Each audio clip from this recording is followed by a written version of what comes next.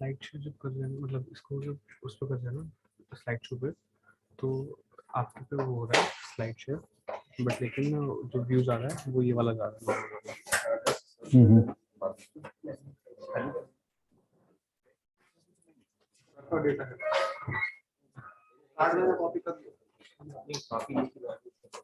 बोला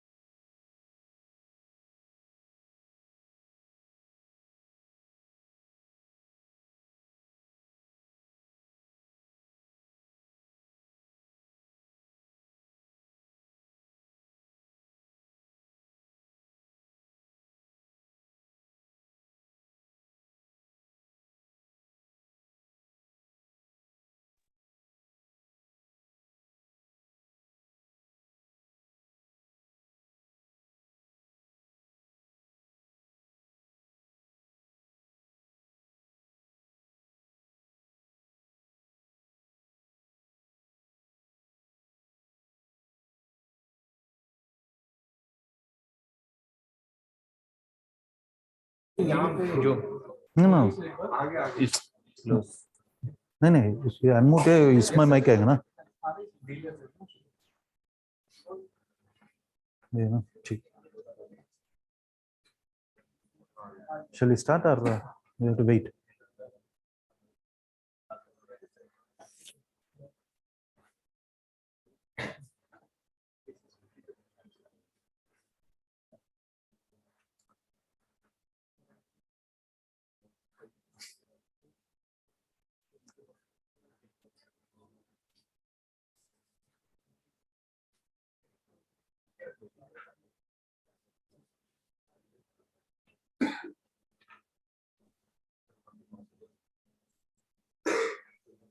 बंद कर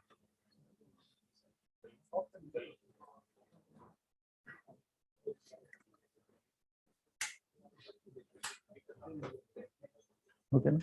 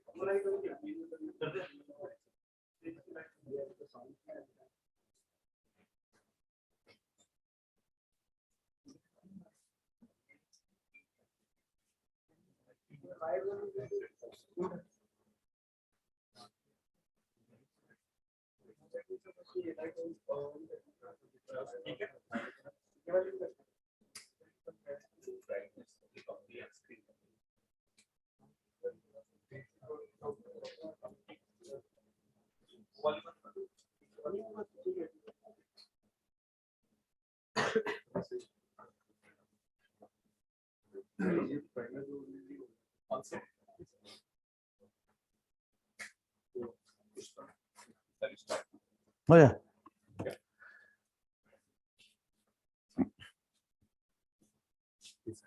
Oh yeah. It's okay. So, very good morning again to all of you.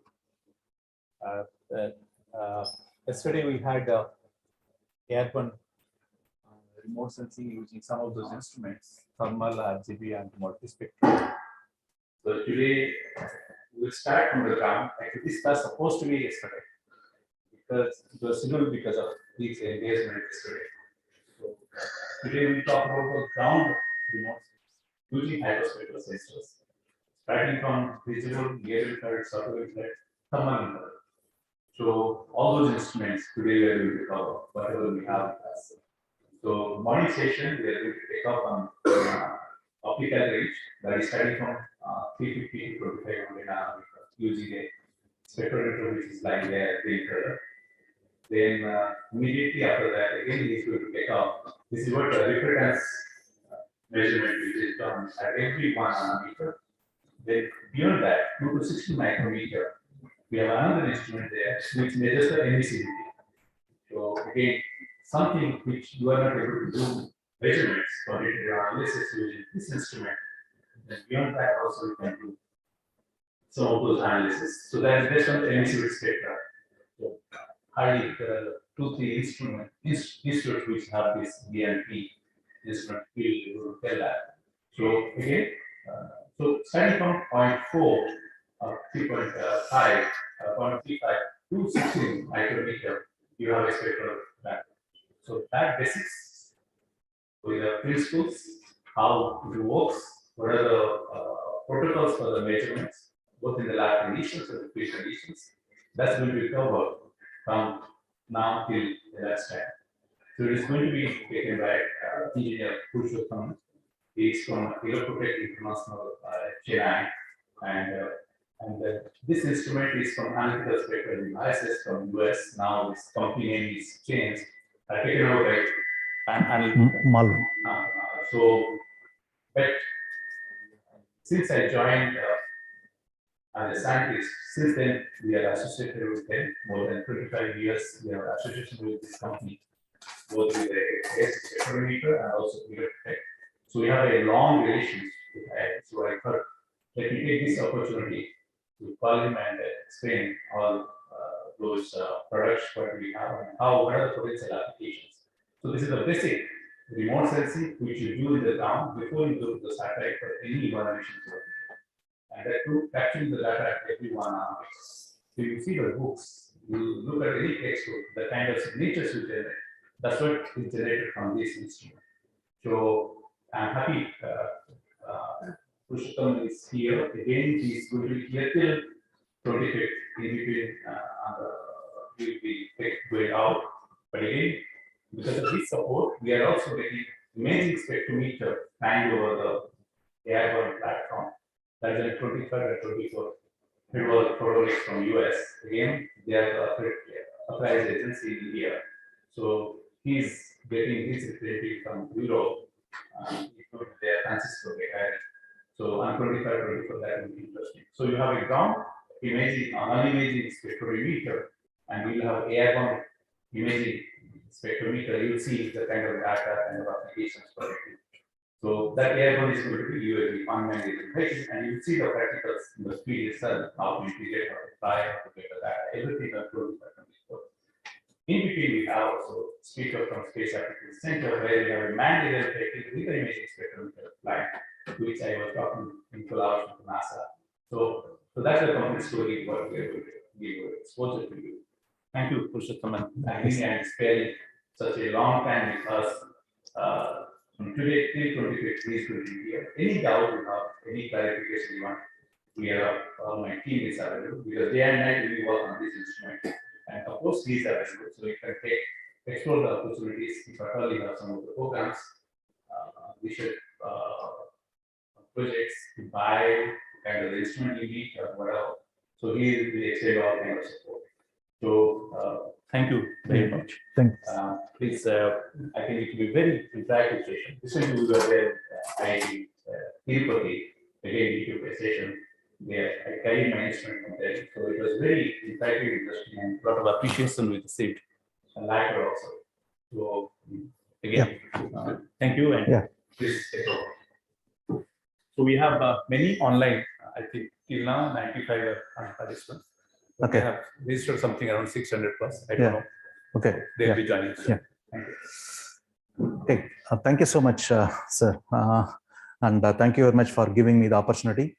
So before I start, I have a few requests. So maybe you can switch off your mobile or put it in silent mode or flight mode. Similarly, for online participants, Zoom participants, it's better to unmute their microphones and don't share your screens so that it will be very effective. And for the next 2 to 3 hours, I'm going to give you technical presentation explaining the working principle of spectroradiometers, different types of spectroradiometers. And also we are going to have a live demonstration of the spectroradiometers here. And as and when you raise a question, I'll be happy to answer you. So don't hesitate to ask questions. So my name is Purushottam from a company called Electrotech. We are based in Chennai, and just very few slides. I'm going to give you an overall outline about Electrotech operation. So this is our 36th year, I think, and we have been dealing with many highly sophisticated instruments from abroad for research applications in agriculture, hydrology, oceanography, geology, seismographs like this. And we have a very full-fledged service department. Technical support is provided from Chennai office, and we have a team of qualified engineers. So we have 4 major divisions in our office. The first division is the atmospheric divisions, where we deal with a lot of instruments related to atmospheric research, remote sensing instruments for measuring the rain rate, wind, speed, directions, and all those stuffs. So those are all for atmospheric research applications. And then we have a geophysical division where we deal with seismographs, magnetometers, resistivity meters for geophysical exploration, for oil and gas, and for geology applications, for minings and all those things. And then we have a oceanography division where we deal with the current meters, CTDs, and acoustic Doppler velocimeters for oceanography, marine research applications. The 4th division is the remote sensing division, at which at present I'm handling in Electrotech. And we have quite a wide range of instruments to cover this application, remote sensing application. As Dr. Sagu said, it starts from the optical, from 350 to it goes up to thermal region. Basically, we have instruments to cover all the applications, ground-based applications or UAV or manned aircrafts or even for satellite applications. So we cover the complete region of the hyperspectral remote sensing. And the next 2 slides are very basics. I know that you are all aware of this. So when a light interacts with a material or with a target, so we know that either it will be fully observed or some of them is observed and some of them is reflected back, or it will be transmitted and all those things. So we need an instrument to measure all these things. So we need to know what is the incoming incident light energy or whatever it is. And also we need to know how much the energy is coming out from the target. So we need an instrument for this. So we call that instrument as a spectroradiometer. So which can measure reflectance, radiance, absorbance, transmittance, and also the energy, watts per steradian per meter square per nanometer. This is good in the VNAR, visible near infrared region, and then in the SWIR region, that is from 400 to 2500 nanometer. We call this as reflectance measurements or radiance measurement or transmittance, absorbance like this. Once we cross this 2500 nanometer, once we go into the thermal region, then there is no reflection. It is just nothing but emissivity. So whatever the light falls on the target, it emits in a different wavelength. So we are going to measure the emissivity. So we deal with emissivity spectrodiometers. We call it as FTIR spectrodiometers, which covers only the thermal region from 2 to 16 micrometer. So we have quite a few instruments which covers the complete EM spectrum, electromagnetic spectrum, for your research applications. And we all know about this. We have seen a lot of this spectrum in the textbooks. So this is a typical vegetation spectra for a leaf or vegetation spectra like this. So based on the spectral signature, a user, a scientist can identify the characteristics of the target. So whether it is stressed or whether it is healthy or whether it is dead or something like this. So that is what we are going to do it in the field as well as in the lab. So we are going to take the instrument to the lab or to the field, and we are going to measure the spectral reflectance of the targets, soil, leaf, water bodies, snow, ice, whatever it is. And based on the spectral signature, we are going to characterize it. And spectral signature is nothing but like our fingerprint, which is very unique, so which cannot change, and it is unique. So based on this, we are going to find out whether the vegetation is healthy or whether it is under stress or whether it is dead. So it all depends upon your reflectance levels at various bands. So based on that, we can come to a conclusion that this is under stress or what. And also for agriculture applications, where they calculate a lot of indices, general indices is NDVA. So based on that, you can also find out what is the status of your plant status or leaf status, whatever it is. So whether it is moderate healthy plant or whether it is a very healthy plant or something like this. So based on the numbers, you can identify this thing. So to get this number, you need to know the reflectance values. So for that, you need to have this spectrodiometer. Fine. So in 1990s, early 1990s, it was very difficult to carry the instrument to the field. So it was very bulky and it is very cumbersome to go for field research applications. So in 1990s, Dr. Alex and Dr. Brain, they both formed a company called Analytical Spectral Devices, ASD. And they developed this, they made this field spectroradiometer. And Dr. Alex and Dr. Brain, both of them are alive. And Dr. Alex is very well known in this remote sensing community. And he has been awarded as a father of remote sensing. And if you can just go to Google and type Dr. Alex contributions, remote sensing, you can see plenty of papers published by him. And this is one of the recent paper, which is to honor him, Dr. Alex. Now the ASD company is now owned by Malvern Panalytical, UK-based company, maybe 5-6 years before they purchased it. And so far we have more than 4,000 to 5,000 field spec instruments working across the world in more than 70 countries. And in India, I think we have more than 85 field spec instruments working in almost all the research organizations, in all the academic institutes, all community where remote sensing is this application, they have one field spec in their office. And there are more than thousands of papers published, both globally as well as from India, using these field spec instruments. So this is what we have now. This is called Field Spec 4, the latest version of the spectrodiometer, and it covers the spectral region 350 to 2500 nanometer. So the spectral region it covers is 350 to 2500, and we have 3 variants in this. It all depends upon the resolution in the SWIR region. So the standard res is having 10 nanometer resolution in the SWIR, and IRES is having 8 nanometer, and IRES NG is having 6 nanometer. So that is the basic difference between the 3 variants we have: field spec standard res, field spec IRES, and field spec IRES next generation. That is what the recent one is. So it all depends upon your spectral resolution. So that is what very important factor in your spectrodiometer, the sampling interval and the spectral resolution. So based on this, we can identify which instrument is suitable for your applications, whether the standard res or whether IRES or whether IRES NG, depending upon the spectral resolution. So for general remote sensing application for agriculture or vegetation and all, the standard res is quite sufficient. 3 nanometer in the visible region and 10 nanometer in the SWIR region. Whereas people working in mining or geology applications, they need a little bit high resolution in the SWIR region. So they go for 6 nanometer or 8 nanometer. So depending upon the applications, 8 nanometer is the one which is called as IRIS. And because of the recent launch of this next generation satellites, we have come up with 6 nanometer resolution. So the resolution is very important in the spectrophotometer. How do we define this sampling interval and spectral resolution? This is what it is. The sampling interval is the spacing between the sample points. So how close you are, that makes your spectral graph smooth, and also you can be able to identify the peaks or absorptions. So the sampling interval is number of the sampling points in your whole spectral data. And the spectral resolution, we define it as full width of maximum.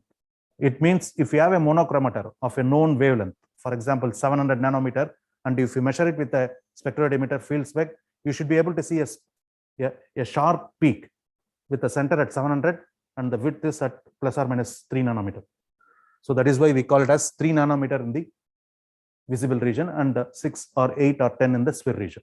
So the full width of maximum, the full width of maximum tells the spectral resolution.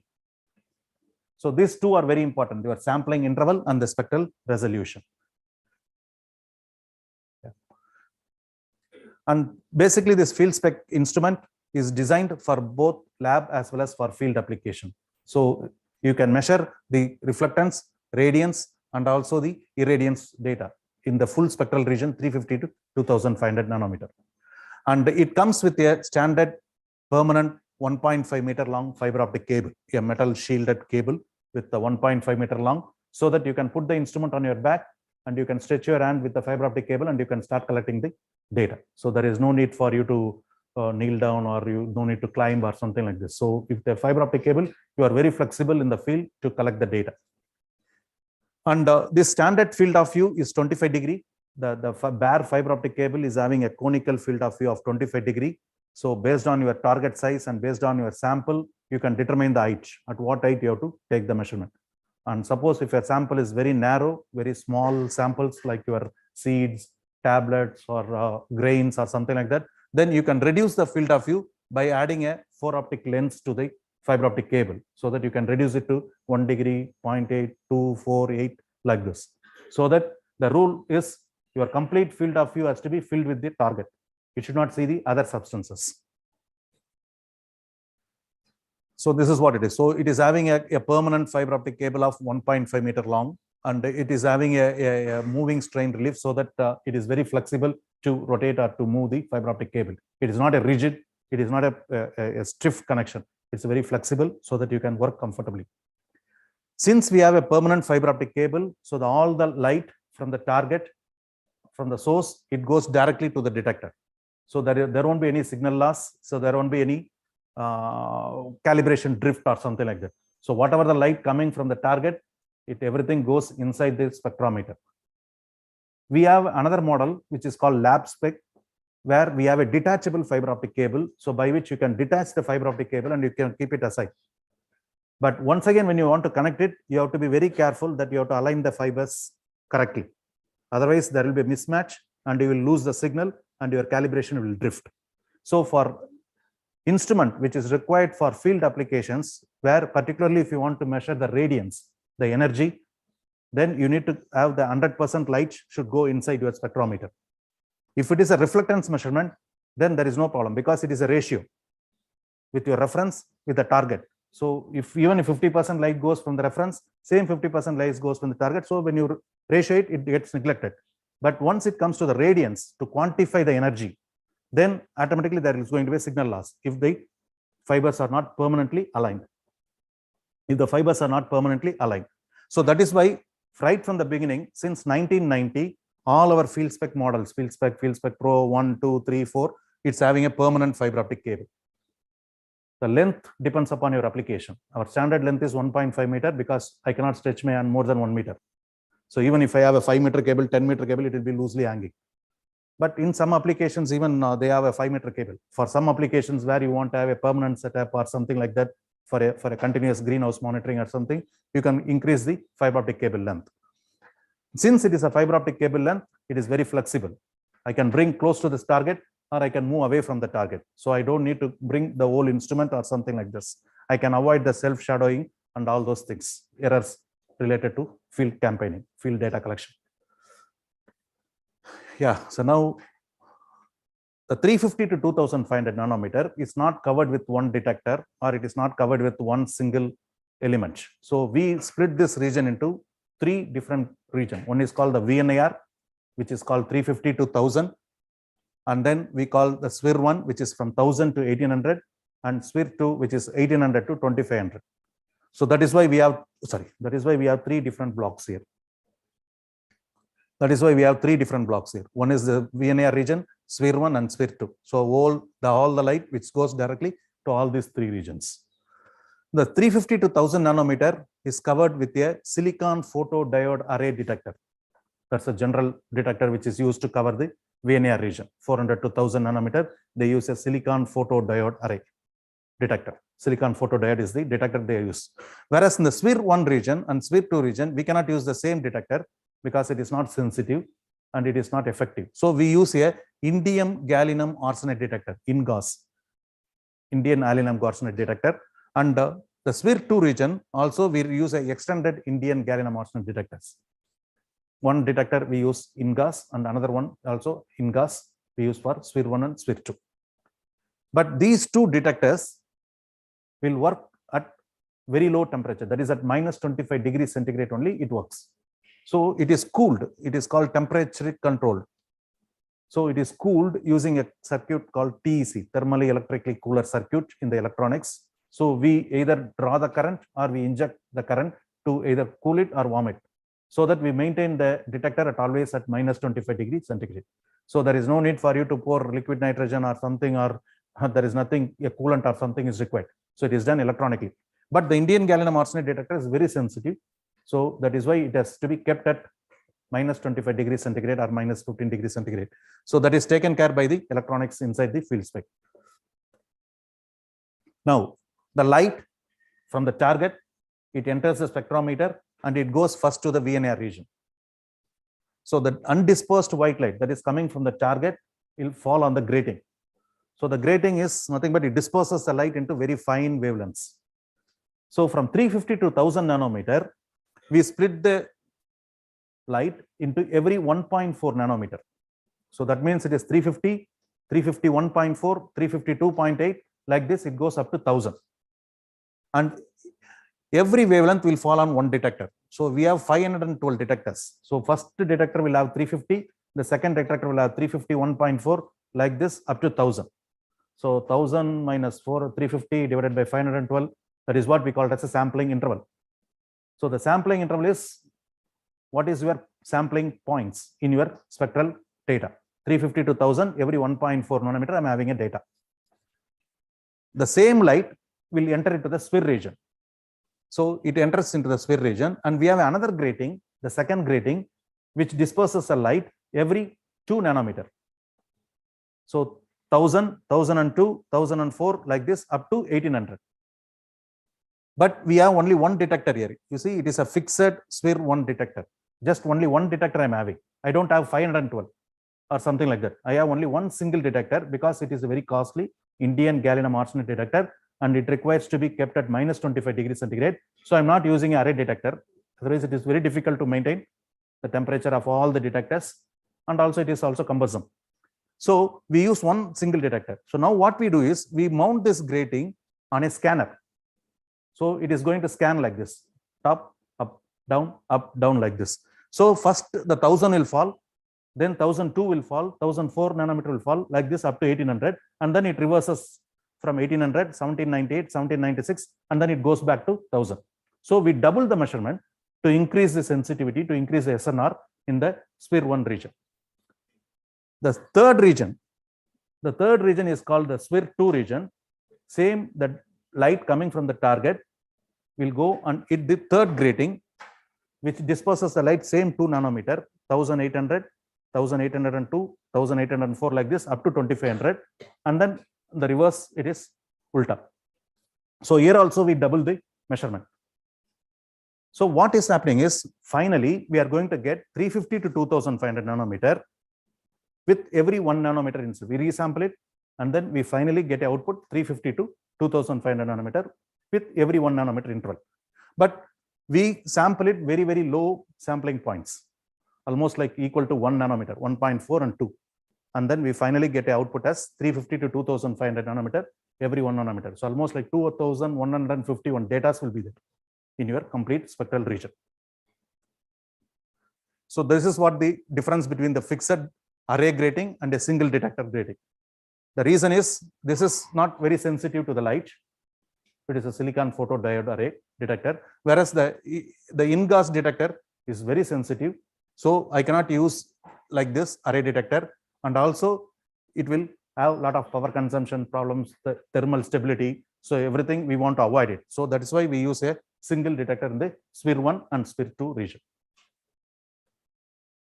Since my fiber optic cable is very important, it is like art.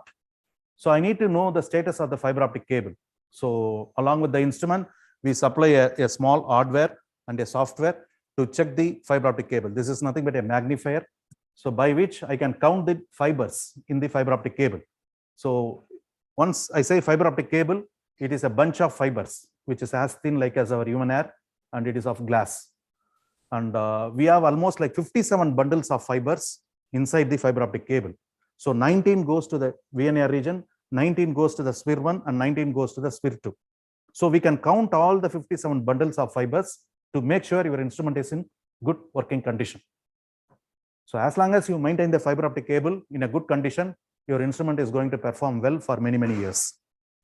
If some fibers is broken, still you can continue with the instrument for reflectance measurements, because as I said, it is a ratioing technique, so it gets neglected. But when you go for a radiance measurement, then automatically your energy level is reduced, because from the factory it comes with the 57 fibers. 57 fibers is 100% energy. Maybe after a few years, if something has happened and 10 fibers has broken, means then automatically it's not going, 100% light is not going, so 90% or 80%. So it is now down, degraded. So we have to recalibrate the instrument, or we have to do a fresh calibration, or we have to adjust the calibration and you have to bring it back to 100% energy. So that is where your fiber optic cable plays a very important role in the spectroradiometer. And as I said, the standard fiber optic cable is 25-degree field of view. So we provide a small palm grip. We call it as a palm grip, and a lot of people say it is a gun. So by which you can connect the fiber optic cable. So instead of holding it by hand, I use it with a grip and hold it so that it won't shake or it won't move. Or I can mount it like this in a tripod or something like this. And it is having a 25-degree field of view. So if my sample is very large, then I can stay far away from the target. Or if my sample is very small, then I have to come closer to your sample. So that is why we have the fiber optic cable as the input, so that you are very flexible. You can bring very close here and you can take a measurement, or you can go up and you can take the complete spectral data of your seed. So it all depends upon your sampling point, where you want to collect the data and what is your area. And if you want to reduce the field of view, no need to change the fiber optic cable, because it is already permanently connected. Just you have to add a lens, add a barrel to the fiber optic cable on the tip of your palm grip. Just you have to thread it, so that it reduces the field of view from 25-degree to 1 degree or 2 degree or 8 degree like this. So we have variety of lenses available to reduce the field of view. And I think you all know this, how to calculate the area. So once you know the angle and once you know the height, and we have a formula here so that you can calculate what is this. So you need to have a lookup table so that it becomes easy for you to know at a 1 meter height with 25-degree field of view, this is my sampling point, because the instrument will not know what is that it is looking. So you have to show the fiber optic cable correctly in a correct position, so that the energy coming from the target goes directly to your spectrometer. You should not see the other substances. So once you start collecting the data, you have to be very careful in the field data, because your sunlight is not constant, it is changing, it is dynamic. Your sun angle is changing, illumination is changing, clouds, winds, so many things are there. So you need to know the signal level. What is your signal level? Is it sufficient? Whether SNR is okay to start the measurement or something like this, and whether it is not saturating or not, and whether the detectors, I have told you that in-gas detectors are kept at minus 25 degrees centigrade. So you should know that whether it is stable or not, so that you can acquire the data. The reason the sphere region is because of your solar illumination. If you see the solar illumination spectral data in VNAR up to 1000 nanometer, you will have a very high energy. Then after 1000 nanometer, it will steeply fall and it will come closer to zero. So after 1000, after 1200, 300 nanometer, it is almost close to 0. So you'll have a very poor light energy. So in order to overcome that, we need a very high sensitive detector, and also we need to have double the measurements and all. So that is why we concentrate more on the sphere region, sphere 1 and sphere 2. And my software, which is going to be used with the instrument, will give you all the parameters which is required. We call it as on-screen diagnostic features, where it will tell you the battery status, whether it is good or not, and whether the connectivity between the instrument and the laptop is good or not, and similarly whether the signal is saturating or not. You are working with a dull sunlight, and you are collecting the spectral data, then suddenly you have a very bright shine, then your signal level will increase and it will saturate. So you need to know whether your signal is saturating or not. Similarly, whether your thermally electrical cooler detectors are stable or not. And then what is your optimization parameters, your gain and offset of your detectors, so that it is optimized for that particular lighting condition and for that particular experiment. And the instrument connects to the laptop because it doesn't have any memory, or it doesn't have any display or something. We call it as a black box because it is going to be kept on your back when you're going to collect the data. So there is no point to have a display or something like that. So we use a laptop to communicate with the instrument. So we don't use a tab, or we don't use a mobile device or something like this. The reason is we need to acquire the data very fast because your illumination is changing. So you have to be very fast in acquiring the data. For lab applications, for indoor applications with artificial light source, no issues. But particularly when you're going to work in the field, it has to be real-time data. So immediately, very quickly, you have to collect the data. So that is why you used a very high-speed computers to communicate to the instrument. And the communication is done not by Bluetooth or something. We use it as a TCP/IP protocol, which is generally used for your networking purposes. So it will have a definite IP address, and this will also have a definite IP address. So there won't be any security breach or something, and the communication will be fast. 10/100 Mbps speed is there. And it can also be used through either a Ethernet crossover cable, like your normal Ethernet cable, you can connect it between your instrument and laptop, or you can connect it with a Wi-Fi, like your normal mobile phone under this one. So it communicates without any physical cable between your instrument and your laptop. So this will give you a lot of advantage, so that when you want to take something like a taller, this one, like a tree canopy or something, there is no need to climb with the instrument, laptop, everything on the top of the tree. You can put the instrument alone on the top of the tree, and sitting in the ground, you can collect the data. So you can keep the laptop away from your instrument so that it communicates very effectively and also fast. We supply two softwares along with the instrument. One is called the RS3 software, which is for configuration, data collection, and then saving the data. Once I save the data, I can use the ViewSpec Pro software, which is a post-processing, a preliminary post-processing software, whereby which you can play with your data. You can plot it, you can convert this data into ASCII, you can export it to different formats, or you can average some spectral data, you can do some arithmetic functions and all those things. So these two software come along with this instrument. And the data which is recorded by the field spec is having an extension called .asd, which is directly compatible with NV. So you don't need to use the ViewSpec also. So you can directly take the ASD data directly to NV, and you can post-process the data in NV also. So it is directly compatible. And also there are additional third-party softwares available. So for your application, like a quantification applications, you can use the chemometric software like Grams, Unscrambler, and all. So these are all third-party commercial softwares by which you can have the spectral data, you can have the lab data, and then you can correlate it, and you can develop a calibration model for predictions and all. So that is what we call it as a third-party software, chemometrics application. Along with the instrument, we supply complete standard accessories like battery, charger, transportation case, everything, carry bag, everything along with the instrument, so that you can start directly using the instrument, both in the lab as well as in the field with 25-degree field of view. In addition to this, we can offer you the lenses, different sizes of white panels. This is nothing but a reference panel. We call it as a reference panel, which is nothing but 100% reflectance material. So whatever the light falls on the panel, it is reflected back 100%. So we should know what is 100%. Then only we can measure the reflectance of the target. So we use this as a reference panels. We have different sizes, 5x5, 10x10, 24x24. It all depends upon your sampling size. You can use your GPS so that you can record the coordinates along with your spectral data. And also we have some special accessories for atmospheric applications, where If somebody wants to measure the total incoming radiance from the solar light, you can measure it. And also, if you want to measure only the direct solar radiance coming from the sun, you can also do this using a special attachment called direct irradiance attachment tube. So this sees the sun with a 0.5 degree field of view. So it sees only the solar disk. Whereas this one will see the complete 180 degree field of view. So you know the total component, you know the direct component. So people working on AOD, aerosol applications and all atmospheric modelings, they use these special accessories. And the complete setup, you can mount it on a sun tracker so that once you align it, once you do it, so that it looks always the sun. So it tracks the sun movement.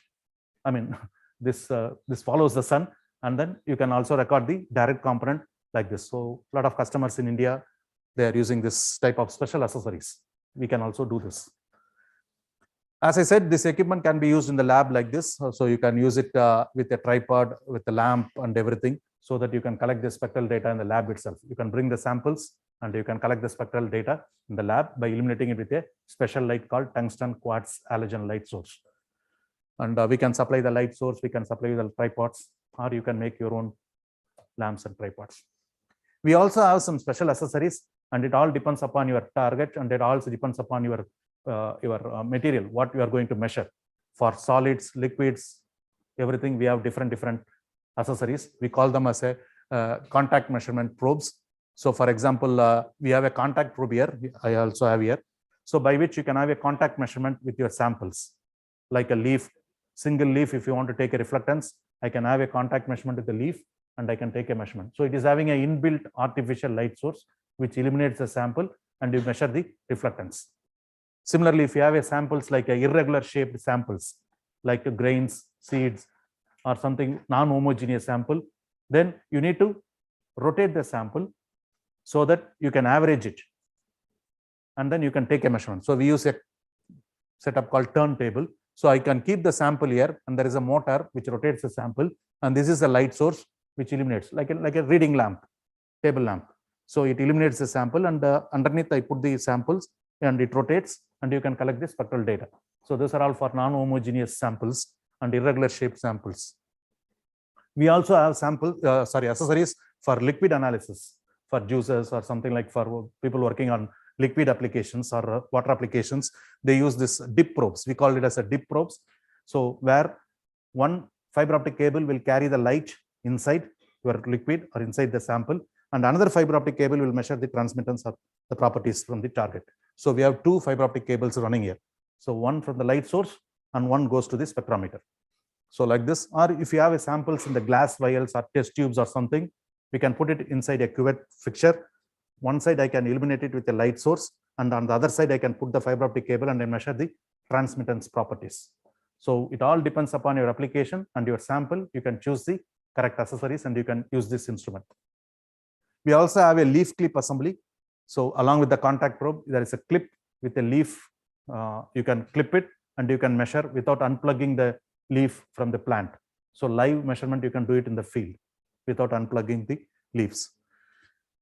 And yeah, so we have daily a lot of new exciting applications are coming up from this field spec. So before we started 20-25 years before, there was only very few applications, particularly mostly in agriculture applications. Now a lot of new other applications has come, and they categorize this into two. One is called the field application and another one is called the lab application.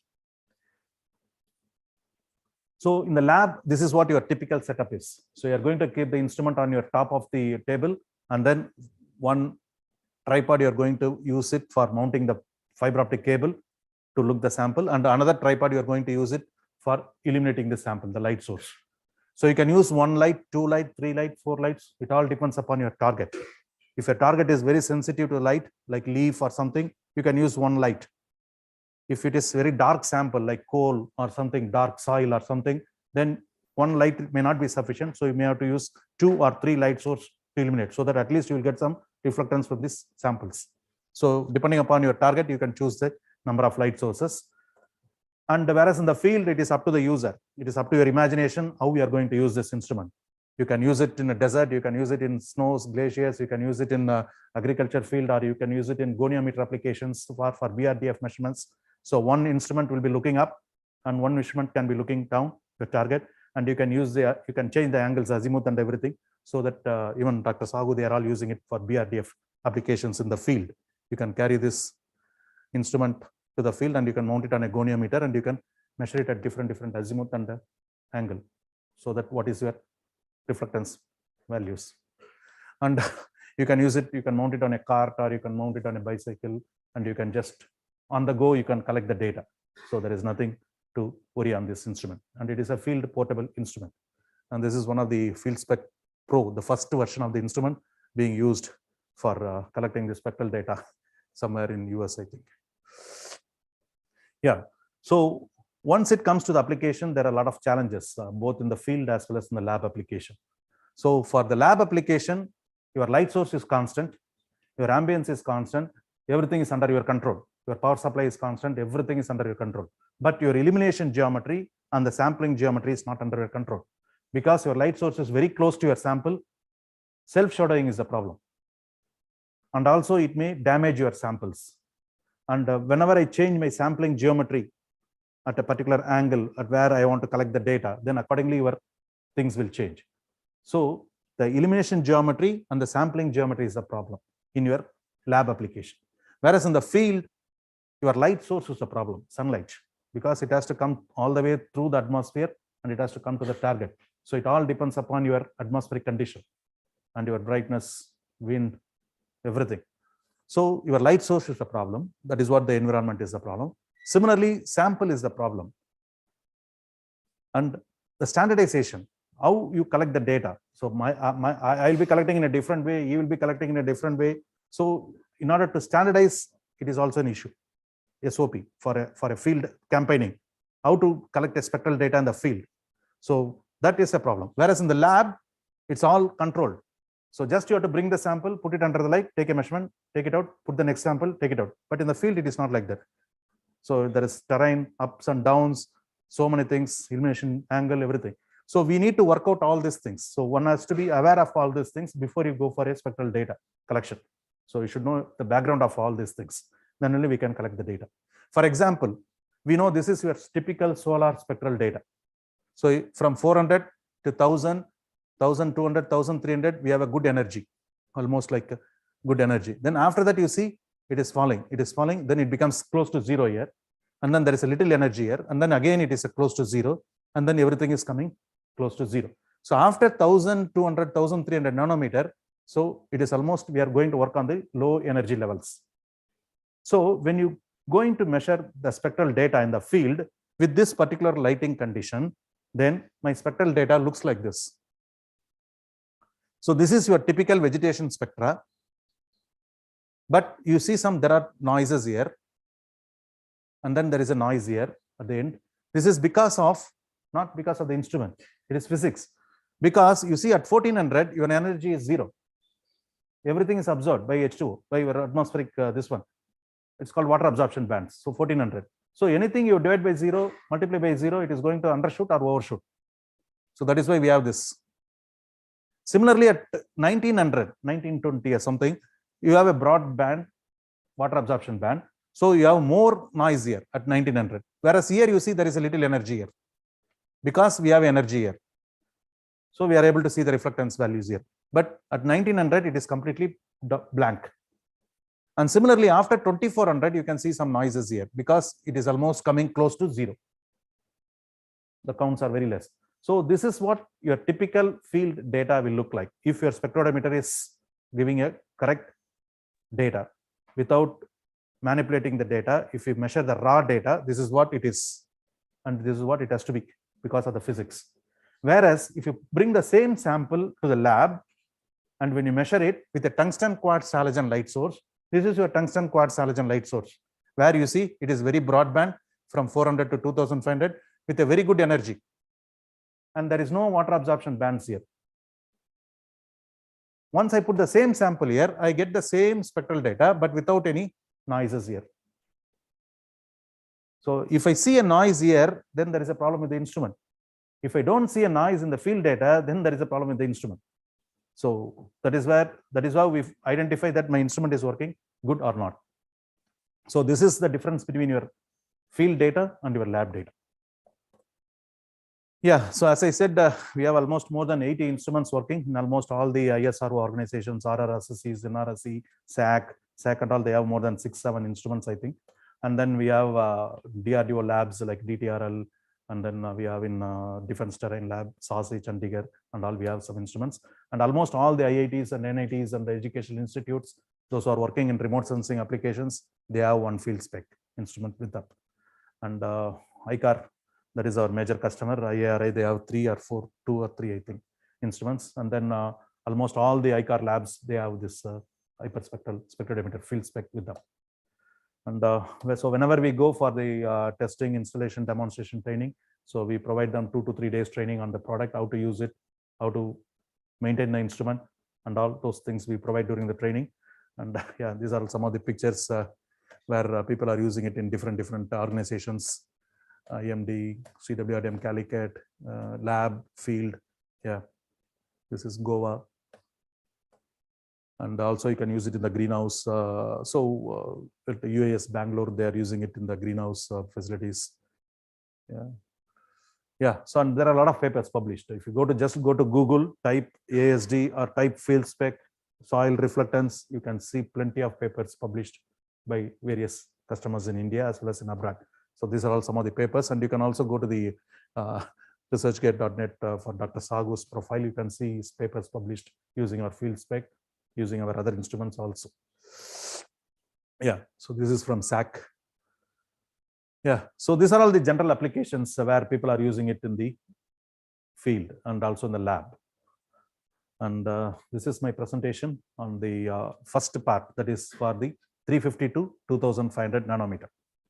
So maybe with a 5 minutes break or something, I can keep the instrument on and keep it ready so that we can just play with the instrument. So I will just demonstrate it, how we are going to collect the data, and then maybe you can have some 2 or 3 batches. You can bring some sample and you can see how the data looks like. Something like vegetation samples, soil samples, something we can bring and we can start collecting the data. And if you have any questions, you can ask me, or I'll be here for the whole day. Yes, sir.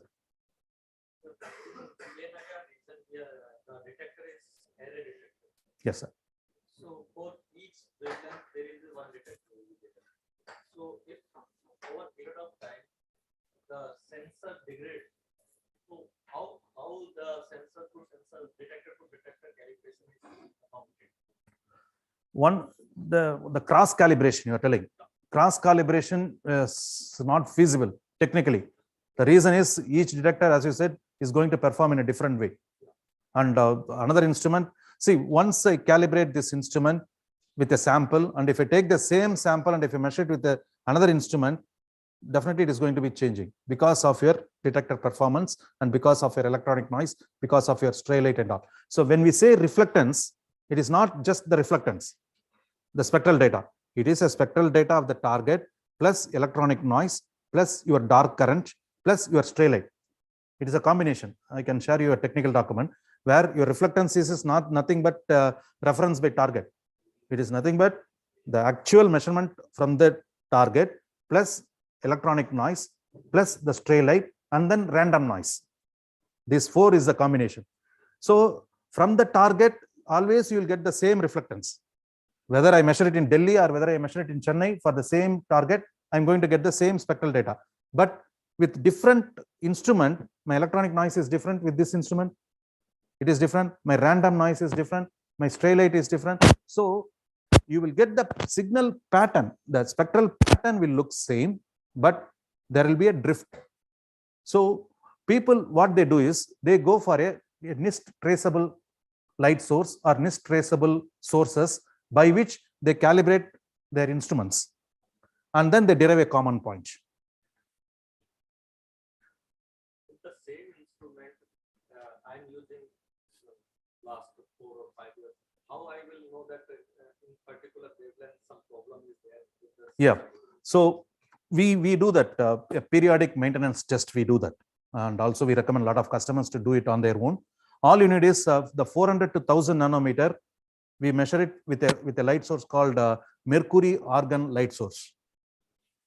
That is having something like 16 peaks from 400 to 1000. very, very narrow peak, like 401.6, 403.7, like this. When you measure it with the instrument, you should have the exact peak. And our specification is plus or minus 1 nanometer. That is our specification, and reproducibility is 0.5 nanometer. So once it drifts, say for example, you're having a 401, but my instrument measures 405.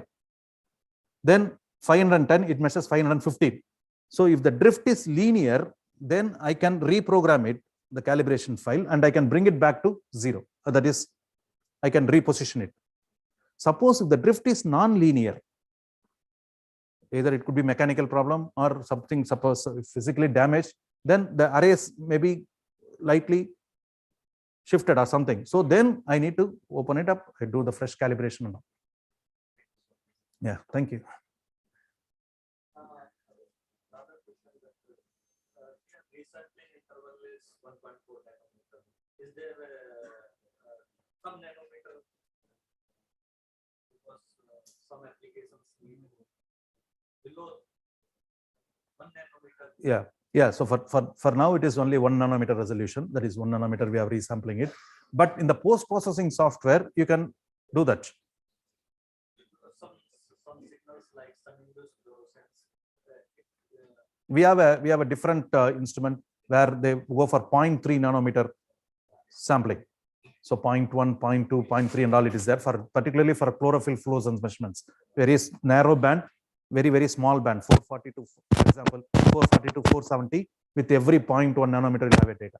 So that is a different sensor, chlorophyll sensor, chlorophyll fluorescence sensor we have. So this is a general remote sensing spectrodiometer where you can use it for different applications. And if you have any online questions, we can. Yeah.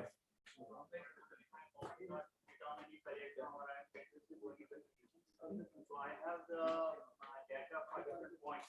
What about the GPS part? Are you get it? Yes. So we can integrate a GPS to your system, to your computer, so that when you collect the data, spectral data, it records the lat, long, elevation, and altitude with this. And also we can have external detectors, like you can also measure the temperature, humidity, solar illumination also. Because these data are important. These are called ancillary data when you go for a full processing in NV or something. At what date, what time you have collected the data. So accordingly, what is your atmospheric condition? So for those things, you need this additional data. The spectrometer in general will give you only the spectral data, but we need to have these add-ons, GPS and all. Yeah. तुमने share किया. Stop it. Yeah. These are the questions.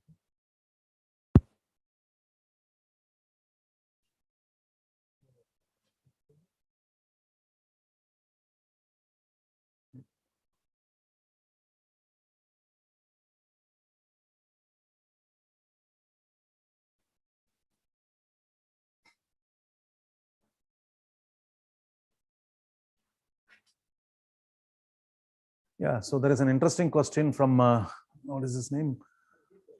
Aryud Burman. Yeah. So in the lab, you are using only one illuminator. What will be the accuracy if you use two illuminator under lab condition? That is their effect of data accuracy or number of illuminator in lab condition. So the number of illumination is not going to affect our accuracy. It is going to affect your reflectance levels. If I use a one light and illuminate my sample, and if I get a 50% reflectance, and if I use a second light, then automatically my reflectance level will increase because energy is more. So reflectance is going to be more. So it all depends. The number of illumination depends upon your target, your sample. If you have a dark sample, you increase the illumination. 1, 2, 3. If you have light samples or very reflective samples or very sensitive, heat sensitive samples, then you use one light. That is quite sufficient. So the accuracy is not a matter of multiple illumination. Have we compared the data accuracy with other manufacturers? Yes, we did. There is a lot of papers published and also it is available in the public domain. So how field spec is superior than others? You can also have a comparison on this because the core technology is same, but some other manufacturers may use a different grading, different detectors, different setup and all, but the concept is same. The technology is same. And they use a different software, they use a different platform. We use Windows platform, they may use the Android platform. So that is what the other things are all. But we have a comparison. We have done a lot of R&D on this. And since 1990, FieldSpec is a very well established brand in remote sensing field. Would you like to say about its cost, especially portable ones? Yeah, so it all depends upon your application and the accessories and all. So typically, we don't have a custom made or a standard instrument available for 100 rupees or something like that. It all depends upon how much length you want the fiber optic cable and what is that accessories you want, whether you want additional field of view lens and whether you want any contact probes, illuminators, tripods and all.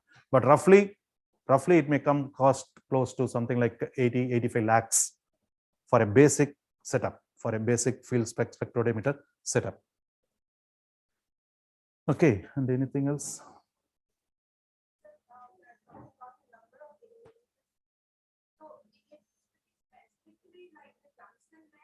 Yes, yes. In one of my slides, I was showing the tungsten quartz halogen light source is having a very broad energy to the complete spectrum, 400 to 2500. If you use LED lights and all, it is very specific to only one wavelength. So we have to use a tungsten quartz halogen light source, particularly tungsten quartz, not tungsten halogen, which is the car headlamp itself is a tungsten lamp, but the quartz is going to give you a very high energy toward their 400 to 2500 nanometer. Okay, voice is not audible. Okay. Yeah. Nothing else. Yeah.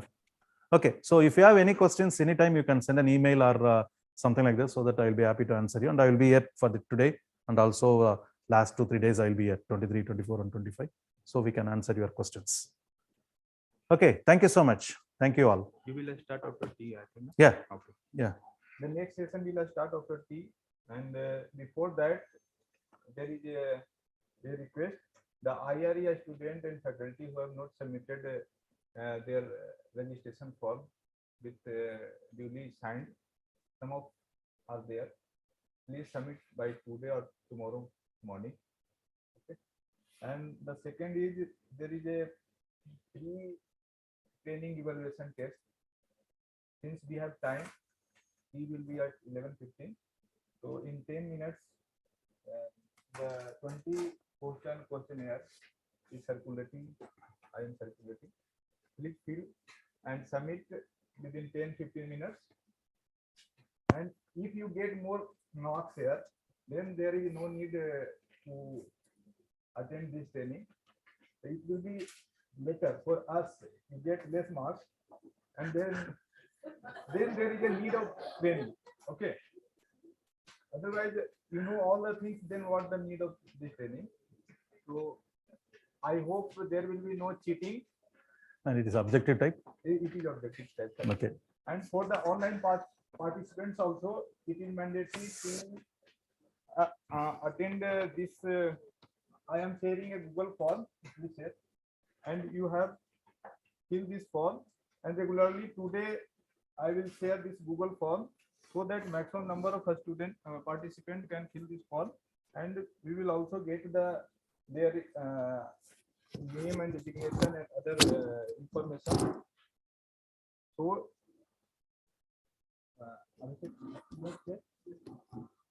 in the chat box, the form is shared, and you fill. Achha.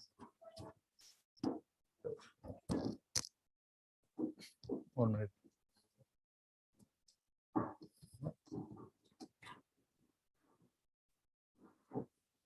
No, not this one.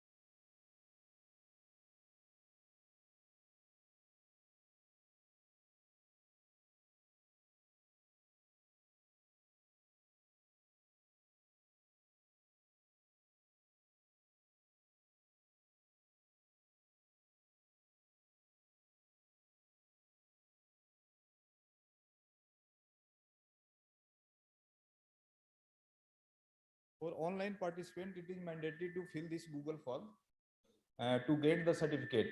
Today, we will repeatedly share this Google form so that I will get the maximum number of participants. Tomorrow also I will try to share this form so that you all people fill this form and we get your that one feedback. And also this is very much mandatory to get this certificate, online certificate. Okay, thank you.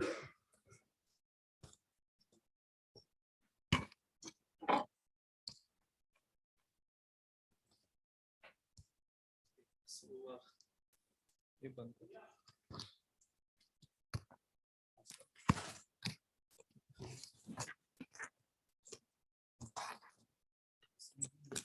The screen will be shared. Because I cannot share the screen with Zoom. Zoom, you have to share the screen. Yeah, you connect this to my project.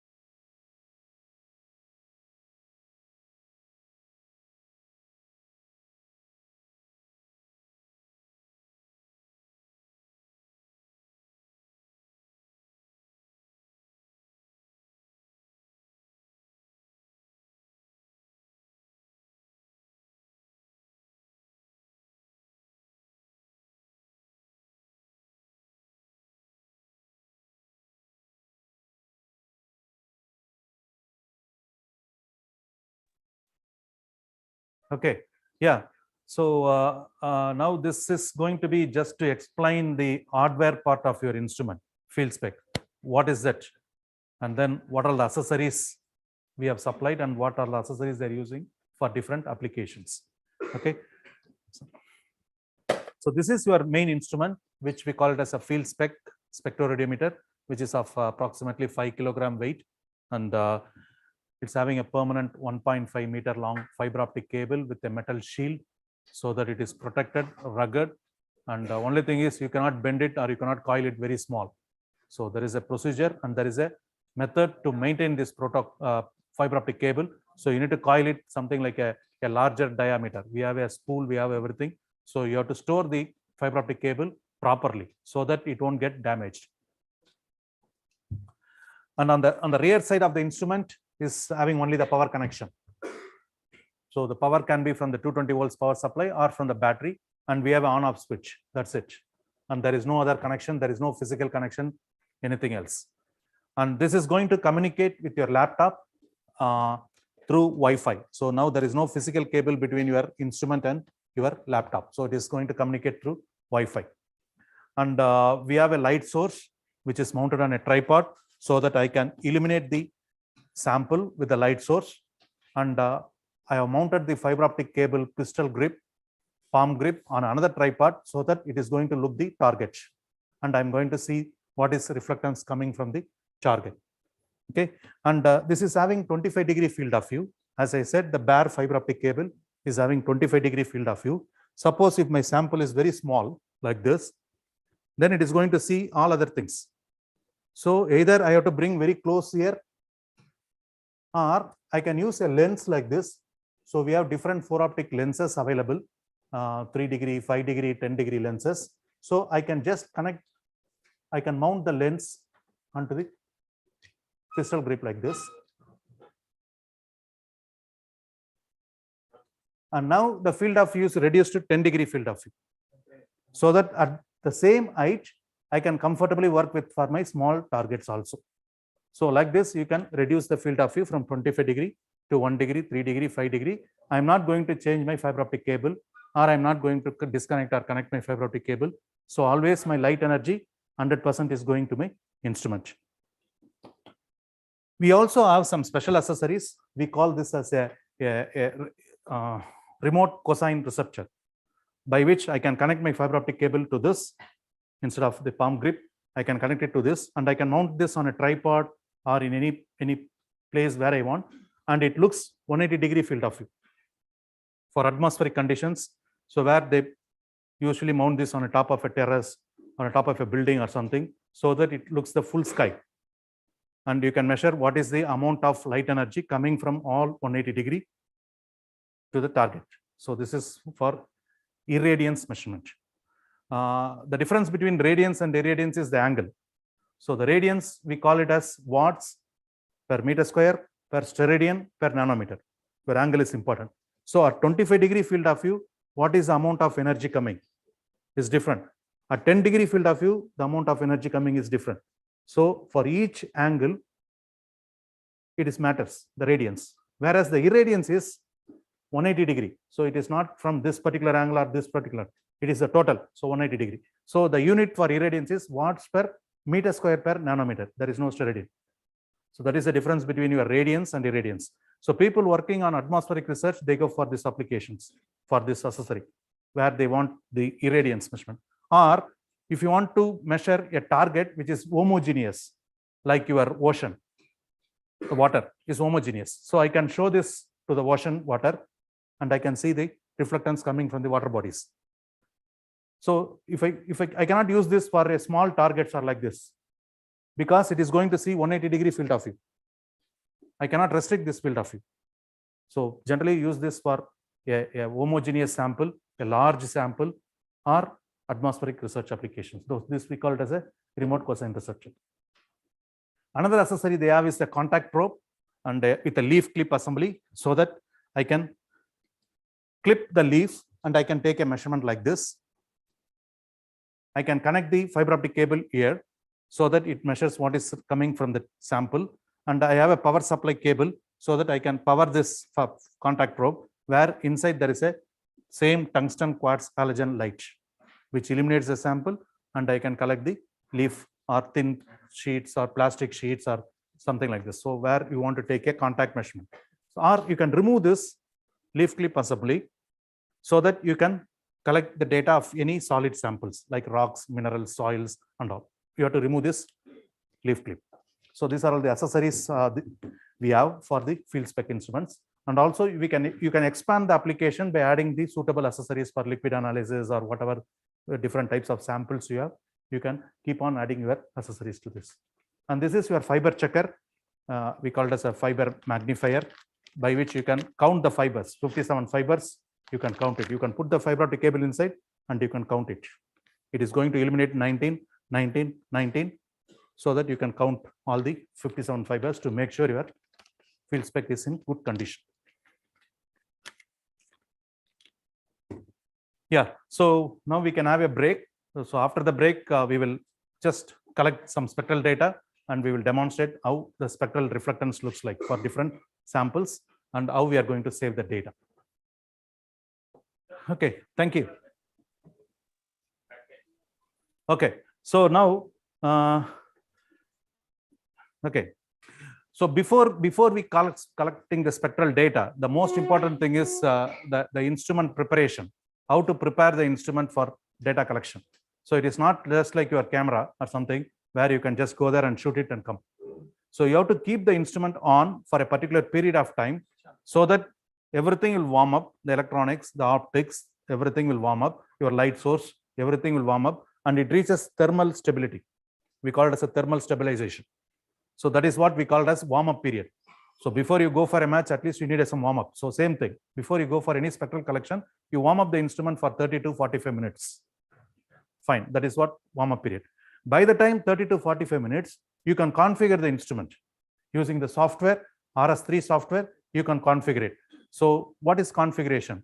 How many spectral data I want to collect? With one spectral data, I cannot come to some conclusion. So I need to average some spectral data so that my SNR will increase and I will get a good smooth spectral data. So the number of spectral averaging I can choose. It is selectable. The more the number you have, you will have a good signal, good spectral data.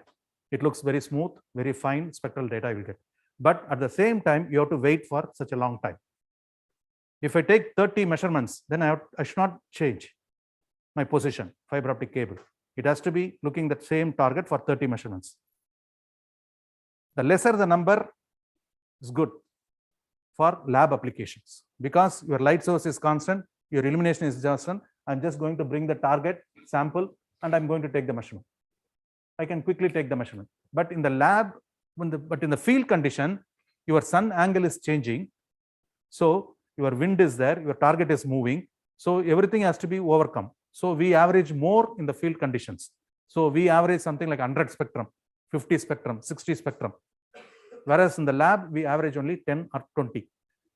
So that is the difference between your lab and field data. And similarly, once you average more, by the time your sun angle will also change. Suppose if I average 200 measurements, then by the time your sun angle will change. So it is a trade-off between your SNR as well as your illumination and all. So you need to be very careful with how you choose the best sampling interval, how we are going to spectral average this data. So those things you can play with that by the time the instrument will warm up. The second one is where you are going to save the data and how you are going to save the data. So you can choose the folder, you can choose the path, and you can give some base name and some counter, some number, so that every time I cannot go and enter the file name when I save the data. So there should be a shortcut so that the file name automatically increments. So we give a base name, for example, workshop 10,000. That is my first file name. Once I save the data, then the next file name is 10,001, 10,002. Like this, it keeps on saving the data so that there is no need for the user to enter the path name, file name, and all. So it does automatically.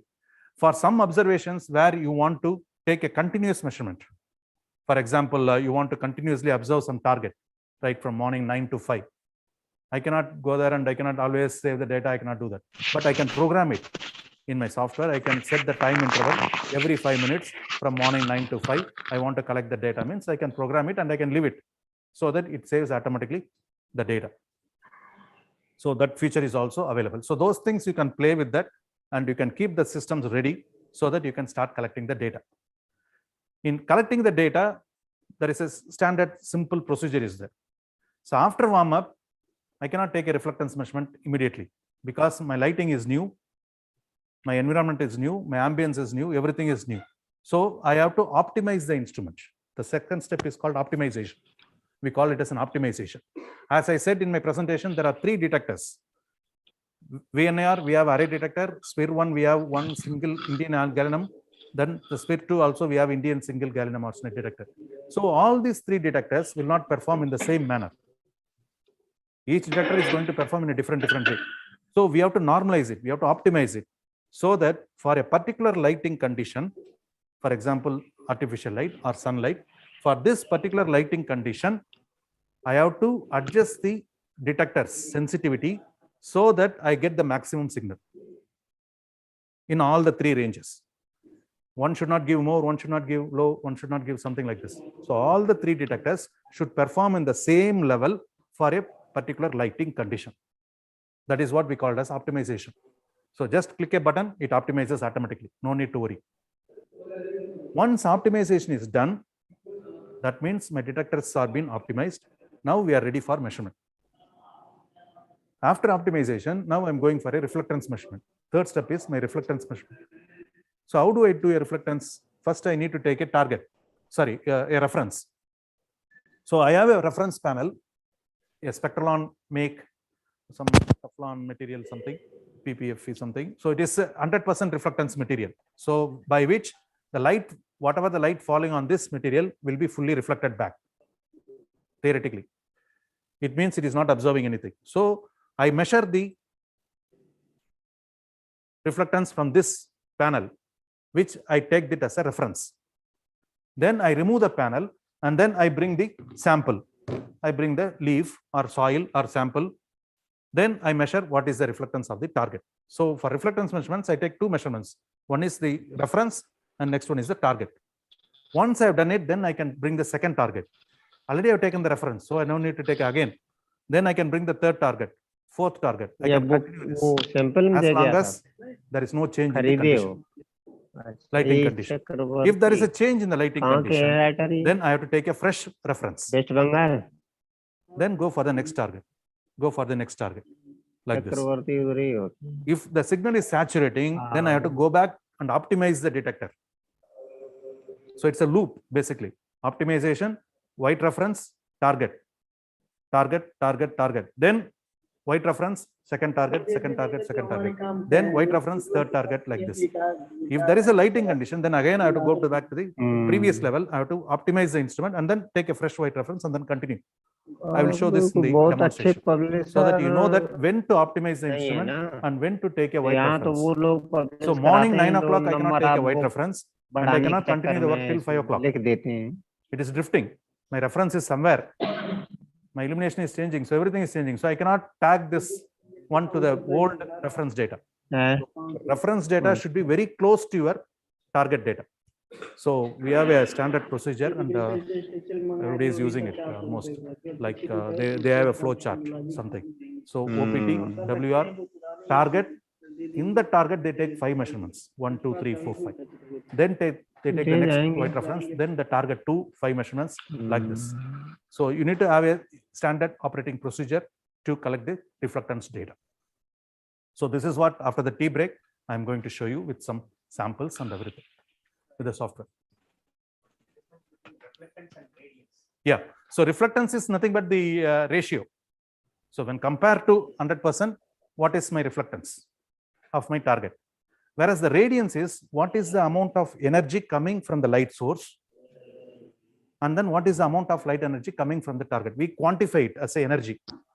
We call it as a radiance, watts per steradian per meter square per nanometer. That is, at this particular light, this much amount of energy is coming.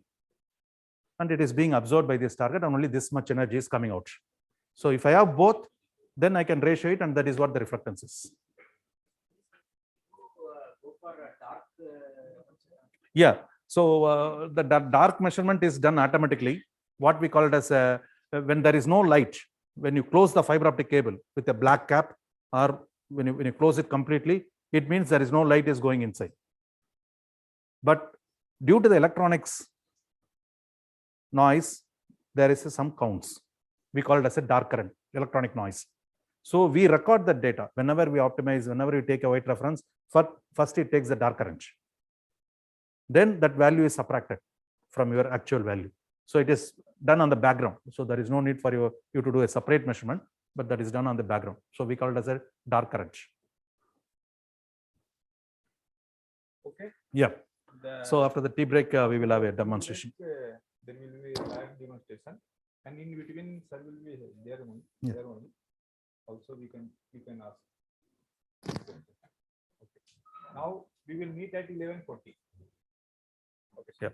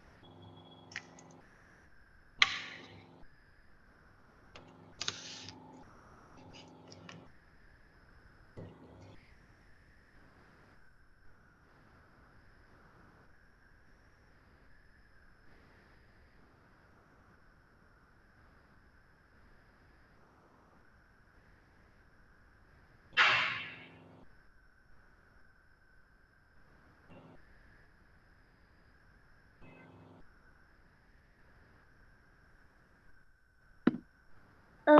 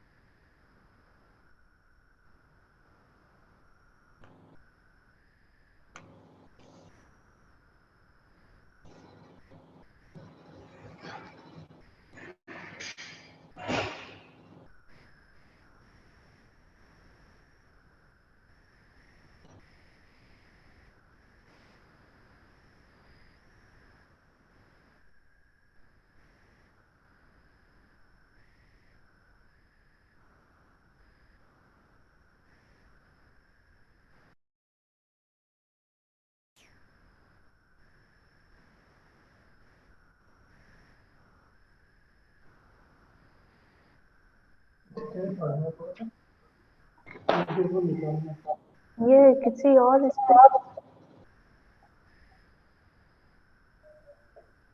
रुको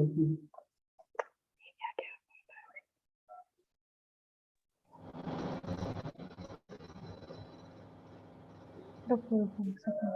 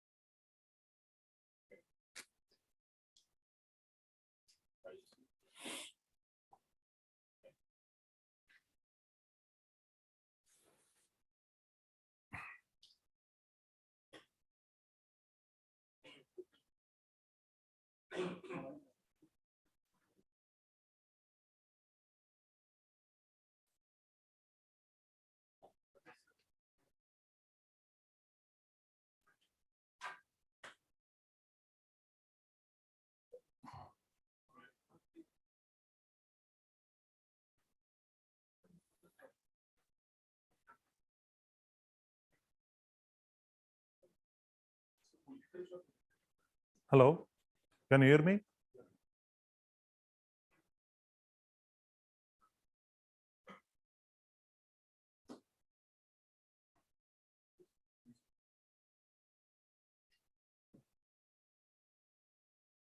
Okay, shall we start?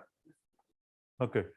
So now what we are going to do is maybe for the next 10 to 15 minutes, we are going to collect a real spectral data of some known targets so that you can have a feel that how the instrument works and how the spectral data looks for different targets and all those things. So we have a software called RS3, which is called remote sensing to the power of 3. So that is used to configure the spectrometer, acquire the data, and then collect it and save it. So I'm just going to open the RS3 software. And once I open the RS3 software, you can just notice on your right hand bottom corner of your screen, some messages will be coming. What it does is, because there is no physical connection between your instrument and the laptop, it tries to find out whether the instrument is nearby. It will be searching. Once it has found, then it will tell you that identified, some IP number will come, and then it tells connected. And then your spectral data will start coming in. That is what going to happen. That is always when you open the software, this is what you are going to see. So I'm just going to open the RS3 software. We have two versions of RS3. One is the color version, which is good for indoor applications. For lab applications, you can see some beautiful colors of your spectral plots.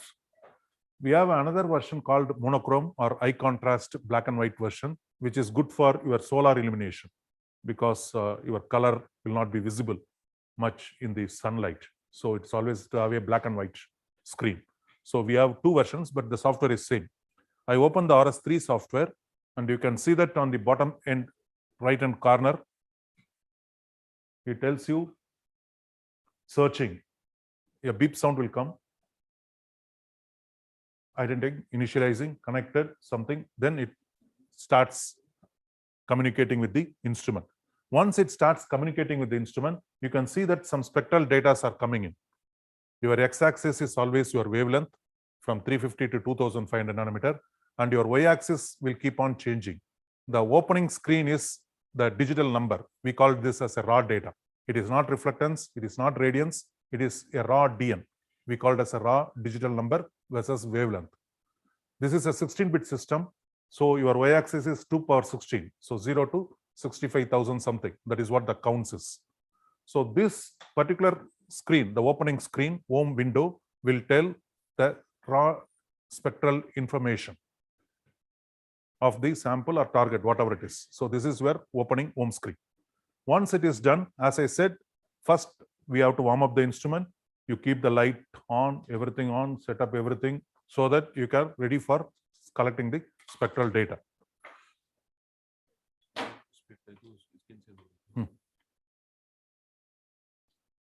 Yeah, so we have warmed up the instrument. So we are almost ready for spectral data collection. Now I have kept the white panel, which is 100% reflectance material, under the light. Whether it is solar light or artificial light, I kept the white panel under the light. Now I am going to optimize my instrument. Whatever the light coming to the panel, it is reflected back to the instrument. So instead of showing the fiber optic cable directly to the lamp, directly to the sunlight, I'm just using my panel for my convenience. Now I'm going to optimize the instrument. Now you see that what happened? Just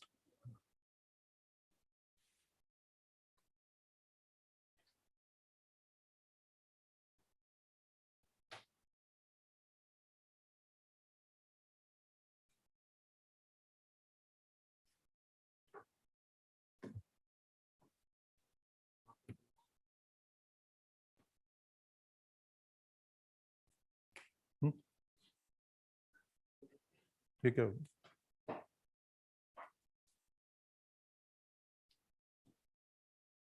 screen.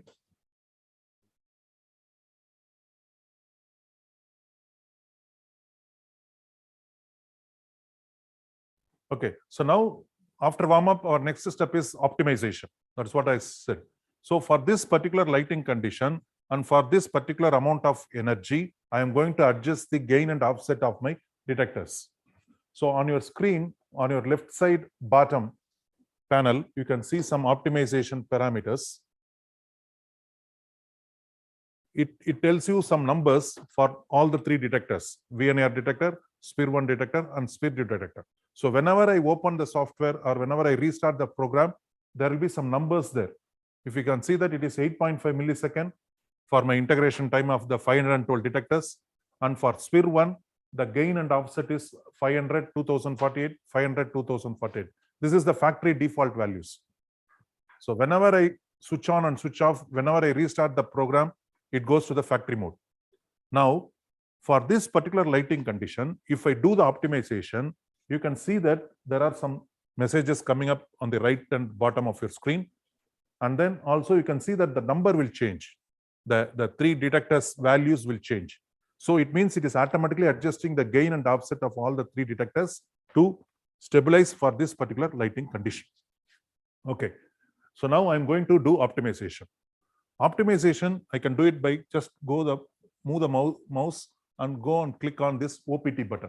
There are 4 buttons on your left side and 4 or 5 buttons on your right side of your window.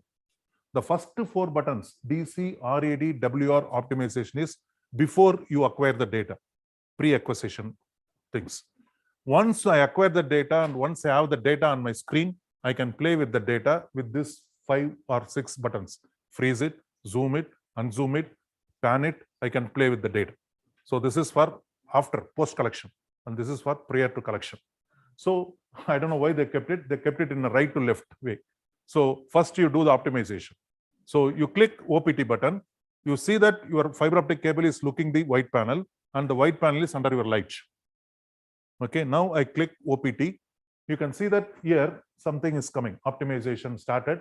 And on the first one, the dark current will start. the first panel. See, the dark current has taken, then optimization is done. Now you see that the gain offset values have changed, and you can see that your signal level has improved. Earlier it was somewhat very low. Now the signal level has improved, and all your three detectors were almost like 50% it is performing. So even if there is a slight increase in the intensity, it won't get saturated, or even if the intensity lowers, it won't go to zero. So we are almost like 50% of your energy level. The full scale, we are almost like 50%. So that is what we call it as optimization. Okay, suppose if I remove the light, so automatically my signal level will go to zero, correct? That is what happened in the field.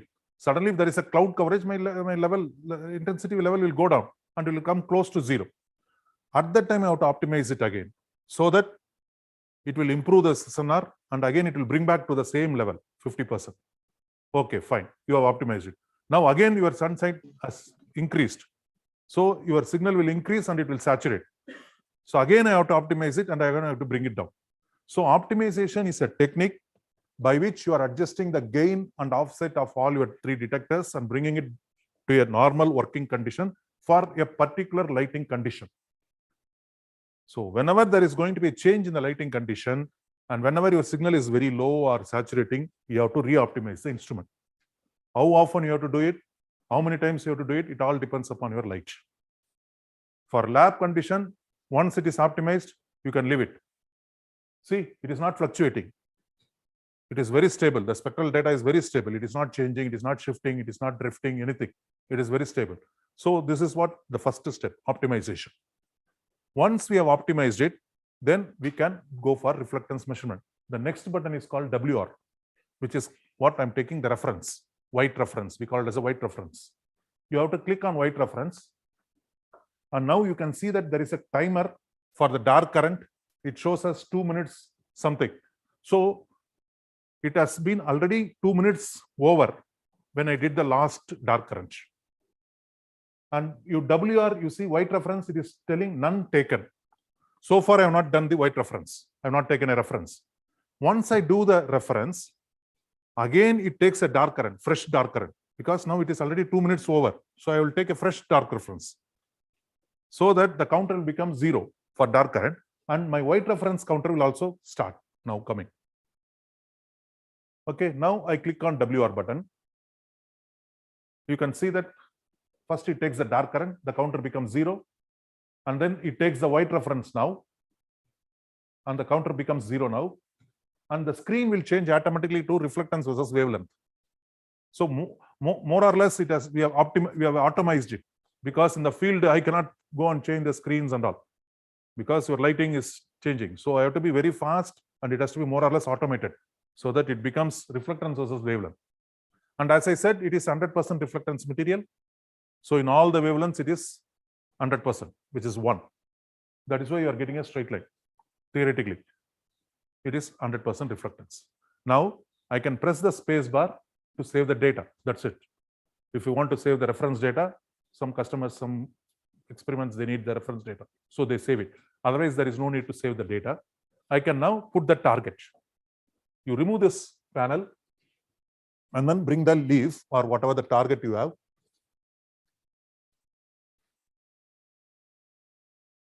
You allow 1 or 2 spectral data to stabilize. 1 scan, 2 scan, that is spectrum averaging, I'm telling. So there is a number called 10, 0, 10. It means it is taking 10 measurements and then it plots. The white reference, it has taken 20 measurements and it has taken the white reference. For dark, it has taken 100 measurements as a dark measurement. So always your reference should be more than your actual measurement. That is why I kept 20 there. So the rule is 1:2. So if I take 1 spectral measurement, 2 times I have to take a reference so that it will be very stable and very constant. So that is why I kept 20 there. So now you see your spectral data is not changing much. It is stable, constant. It is not drifting. And this is your typical vegetation spectral data. And if you see that there is a jump at 1000 nanometer and there is a jump in the 1800 nanometer because of the detectors overlapping. 350 to 1000, there is one detector. and there is another detector from 1000 to 1800, and there is another detector from 1800 to 2500. Particularly when you are going to work with a lab sample with a very short distance between your target and this one, you will be able to see that the jump very often in your lab data. Whereas when you're going to work in the field data, your light source is very far away.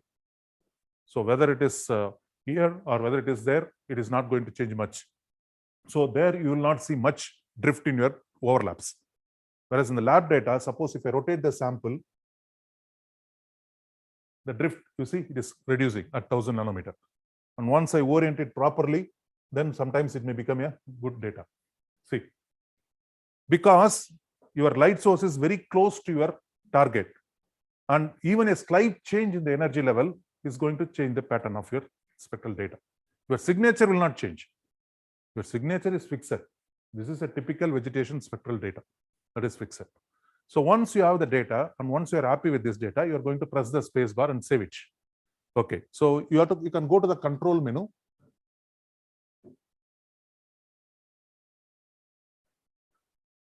Pardon?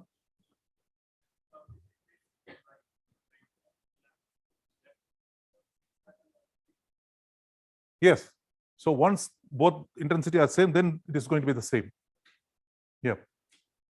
So now then the control menu, there is a menu called spectrum save, where I'm going to select the folder and everything to save the data. For example, I'm going to use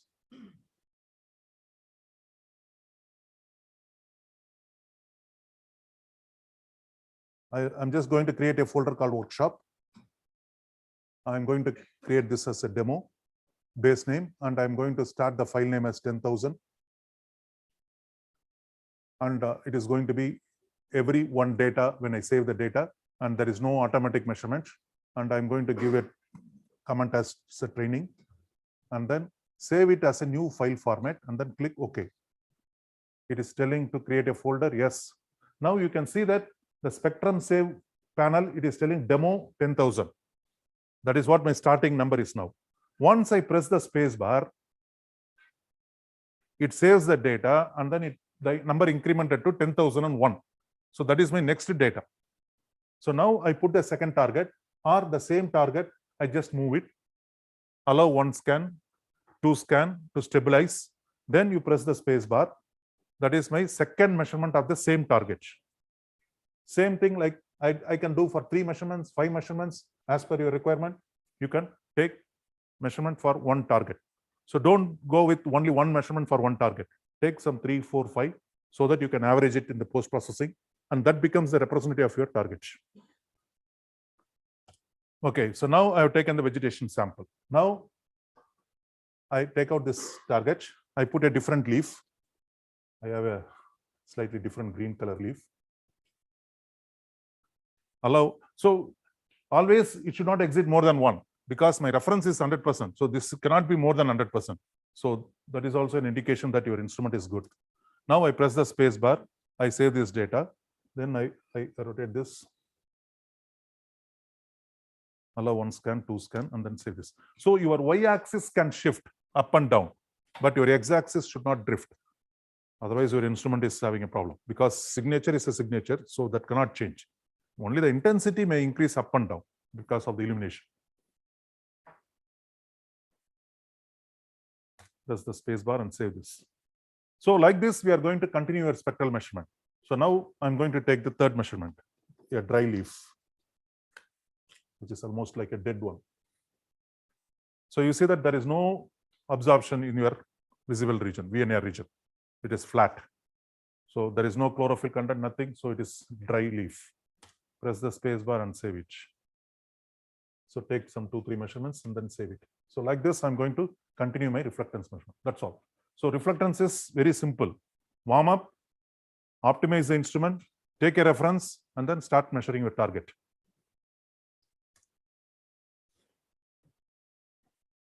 Sometimes the less than 400, maybe 350 to 400, or the later than 400, some wavy pattern looks like maybe kind of a noise. It's not like a very smooth curve. Yes. Is it due to detector, or is it due to manual mistakes? Or It is because of the energy.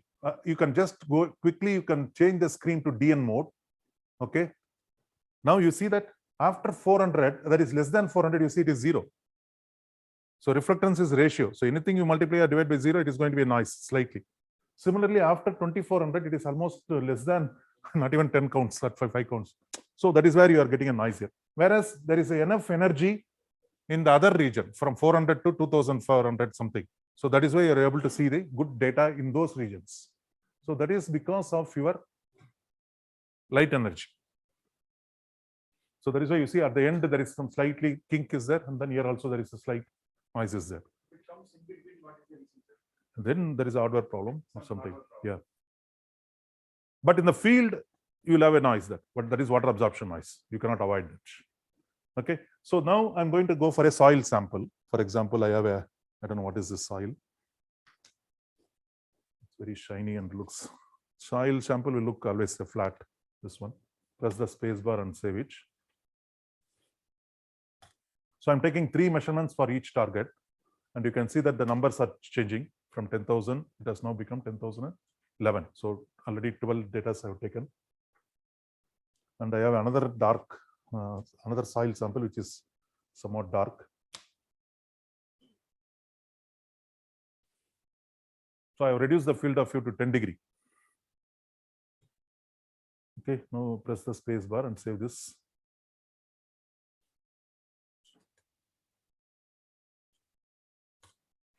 Okay, so now I have taken some 3 or 4 targets data with us. So where it has saved in a particular folder where I have created a C: workshop or something like this. Okay, so now I just minimize this, and there is a software called ViewSpec Pro. Just double click this and open the software. Set up the input directory. Where is your data and where you want to save the data. So go to setup,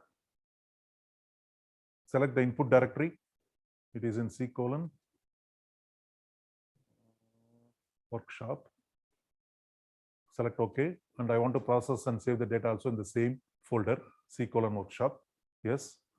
Now I go and open the data. Whatever the data I have saved, I'm just going to open it. So it starts from demo 10,000 to 10,000. And you see that the file extension is .asd. You can just copy it in a pen drive, a USB drive, and you can open it in NV. Directly compatible. So no need to convert this into different format, X, Y, and all those things. Now I'm going to open all the data. For example, you have handed over this data to me. I don't know what it is. I know it is a data, but I don't know whether it is leaf or whether it is soil or whether it is a dry leaf and all. But I know that there is a data here. As soon as I open the data, I can go to the view menu. There are 2 things you can do. One is you can read the enter information about the data, when you have taken the data, whether it is a reflectance data, what is the data, and all everything we can see it in the enter information. Or directly, if I'm a very experienced user, I can directly open the graphical data, and I can, based on the graph, based on the spectral data, I can say this is a healthy vegetation, this is a dry leaf, this is soil, this is a light dark soil, something like that, based on the experience.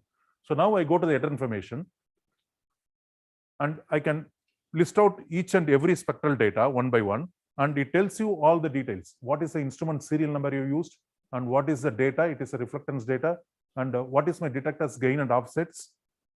In the RS3 software, it is showing some number. The same thing it is recorded here, that number, so that I know that it is optimized. You have optimized it correctly, and you have taken the data. And then dark current value 100 counts. At what time you have taken the dark current? At what time you have taken the white reference? So I know the difference between this. So I cannot take a dark current morning 9 o'clock and I cannot continue this till 5 o'clock. So from this, I can qualify the data for processing. It's like a QC, quality check, whether to consider this data or not. I can do this. I can go to the miscellaneous. I can see that comment, whatever I've written. When I save the data, I know that this is my project name, this is my field name, or whatever it is. And then it tells you at what time I've saved this data. So there are 3 timers. One is your dark current timer, your reference timer, and then the target timer. So all these 3 must be very close enough. Then only you can qualify the data as a valid data and a true data. And then if I connected a GPS, it tells you the lat, long, elevation and all. If I have connected an external detector, we have a smart detector, we call it as, which measures the humidity, temperature, solar illumination also along with your spectral data. So we can have all this information in my spectral data, so that you can post-process it in any software. So this is data information where I can quality check my data. Okay, fine. I'm happy with all this data. So I'm going for a graphical presentation now. I'm not processing the data. Before processing, I'm playing with the data to make sure it is going to work for me. Then I go for graph data. Once I plot it, I can change the scaling. I can change the scale y-axis to different formats. Now straight away it shows you reflectance versus wavelength. Okay, just give me a second. I can go to the style. I can change the colors so that it looks colorful. Okay. So one time I have to do this, then it won't come.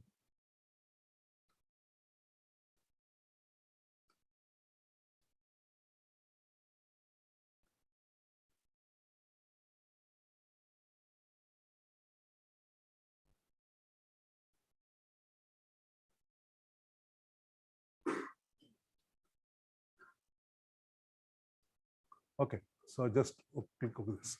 So that I know that it's all reflectance data. Some of them are leaves, some of them are dead leaves, some of them are soil. Like this, I can come to some conclusion. With this, if you want to close this ViewSpec Pro, you can close it. Just take a snapshot of this, go to export, change the title, subtitles. I can just change the title to install spectral data. I can change it to some project name or whatever it is, subtitles I can do.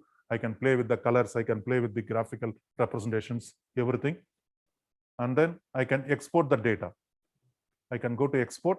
I can export it as a BMP file, JPEG file, or whatever the file format you want, you can export it so that you can use it for your slides, presentations and all. Or you can export it as a ASCII, a simple X, Y. X is your wavelength and Y is your reflectance values.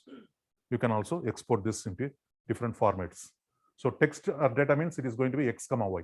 So once I click this text X, Y, it is asking whether you want to copy this to a clipboard so that you can paste it in Excel or MATLAB or wherever you want, you can do it.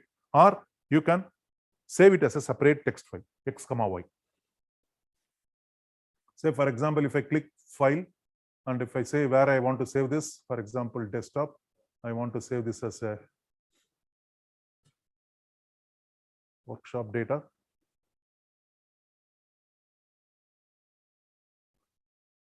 Save this. And then export this. Once I click export, it is asking, do you want to export all the 12 datas or you want only one by one? Okay, now I am going to export all the data. Or suppose if I select selected data, then I can select whichever I want, I can export. Those are the things I can leave it. And also there is another thing called points to export. Points to export is the first point is 350 nanometer. The second point is 351. Third point is 352. Like this, I'm going to have 2151 data points. But I don't know, no other user is using all the 2151 data points. They want only the bands. From 440 to 470, I want this. 540 to 590, I want this. So accordingly, you may choose the points to export so that it exports only those values, not the complete data. So I can choose it like this. I can use it both data and labels, and also I can use it as a list type and tab delimited. Everything I can choose, and then I can export this. It has exported the data. I can go to the desktop. I can see the data. It will be there, workshop. I can open it in Notepad or WordPad or Excel. Yeah. So now you see that the file name, the first point is 350 nanometer and the reflectance is 0.16. That is 16% reflectance. Something, sorry. So like this, it goes up to 2151 data points, the first data. So you see every 1 nanometer you will have the data. Yeah. So then comes the second file name, which starts from the first point, that is 350 nanometer. Then what is the values and all. So this is a crude way of exporting the data into X, Y, a layman doing it. But to be more precise and to be more professional way, there is a different way to export the data. But many customers, they don't use ViewSpec Pro. Okay, so this is the one. There is a menu called format. I can convert this graphical representation in different formats. I know that this is a DN value from which I have converted this into reflectance. So now I can go to DN value and it plots the raw data. If I don't accept my data, reflectance data, I can save the data as a raw data and I can convert this into reflectance. Raw data of my panel, raw data of my target, I can do the ratio in my Excel or wherever you want so that you can calculate your own reflectance instead of believing the instrument. You can also do that. So I can go to the raw DN mode and then I export this as a DN. So whichever screen you want, you can export and you can process the data. And if I go to the radiance, or if you want, you can go for absorbance, logarithmic of 1 by r. So it becomes ulta. That is, sorry, you go to reflectance. Yeah. So now it becomes a absorbance spectral data. So this also you can export it. So if I don't want radian, I don't want reflectance, my experiment is only absorbance, then I can go for this screen and I can export this data. So you can play with the graphical data. Still, I have not done anything on my raw data. It is still there. I have not modified anything. I have not made any changes. It is still there in the same folder. It is not deleted. Now, I close this graphical window. Now you see that the file format is .asd. It means your DN values, your reflectance values, everything is embedded. So that is why I'm able to switch from one screen to another screen. Reflectance to DN mode, DN to reflectance, DN to absorbance, absorbance to DN, like this. Once I convert this data permanently into reflectance, then the DN values are removed. So now it is going to be always your reflectance data. So before you process, you verify it whether you need this DN values or not. Now I go to process menu. There are plenty of process you can do it with this software, but quickly I will just show you to convert this into reflectance. It means transmittance or whatever it is. So convert this into reflectance. It says you that 15 files has been processed, and now you see that the extension has become .asd.ref. That means from ASD file, it has removed the DN values and put reflectance values to that. Now I go to the graphical window and I plot it. It is not observance. There is nothing. And if I go to DN, it won't show you anything because I have removed it. Now, if I go to reflectance, then it shows you the reflectance values. So that means I have permanently made this data as a reflectance data because that is what I want from this data. Now, from my logbook, whenever you record the data, you will be having a logbook so that you know what is that and all. So the first three is the first target, the next three is the second target, like this, I know that.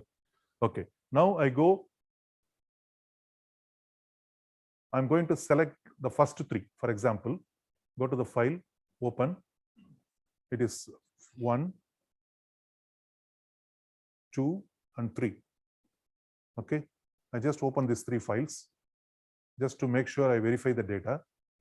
You see that it is the same healthy vegetation spectral data. Slightly the intensity has changed here and there, but your x-axis absorbance, wherever it is there, it is there. Okay, now I'm going to do the correction to overcome the jump. Okay, so we call that as a splice correction. For reflectance data, we call that as a splice correction. Go to the process menu. There is a menu called splice correction. Click this. It will ask you what is that overlaps and all those things. You forget about it. Just click OK. Now 3 files has been processed, and now the extension has become .sco. That means it is a splice corrected one. So from the ASD, I have converted it to reflectance, and then I have done the splice correction. So the extension will tell you what is the sequence you have done, what is the processing sequence you have done with the data. Now you go to the process menu, sorry, view. Now you view the graph data. Now you will not see the jump in the 1000 and 1800 nanometer. It will be a smooth curve. It is doing a smoothing. It's called a splice correction, we call it as. So now the spectral data looks good. Now you can export it. Now you can copy it as a BMP file, JPG file and all. So a lot of customers do this. Okay. Now I know that these 3 spectral data is from one target, but I've taken 3 measurements. Now I want to average it so that it becomes a representative of a target. You go to the menu called process. There is a menu called statistics. Once I click this, it is asking whether you want to take mean, median, average and all. Yes, if you want all 3, you can take it. Or if you want only the mean, what is the average of all the 3 spectra, just click this and click OK. It will ask you for a file name, leaf 1, sample 1, whatever it is, and then click save. It has saved. Now you see the 3 input file has been removed from the process. And now it has become only one file. It is called .mn, which is the leaf, first leaf, 3 measurements, mean data. If I plot it, it will be the same one. But this is the actual leaf measurement, first leaf reflectance value. Okay. Okay, fine. Now you can export this data if you want something. Now, complete data, 350 to 2500 nanometer, every 1 nanometer, 2151 data, it's cumbersome to handle. So what I do is, whichever the band I'm interested, I'm going to extract that data. So this is going to be a universal data or a library data. I can give it to him. He will take his own bands and he will do the project. I can give the same data to him. He will extract his own band for his requirement and he can process the data or he can play with the data. So this is going to be my master data. For example, I want only 4 bands in this, not the full region. I go for the process menu. There is a menu called lambda integration, where I can select the start number and end number of my band width. Say, for example, I want 442. That is my always my lucky number, 442, 470, 30 bands. And then I click add. That is my first band for my requirement. I also need another band, which is something like 532, 570. I can keep on adding any number of bands I want, depending upon my requirement. Also, I can add in between also, 445 to 525. Any combination, but it is to be less and I. That's the incremental number I want to add it. You cannot have it in decimal numbers. Okay. Oh, sorry, 2 times I've added. Okay, I remove this. Okay, next band is something like 662, 700. Add this. Okay. Now, between 440 to 470, either I can integrate that values and take it as one value, or I can average it and take it as one value, depending upon your requirement. For example, I average it. I click average and then click OK. It is going to tell 3 averages has been performed because 3 bands were there, but 1 data is there. I can select any number of data for this is I'm telling us 1 target. Same thing I can do it for the second target. Same thing I can do it for the third target. I can bring everything. I can do everything for this one. So at that time it may say that 9 averages has been performed if it is a 3 data sets. Now if I click OK, it will show you a pop-up window where it tells you band 1, 440 to 470 nanometer. It is only 7% reflectance, whereas next one it is 14% reflectance and another one is 8% reflectance. So like this, I can extract the values I want, and I can save this as a text file, or directly I can print it as a record or whatever it is. So like this, I can also do the processing with my reflectance data. You select whatever the bands you want. Okay, so the next step a lot of customer do is I close this. I will again open the mean file. Mean file, leaf1.mean, which is nothing but the first target. Okay. Now I go to the process menu. There is a menu called ASCII export. Okay. Okay. So here I'm going to tell that this is my reflectance data, and I'm not using any derivatives.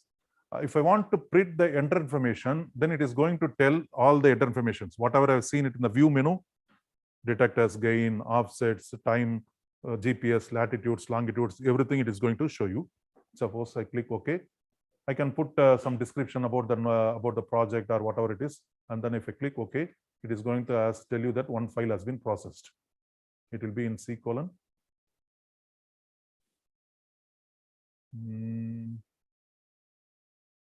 Workshop. Yeah. Workshop.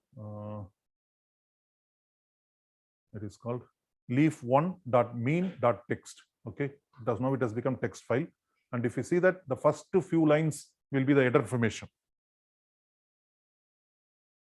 so that you know that this is what it is, this data is, this is how we have collected, this is what the sample counts we have, and this is the time, this is the lat, long, elevation, everything it will have. And then comes the values. Here you see that the precision is more. It is almost like 16-digit precision. From the Graphical window, if you export, it is only 3-digit decimal. 350 nanometer, it is 0.036 something.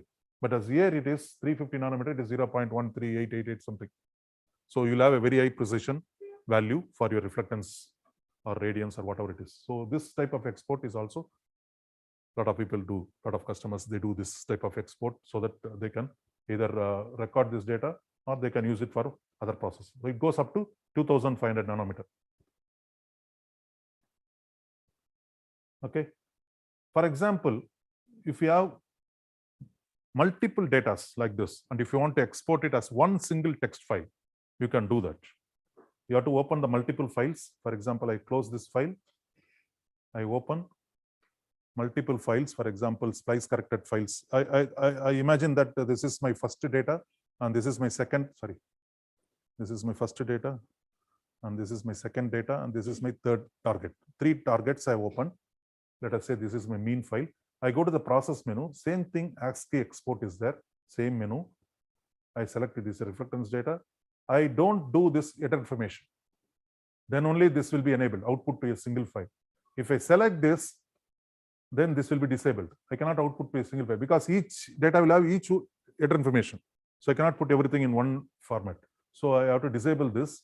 Then I select output to a single file. Then I click OK. It will ask you the file name, average, for example, .text file. Click open. 3 files has been processed. Okay. Now you go to the folder, it will be there. Okay. Now I can open it in Excel directly if you have Excel, or you can open it in text file where you can see that it's all being in one single file. First column is the wavelength, and second is the first target, second target, and third target. What is your reflectance values of all your targets? So like this also you can export the data. So this is some people, they do this process. So what, based on my experience and based on my interaction with my customers, I'm explaining this procedure. It all depends upon the end user, how to process the data, how to store the data, and what to do with the data. Okay, then there is a menu called custom menu, where I can do the arithmetic functions, like subtract one spectral data from another spectral data to get the true spectra or pure spectra, or you do the multiplication, ratioing, adding, or add by a constant. You want to bring everything to a common central, this one, 0, common 0, so that you can play with the data, or you can do some arithmetic functions, calculating the indices or whatever it is. So you can do this arithmetic function we call it as a custom function. You can add between one spectra with all the spectra, or 1-to-1. Multiply, ratio, subtract, anything you can do with this. This is called custom function. Okay, I know that. You can also do the first order derivatives and second order derivatives with your spectral data. So you know that the first order derivative is to see that the rate of change and then the deflections. For example, if I do the first order derivative, it asks you the gap name. The gap name is that how many wavelengths it has to take, and it takes as one data, and then it leaves the next 3. For example, now it is 5. So 5 spectral data, 350 to 355 takes, 355 to 40 it leaves. So it does, it calculates the deflections, how much it is deflecting. The lesser the number, you will not miss any features. The more the number, it smoothens the curve and it looks almost like a flat one. Okay. For example, if I put a minimum value 5, and if I put OK, 3 files has been processed. Now the extension becomes .dv1. That means first order derivative. Now if I view the graph data, you see, it has become now all the 3 in the center 0, and you can see the change of rate of change with respect to the previous wavelength, how much it is changing, to calculate the slope and to calculate the depth, your absorption depth, and all those things. So it's all there in the manual, how they do this thing. And also you can do the second order derivative also same way. So these 2 derivatives, you can do it in the post-processing software to see the change, rate of change. And suppose if my interest is on this wavelength, particularly 1100 wavelength nanometer. So something is common from all my target. So the amount of dip is nothing but the absorption. So it depends upon your material characteristics. For example, if it is more chlorophyll is there, then it is going to absorb more. So you'll have a less reflectance. So based on the absorption levels, you can estimate the chlorophyll content. So I'm not expert on that, but a lot of customers, they do that based on this derivatives and all, they calculate these things. Okay, so this is one thing I want to show you. It becomes the first order derivative. Suppose if I increase the gap, then you will miss the features because it is almost like leaving the numbers, so that you will miss the feature. So it is a trade-off between the number and the feature. Sometimes it may also magnify the noises also, and it shows that as a peak, as an absorption feature. So you need to practice on this thing. So this is as far as the reflectance data is considered. And optimize it, take a reference, and then continue with your target. Keep on checking your white reference and optimization in a loop. Same procedure for radiance and irradiance. Same RS3 software. Once I open the software, I'm going to keep my panel on this. You see, it is coming back to 1. Even after almost like 32 minutes. This is the drift I'm telling.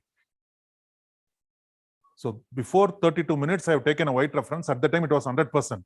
My positioning was correct. Everything was correct. The light was correct. So again, it has to come back to 1, but it won't because there is a change. It is warming up. Your intensity is increasing. You are not able to notice it. So that is why I have to take a white reference, fresh white reference. Then only I can continue with my next target. Don't continue with almost like after 32 minutes with the data.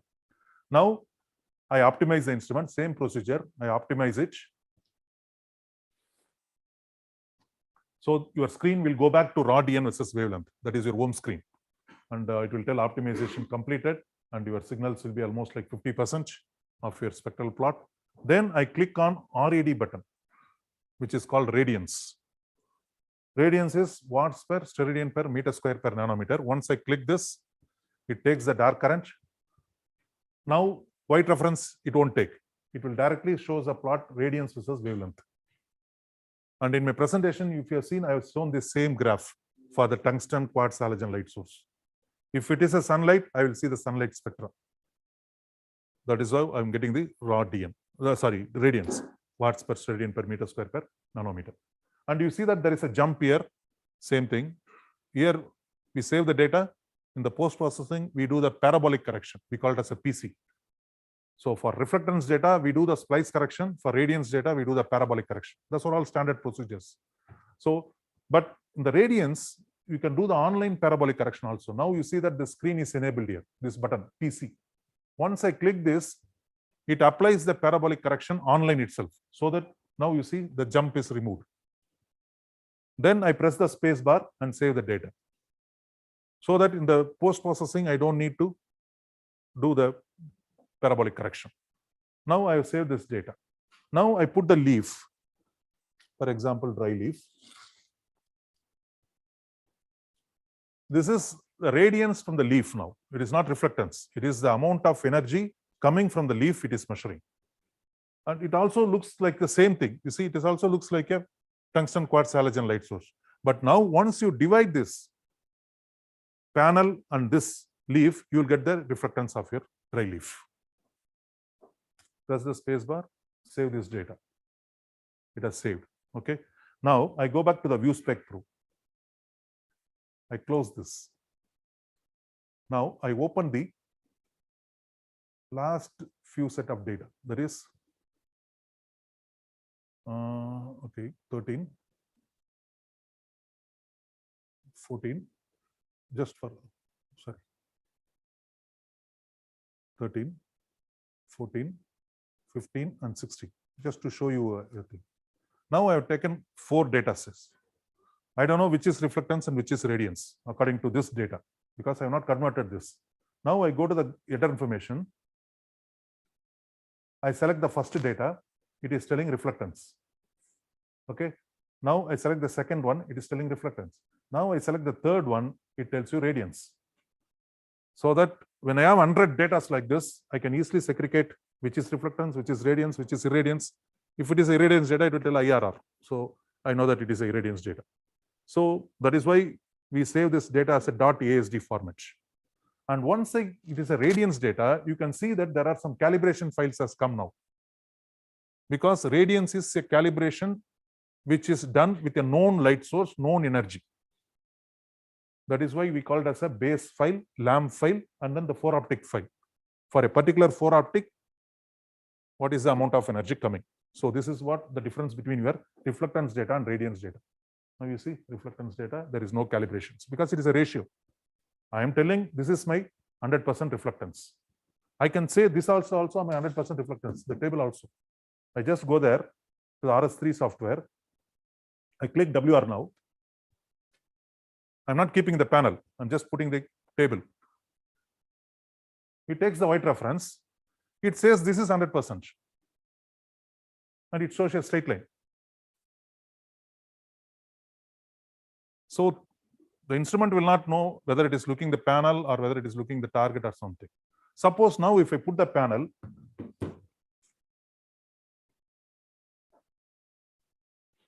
it goes more than one. Because this is more reflective.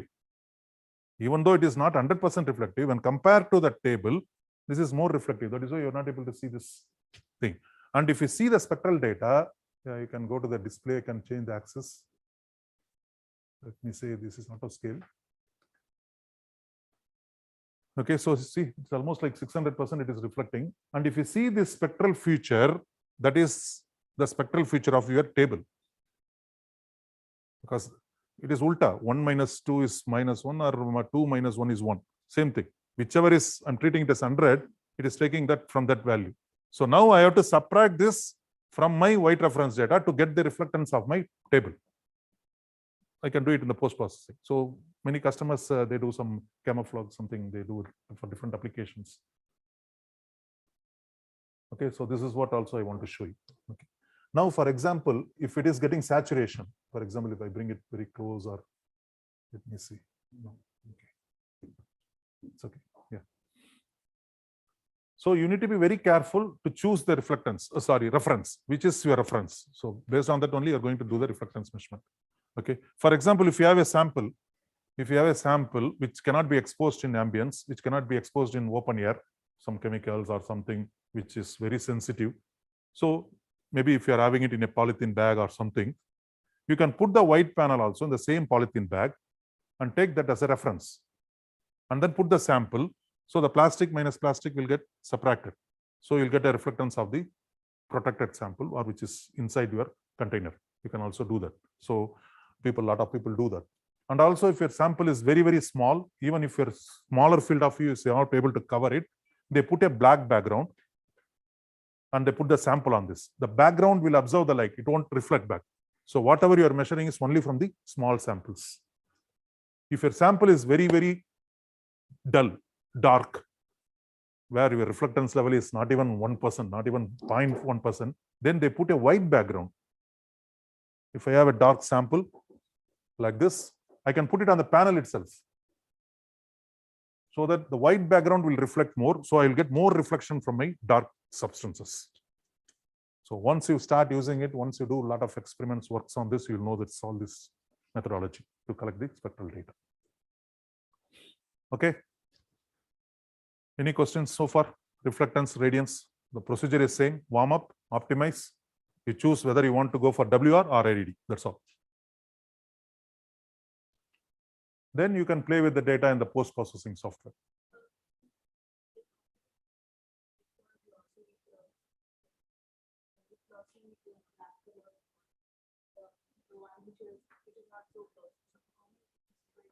I have seen customers like ARA and all, they do some 5 measurements, I think.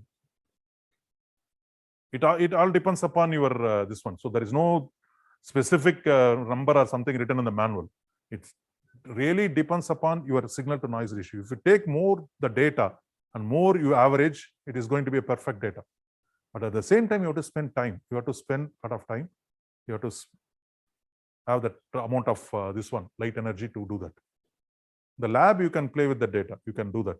I can take 10 measurements, 20 measurements, 30, but in the field, you cannot do it because Your sun is changing and your illumination, everything is changing. So at that time, they take one measurement itself 100 scans. So there is a difference between number of measurements and as well as the scans. The scans, I'm taking 10 scans here. Okay. 10 scans I'm taking. That means in 1 second, it takes 10 measurement. So almost like 10 scans, it is almost like three measurements, 3 into 30 actual measurements it is taking.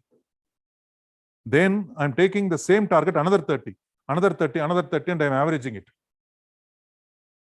So if I increase this, instead of 10, if I make it 40, for one measurement itself, it takes so many data. And then it takes as one data. So you can do it in both the way. You increase the average and then take it as one measurement for one target. Or you reduce it so that you will be very fast in collecting the data, but take multiple measurements. You can do that. Okay, so now this is one particular software which is used for generally for remote sensing applications or general spectroscopy applications where you can collect 350 to 2500 nanometer reflectance data. Okay, we have another software. I have to close this software.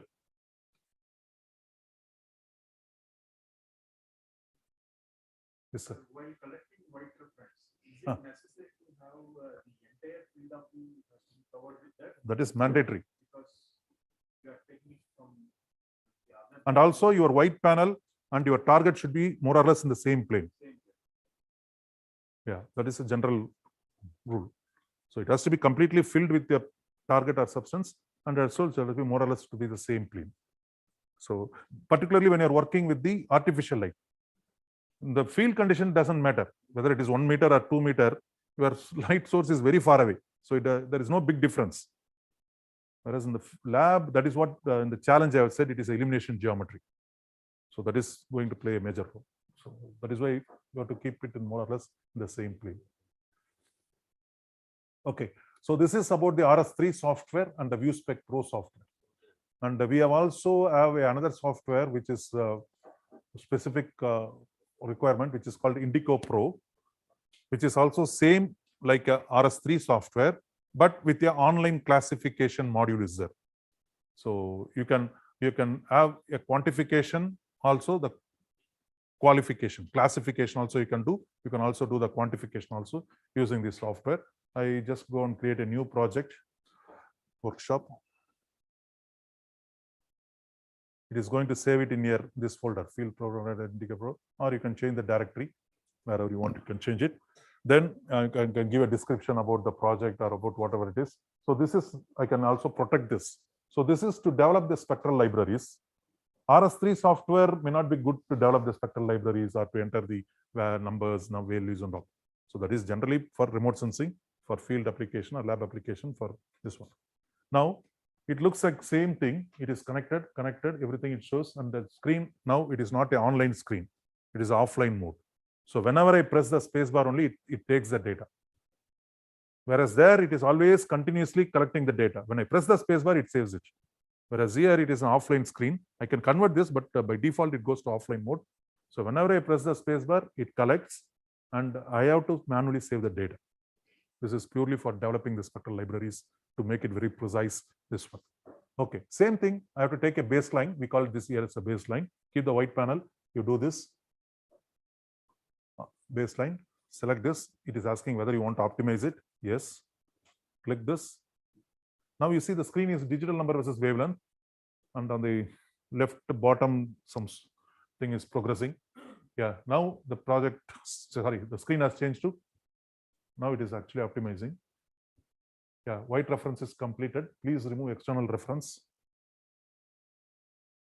Okay, now it has become reflectance versus wavelength, and you get a straight line. Okay, now I press the space bar or I press the save button, and I can give the file name manually. This is my panel, and I can say a description. This is my white panel. White panel 100%. And then I save this. Okay, now I put the leaf. This is my leaf 1. I press the space bar. It collects the data and it plots the spectral information of the leaf. Now I go to this and save the data. This is my leaf, and this is my, I don't know the leaf name. I make this as leaf 1. Okay, now I take this and put my second leaf.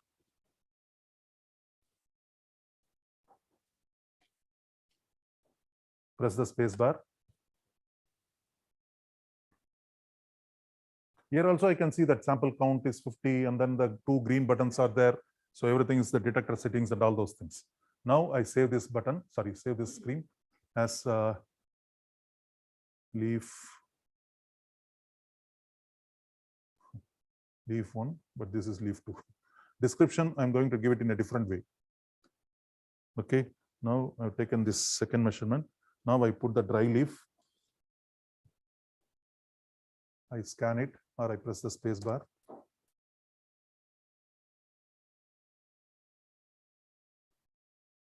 Save this, leaf 3, leaf 2. I save this as dry leaf. Okay. Now I put the dark sample, soil sample. You see that I'm giving a specific file name and also I'm writing a description.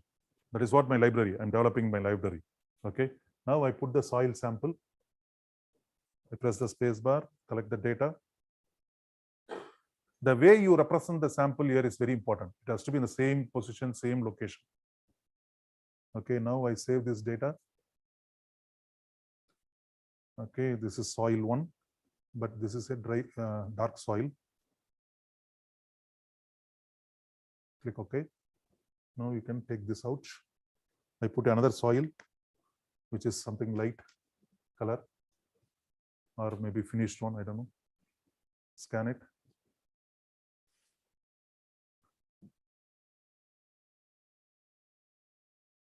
Okay, save this, soil 2, and this is light soil. Okay, save this. Okay, done. Done. I've collected some few spectral data and I have saved it. Now there is a module called chemometrics. On the presentation I was telling you, there is a module called chemometrics by which I can bring the calibration model, so I can load the libraries into this, and then I can take an unknown spectra, I can compare it. I can calculate whatever I want, I can do with this. So this is what the menu called chemometrics. And we can use the setup, and we can, there are several classifiers and several modules are there. I can choose whichever I want. By default, it comes with the ASD rapid classifier, and I'm going to use the rapid classifier, and I'm going to add all my library files to this.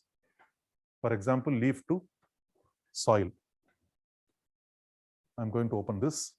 Everything is added, and then I click OK. Then now I'm going to keep the white panel. I take a data. It will take same thing, reflectance versus wavelength. It is going to be a straight line. Now there is a menu called predict. Once I click this, it tells you it is a white panel 100%. Just move this. Oh, sorry. Okay, just move this on top of this one. Hey.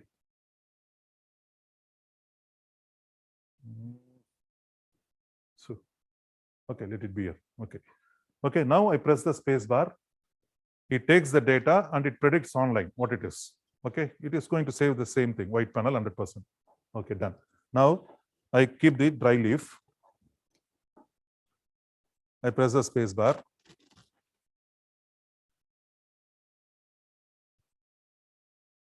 It telling dry leaf. Now I put a, I don't know, this is second leaf, I think. So now I'm testing my library. I'm testing my module, whether this is correct or not, or still I want to improve it or not. Now it is telling it is a leaf 2. Now I put the dark soil. Oops. Sorry, this is, I think so. It should be a dark one. Okay, light. Okay. Both of them are same. There is, oh, sorry, it's here. That is a light soil. This is the dark soil.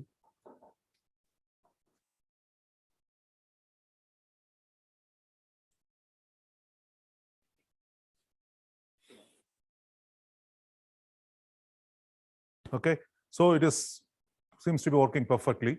Now I have an unknown, for example, okay, let us see the table.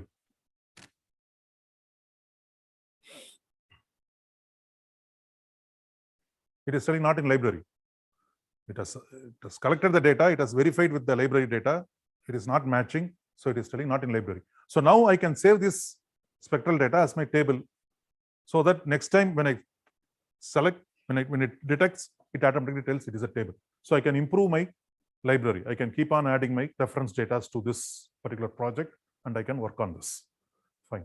So now I can now go for a online mode. Now it is an offline mode. Okay. Now there is a menu called spectrum. I can go for continuous collect. Now this is going to be like your RS3 software. It is going to be continuously collecting and predicting online. See, it is telling not in library. Suppose if I put the leaf 2, 1 scan, 2 scan, then it tells you it is leaf 2. Now if I put this dark sample, it should say dark sample.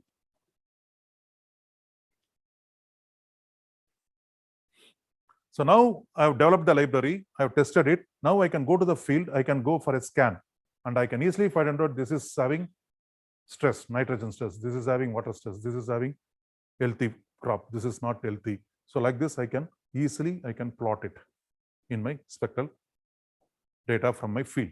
I can do this. So same thing, because your pattern is same, spectral signature is same, whether it is lab or field or whether it is in Chennai or Delhi, it is going to be same. Only thing is, the more the data you have, your precision will be more. And also there is a feature called region settings. On this same library classification model, there is a region setting where you can choose either the complete 350 to 2500 nanometer to do this comparison and predict it, or only my particular band is changing. Nitrogen means this is the band. This is what I want to compare. Then I can choose the band here, like we did in the view spec, start band and end band. Steps every 1 nanometer or every 5 nanometer. I can do that. And what is my matches? 1:1, 1:1. And what is my threshold level, accepted level? All these things I can set so that it sees only that particular band, not the complete spectral data. For your white panel, it looks straight line. For your dark also, it looks a straight line. But only thing is the reflectance level is less. But there are some features which is not there in the panel. So I can selectively choose this. So to have a more correct, exact classification or quantification, I can do with this. Okay, so this is what we call as a region setting. It is something what they call it as forgot it. Okay, and then this is a classification. There is a menu called tab called quantify. You take 10 spectral data of your soil and give the 10 samples to your lab, let them estimate and give you the nitrogen value. Then in the chemometric software like grams and scrambler, for spectrum 1, 13% nitrogen, for spectrum 2, 17. Like this, you match it, select a proper way, like a PLS, partial least square or regression or whatever the analysis techniques you want, you do it, and then you develop a model, y is equal to x plus ab something. And you load this model to this chemometric software so that it tells you this is my dry soil, nitrogen is 12%. This is my dry soil, nitrogen is 13%. Dry soil, 17%. For the, you can do the quantification also with this software, Indica Pro. But only thing is you need to have the chemometric software separately, the grams and scrambler like this. I think they have here in this computer. So you can also do that. So that is, those are all some advanced things. Once you start using this, you can just go to the advanced level of using this instrument. So that is also one thing I just want to show you. Okay, so I think if you have any questions, yeah, please.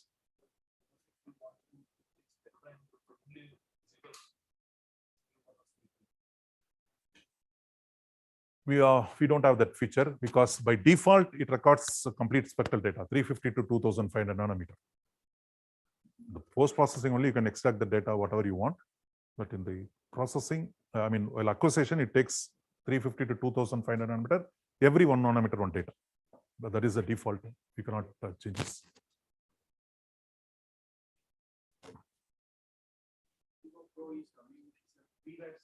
It's a free one, but by default we don't supply it. Yeah, along with the instrument, we don't give. We give only RS3 and ViewSpec Pro, but it is available. You can download it and you can use it. But it will work only with the instrument. Always it will work only with the instrument. You cannot use it for offline mode. That is so it has to work with the instrument. So only very few customers who are working in advanced stage, they go for this software. General thing is RS3.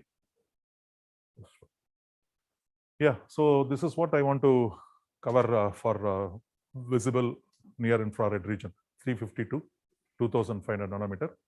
This is what we have for you. Yes. Yeah. It's all called ASD Indico Pro, ASD RS3. Yeah, the data format is slightly different. That is what. They want to make changes to this project. Yes. Okay. Yeah. So then again, I can open the same project. I can develop it. I can add on, keep on adding this libraries to this, data to this. Okay. So yeah, if you have any online questions, we can see that, or otherwise we can meet after lunch or something. The next thing what I want to cover, actually I should have done it. Next is the FTIR instrument, which is maybe I can just give you a theory background. It is nothing but the spectroradiometer, which covers from 2500 nanometer to 16,000 nanometer. That is micrometer, the thermal region. So the working principle is same. Whatever the light coming, which is falling on the target, it is going to emissivity. It is going to emit some wavelength. We are going to measure that. We are not going to talk about reflectance here. Reflectance is not there after this. It is only emissivity. So we measure the emissivity of the target, which is also same like your fingerprints, which is also same like your spectral signature in 350 to 2000 with the unique features so that you can identify it. So a lot of customers, they use it for a very specific applications, only maybe 5 or 6 instruments only we have in India. And those who are working on soils, geology, mining, vegetation, it may not be useful because only our region is 350 to 2500. But people working in mining, geology, kaolinite, calcium, something like that, they know that there is a feature in those thermal regions also. So for that, we use this instrument. It is also very handy, and it is having an inbuilt computer, everything. So you have to take a emissivity measurement like we did it. Warm up, optimize the instrument. Optimize means we take known references. So here we use this white panel, which is 100% reflectance. There also we use the same panel. We call it as a gold plate. It looks like a gold, and there is a gold inside. And it is having a 0 emissivity. So here we take 100% reflectance and compare with what is the reflectance of the target. Whereas there we have a gold plate, we call it as a emissivity plate, which is 0.02% emissivity. So with the 0, we compare what is the emissivity of the target. So that is what we have for emissivity measurements. Yeah, so with this we can close this session. And if you have any questions, you can ask me anytime.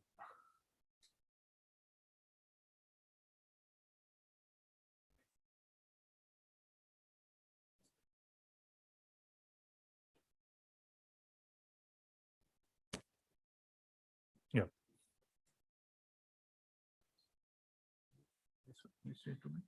Yeah, so now we have a lunch break and we can start it.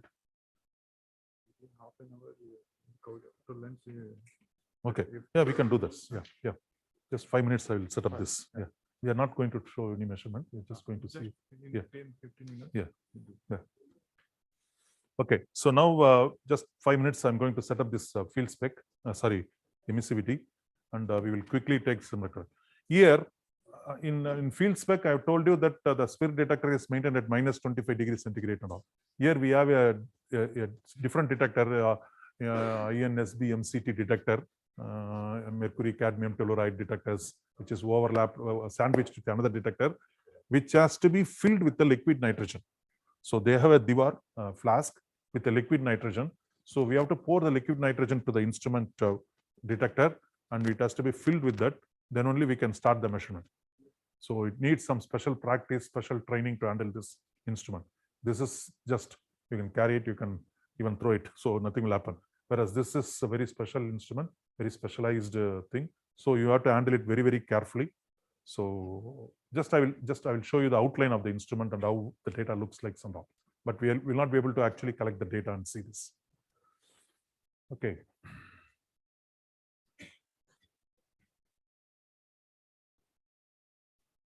Yeah. Shall we stop this?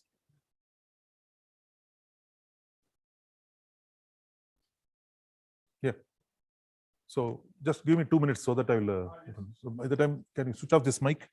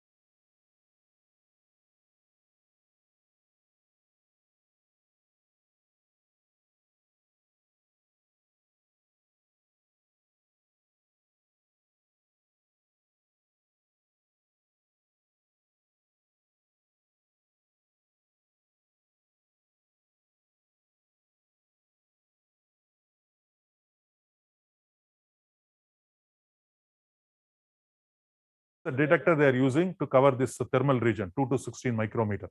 And this detector has to be filled with the liquid nitrogen. That is what we are doing it. So that is the detector, and we have to fill it with the liquid nitrogen before we start any experiments. And we have a calibrator called thermally, electrically cooled or warmed hot bodies, black bodies.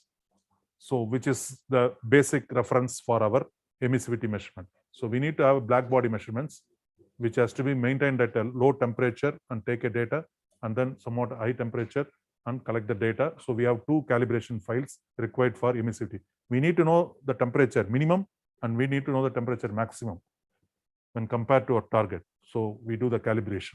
We call that as a black body calibration. And then we have a panel, which is called the gold panel, gold plate, which is of low emissivity, which is of 5 by 5 inch diffuse gold plate. And tripod, battery, charger, everything comes as a standard piece of instrument. So collecting the instrument is very, very simple, like a field spec.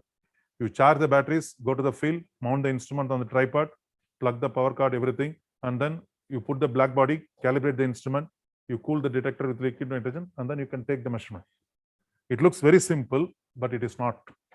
It requires a lot of experience and training. A lot of special care need to be given for this instrument to handle it very properly. Otherwise, it is very dangerous. Sometimes your cyanogenic blast can happen. The liquid nitrogen may come out when you are going to operate the instrument. If you carefully see that is on the other side, opposite side of your detector, so that even if some blast or something happens, it won't affect you. So it needs some special training and all. Yeah, so there are 5 major components in this. 3 components: optical component, and then the electronics, and then the computer. Computer is a computer. It is having an inbuilt computer with Windows operating system. The electronic subsystem is nothing but the electronic circuit boards which drives the mechanism. The major thing is the optical component. The optical component is we have a Michelson interferometer. So I think you may be knowing that how this interferometer works. Yeah. I'll go to this. Yeah. So there are 2 mirrors. One is a fixed mirror and another is a movable mirror. Okay. And in between there is a beam splitter. So the incident light coming from the target or coming from the source or whatever it is, it falls on the beam splitter. The one beam goes to the fixed mirror and another one is transmitted to the moving mirror. The fixed mirror, once it comes back, both the beams are merged and it falls on the detector. So it creates a fringes. We call it as a fringes. Yeah. So with one wavelength, for example, if you have only one wavelength, then it is going to be one single output. If you have 2, then it is going to be a combination of 2. And if you have multiple, then this is what you are going to get, the fringes pattern. So if you go to Google and see the Michelson interferometer working principle, you can easily identify with a video. So one mirror will be moving up and down like this. One is fixed. So the light falls here, it goes here, and it makes a pattern. And the moving one will be varying. And it overlaps on this. So then finally, we apply this FFT to this data, the fringes, the data, and then we derive the energy versus wavelength, which is emissivity versus wavelength. So it looks very simple. That's a basic concept behind this instrument, Michelson interferometer. Yeah, you can go to this website and we can see that how this is done, actually done in the instrument. You have a very beautiful PDF file is there. You can download it also. Yeah. The reference to this, the fixed mirror, the moving mirror, and this one is a laser is used. We call this as a laser diode. So that is what it determines the movement of the mirror. It has to be very precise. The movement means it is not like moving few centimeters or something. It's just a few micrometers. So we use a laser diode to calibrate that. And we maintain that laser diode at 25 degrees centigrade always. Whenever you switch on the instrument, and if you continue the work, the laser diode is always maintained at 25 degrees centigrade. That is the reference. And it is also indicated in your panel, like a LD, and also in your software, it tells you what is your laser diode temperature. And if it is red means it is heating, if it is green means it is cooling. So you have to wait for a few minutes so that it becomes stable. Then we have the 4-optic lens, like the field spec, the 25-degree field of view. We have a 4-optic lens which is mounted to the front of your instrument, and it looks down because the sample is going to be kept below the instrument, below the tripod. So it looks down.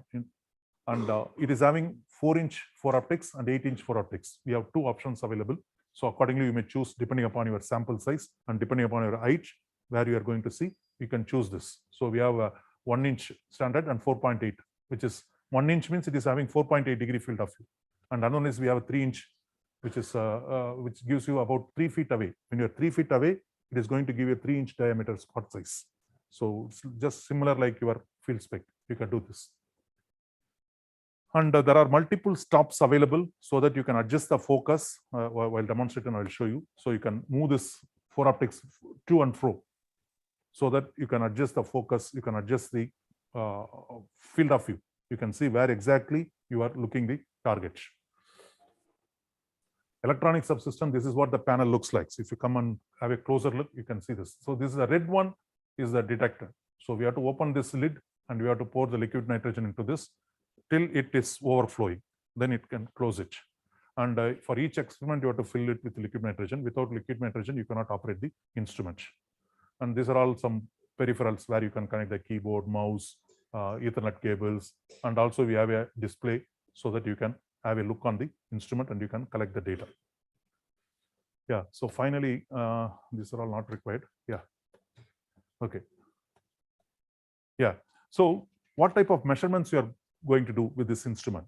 You can take raw data, then you can process it. Like your ASD, you can save the data in raw DN mode, and then you can convert that into radiance or reflectance or whatever you want, you can do it. Same thing, you can do it. And also you can take the ratio, which is nothing but if you want, somebody wants the reflectance or absorbance or something, or one reference minus target, target minus reference, in whatever way you want, you can do it. We call that as a 2 measurements, which is required. One is your reference and another is a target. Like ASD, one is your reference panel and another is a target, so that you calculate the reflectance. Same thing, you can do it here also. But many customers, most of the customers, they do either radiance measurement or emissivity. Because once we go into the thermal, it is all going to be emissivity. So for radiance measurement, you need to have 3 measurements. One is you need to know the cold black body measurement, you need to know the warm black body measurement, and then the actual target measurement, so that you can derive the radiance of the target and the temperature. You can estimate it. You know the thermal gun, which estimates the temperature, non-contact in-air gun. It's almost like same thing. It estimates the temperature. Same thing you can do it with the emissivity, with the interferometer also. For emissivity measurement, you need to have 4 measurements. One is same warm black body, cold black body, and then the gold plate, which is 0 emissivity, and then the target. So then it calculates the emissivity and it plots. So it is not easy like your ASD field spec. This is little bit, it needs a lot of training and a lot of experience to handle this instrument.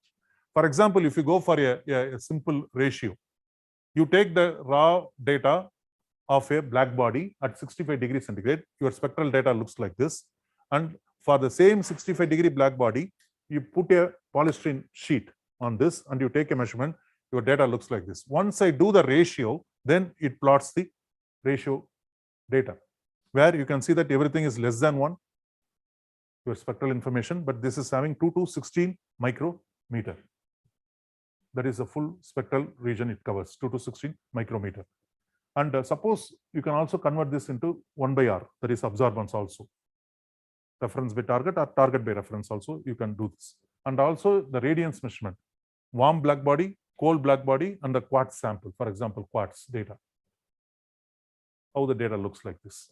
And then you can also go for once you have these 3 data, then you can fit the Planck curve. Once you go into the radiance, all these technologies will come. You can fit the Planck curve to exactly match with this, and you can estimate the temperature of your target. So you can also estimate the temperature of your target once you know the radiance values.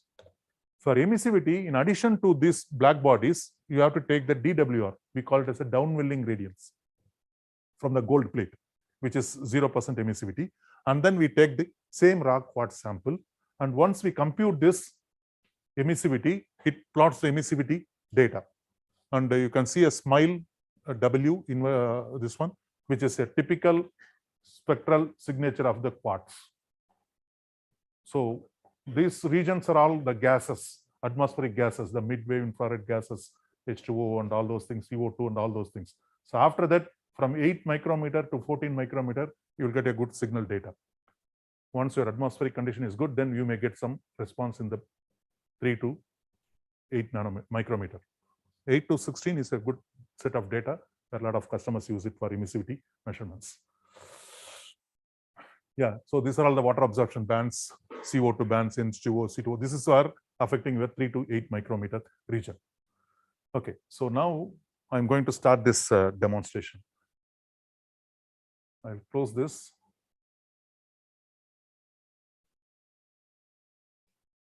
I'll stop the share.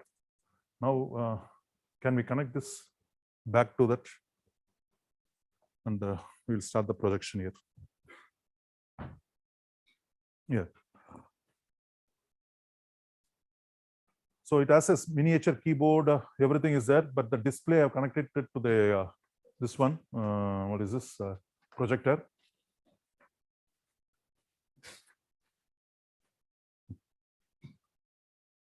The black body color.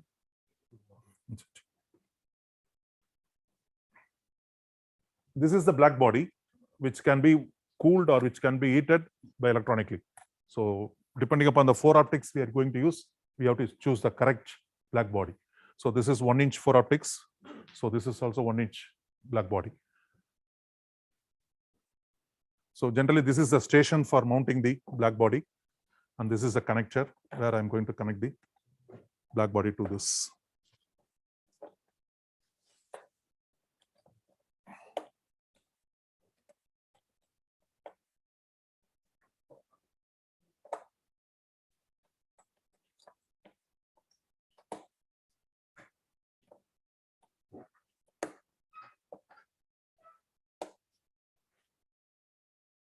Ready?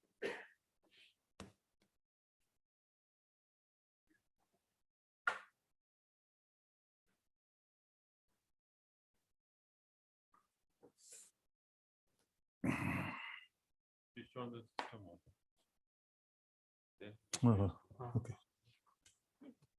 Okay.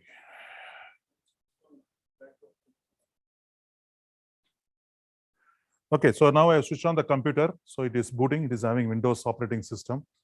Yeah, and I think you should be able to see it on the screen.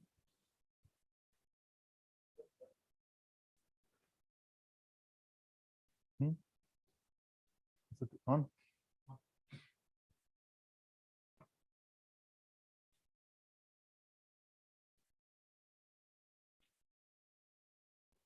Okay.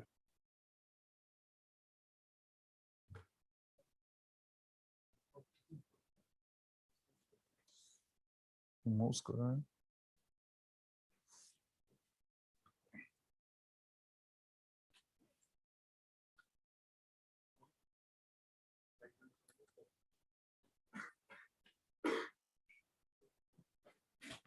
Wait, careful, careful. Okay, projector will stop projecting. Wait. Okay.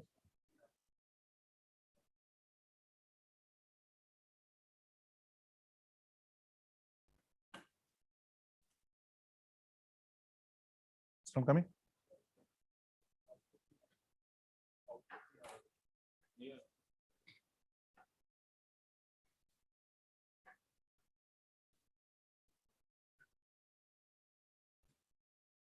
Converter लगा इससे कोई problem तो नहीं हो सकता है क्योंकि इसमें एचडीएमआई आउटपुट नहीं है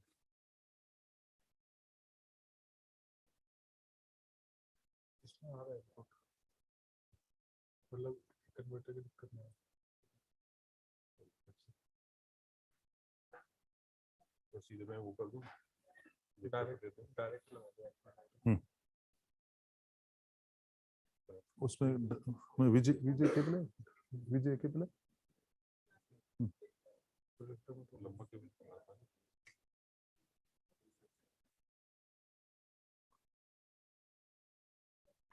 बंद है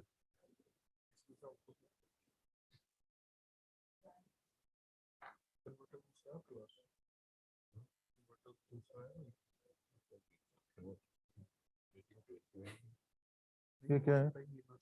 ये क्या है? ये लैपटॉप का जूम का हो सकता है converter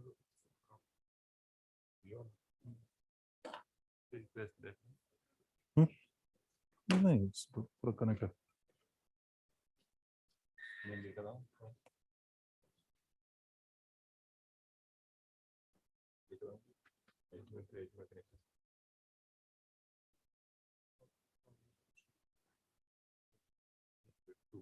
Okay.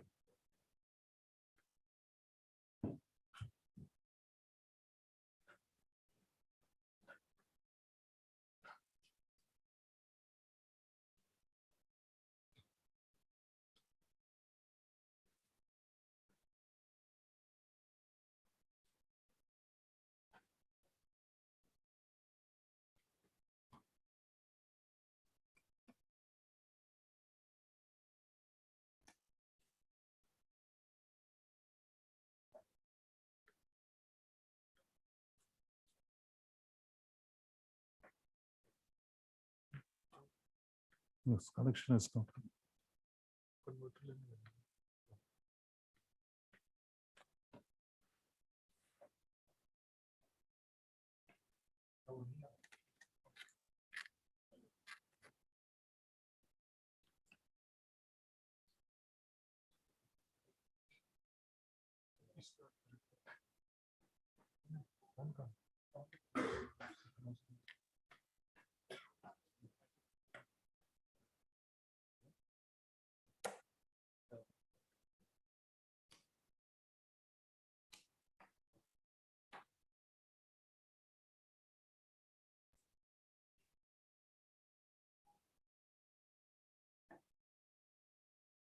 Booty. Project running.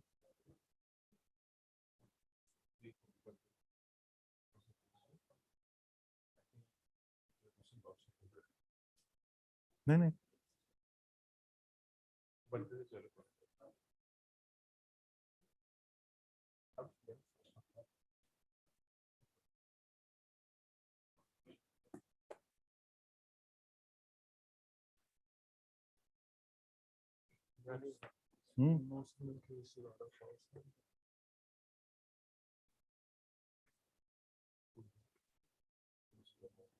Resolution कुछ नहीं है और एक्सटर्नल मॉनिटर है आपका तो बड़ा मॉनिटर है विजय मॉनिटर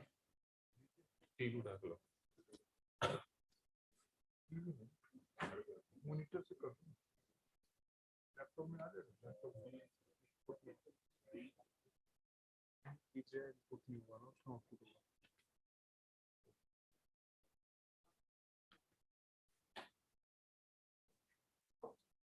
अरे उसमें पावर भी चाहिए ये रहा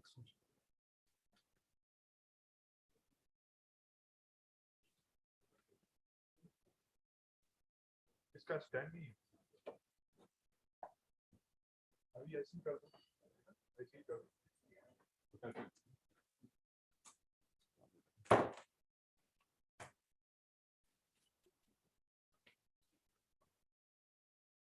फिक्स कर रखा हाँ ओके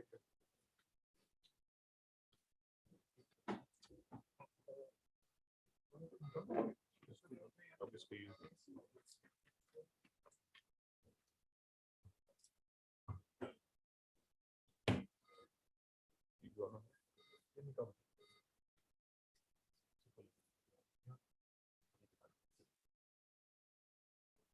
हो गया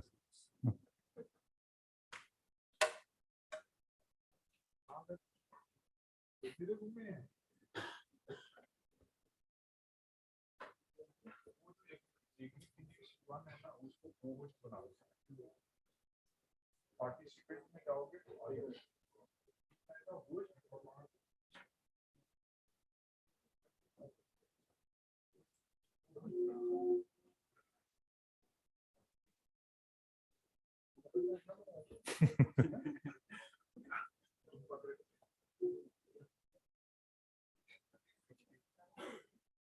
HDMI HDMI 1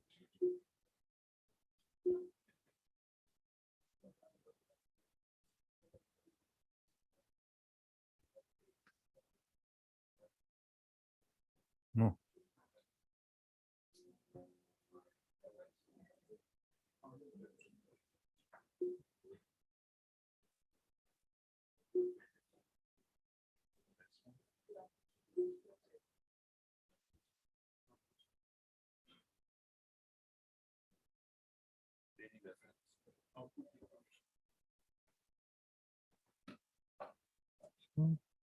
वो मॉनिटर है ना, कौन सा है कंप्यूटर वो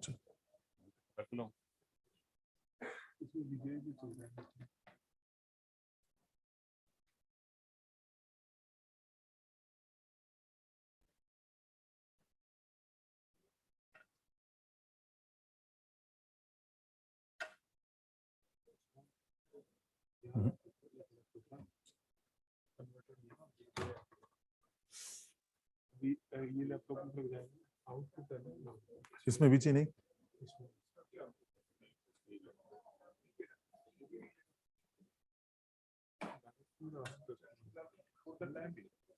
विजय है क्या?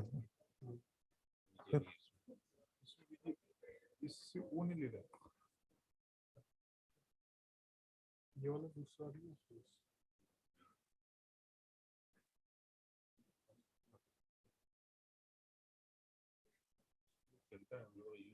ये वाला ठीक है सर। दूसरा केबल नहीं है उसमें।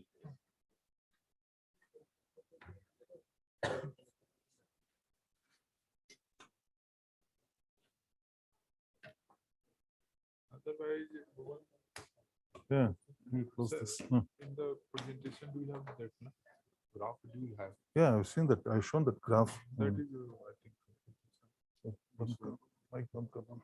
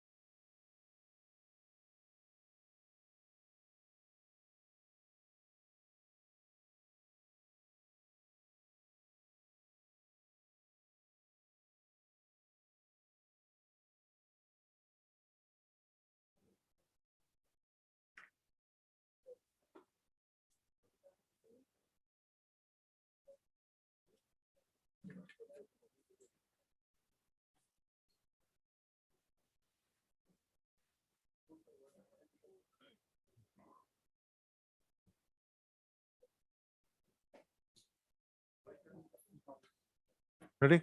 On. On. On. On. It's on, no? It's working, no? Audio? Okay. Yeah.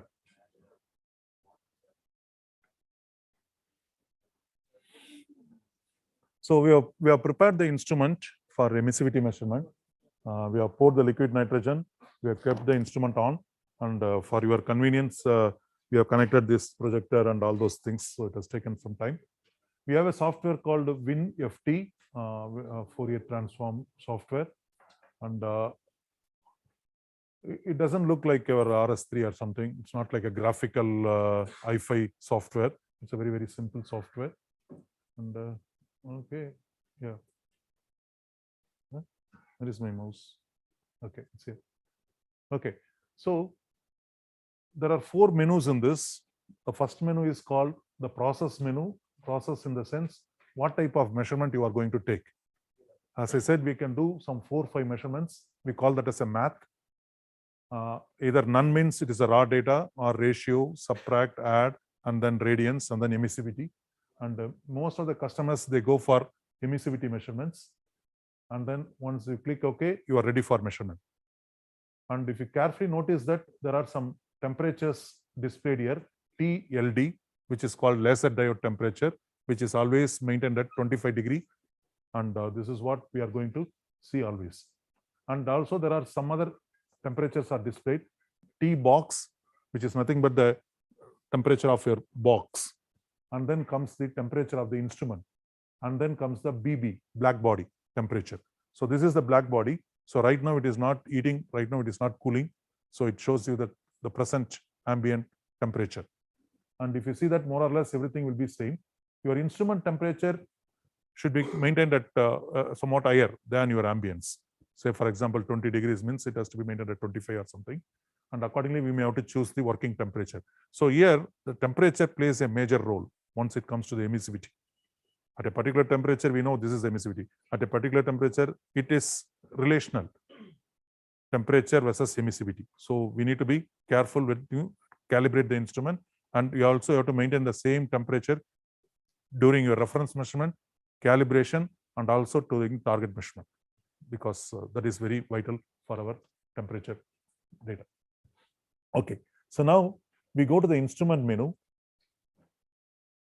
Okay, and there is a menu called temperatures, where I set all these things.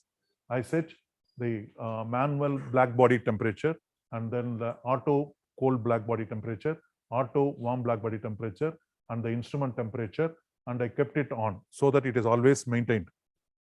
Even after 1 hour, 2 hours, 3 hours, it is going to maintain those temperatures constantly so that you can continue with your measurements. So this is the menu where I'm going to set all my preset temperature values.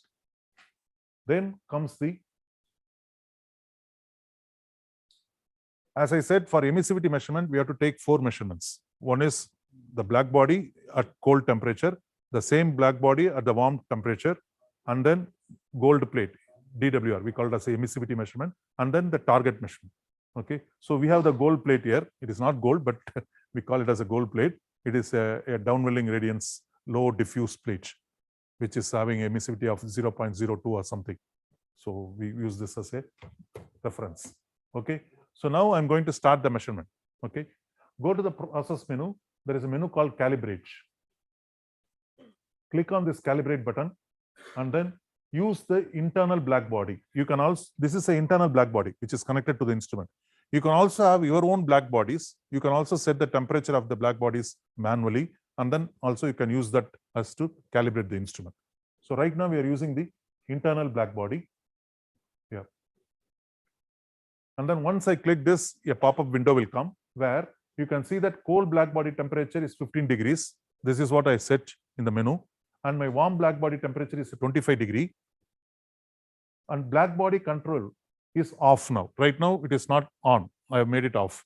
And then I can start this, acquire this. So what I am going to acquire, it is always best to take the cold black body first.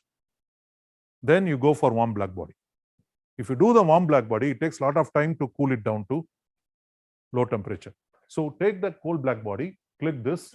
Now you see it is telling black body set point is 15, correct? Now you click acquire. Once I click acquire, it is just warming up the instrument. Can you zoom in? Yeah. So now it takes the data. This is a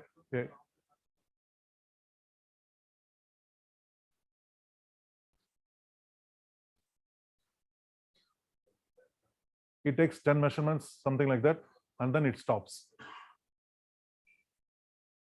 See, there is a cohort there. It is taking 20 measurements, and then it stops here. You click OK. You give a file name. It may be hard for you to read. It is telling coal black body 19 point something. You click OK. And I'm going to save this as a file name, CBB something. And then save this data. Okay, so I've done the coal black body. And you see that the black body temperature is 14.6. That is what I've said, 15 degrees. So plus or minus 0.2 is the calibration level. So that is why it is maintaining at 14.6 here always. And if you can see that it is kept on. And there is a multicolor LED here. There is a multicolor LED, which means red means warming, green means it is cooling. So that you know that it is warming or cooling. Okay. And this is your optical path.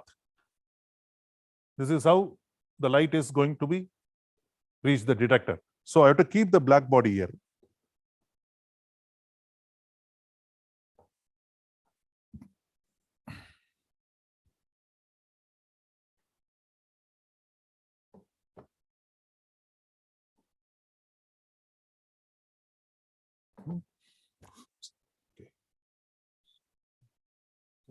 Okay, yeah.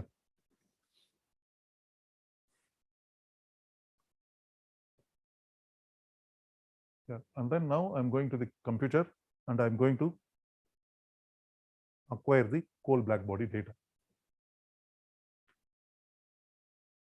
Once I click acquire, the screen is showing it is warming up and then it starts acquiring the data.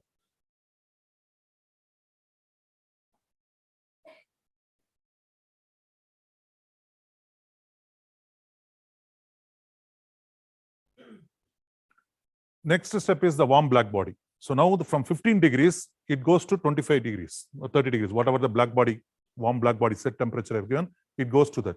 And then it saves the data. So we will have CBB data, we will have WBB, warm black body data. Two data, we have to take it, and then we have to close this screen. Cancel this, and then close it. So that is the first step.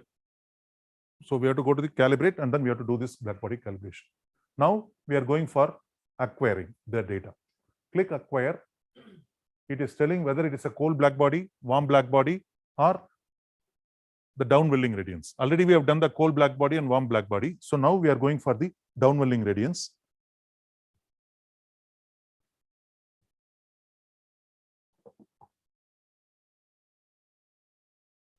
Now I have to put this, point this down, and I have to put the gold plate underneath.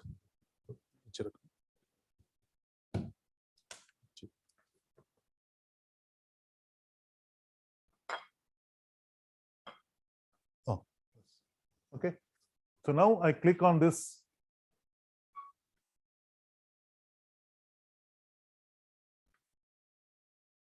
Third measurement.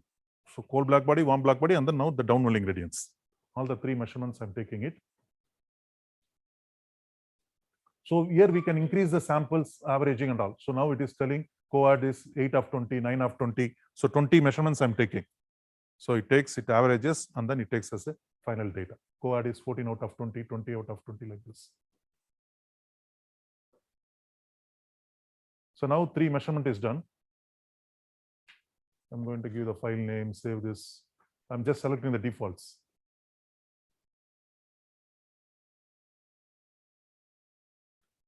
Save this, okay. 3 measurement is done. Now I'm going to put the target and I'm going to take a measurement. Okay. Whatever it is. Do you have some minerals or rocks? Okay, it's okay. Just put this.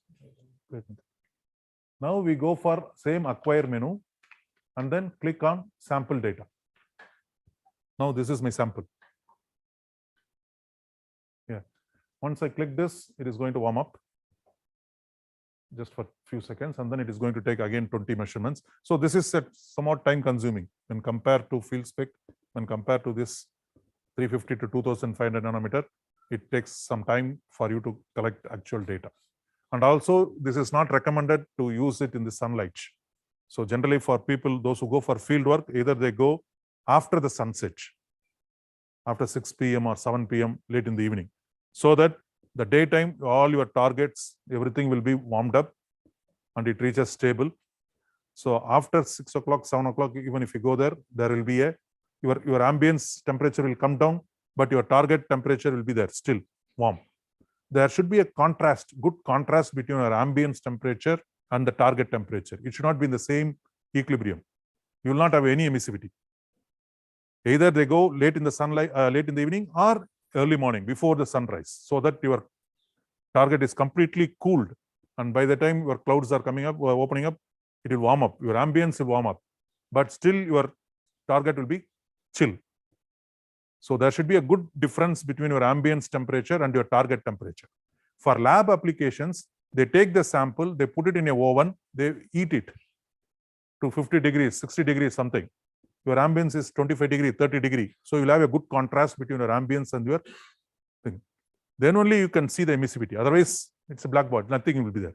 There won't be any emissivity. So that is very important for your emissivity measurements.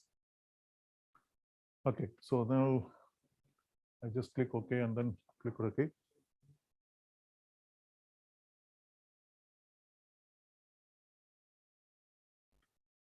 Okay, finally, you've done this.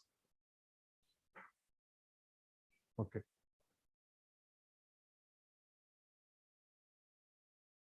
Now, if I go to F10, I know that what are the measurements I have taken. So, okay, warm black body, I have not saved it. Okay, sorry. Okay. See, it is telling one measurement, second measurement, third measurement, and then the fourth measurement is not saved. I can open it. So once I have the 4 measurements, then only it calculates emissivity automatically. So there is no need for us to do the calculation here. Say, for example, I go there and I open the data. Okay, I open the coal black body, which is the saved data. I have to see here.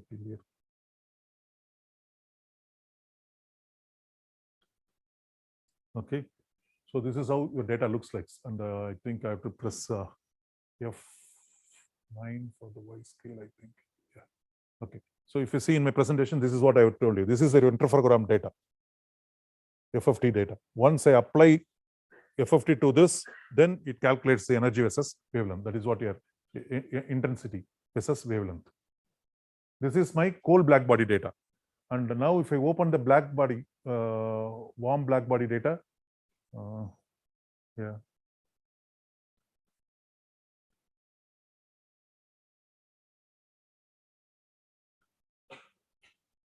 Just forget about this. Okay.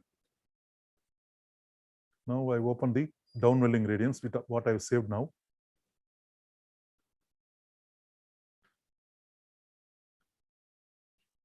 Okay.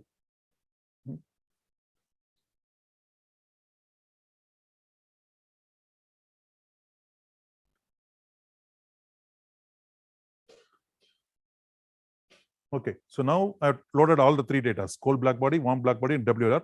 And then now I'm loading the sample data. Once I have all these 4 data, it will ask you whether to fit the plank manually or by auto. If I put auto fit, means according to the theory, between 6 to 7 micrometer or something, the emissivity is always 1. So it chooses that automatically, and then it applies that to your data. That is what it is telling. And then you compute this. Then it plots the emissivity plot. And if you see that,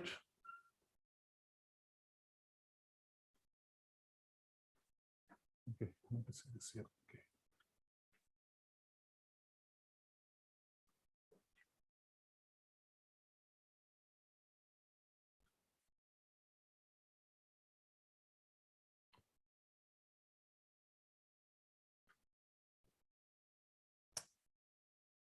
Okay, so this is something.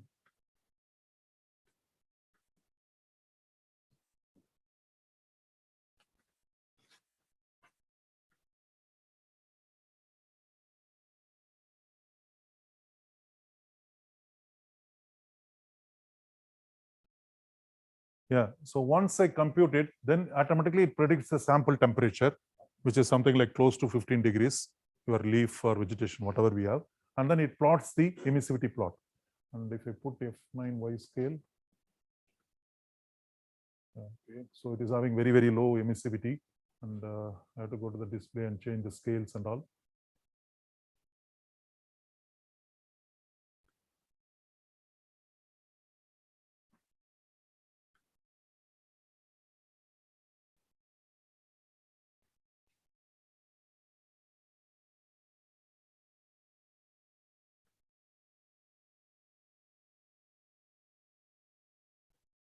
Yeah, so you get some response of your target. So that is what we call it as emissivity of your sample. So for people working in the thermal region, MW or I mean infrared regions, you have to make use of this particular methodology to collect the emissivity data. Okay, so unfortunately the project was not compatible, or is it would have seen this. Yeah, so if you have any questions, let me know for thermal emissivity region.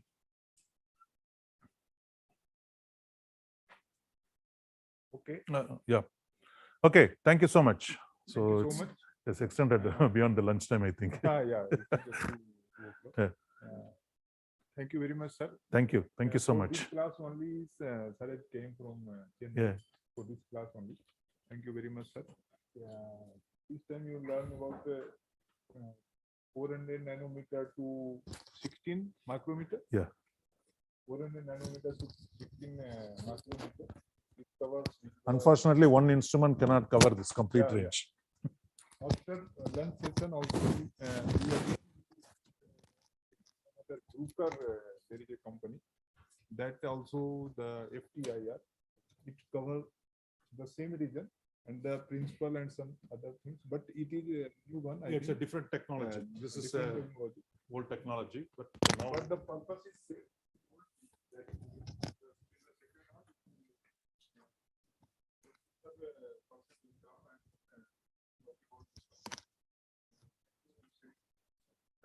thank you so much. Thanks a lot. Thank you.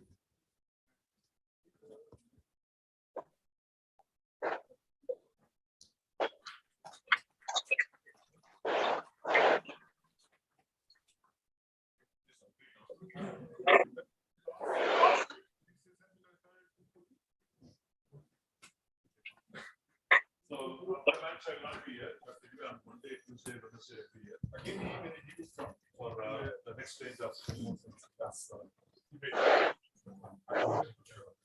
the drone and all. Come and thank you, sir. Thank you so much.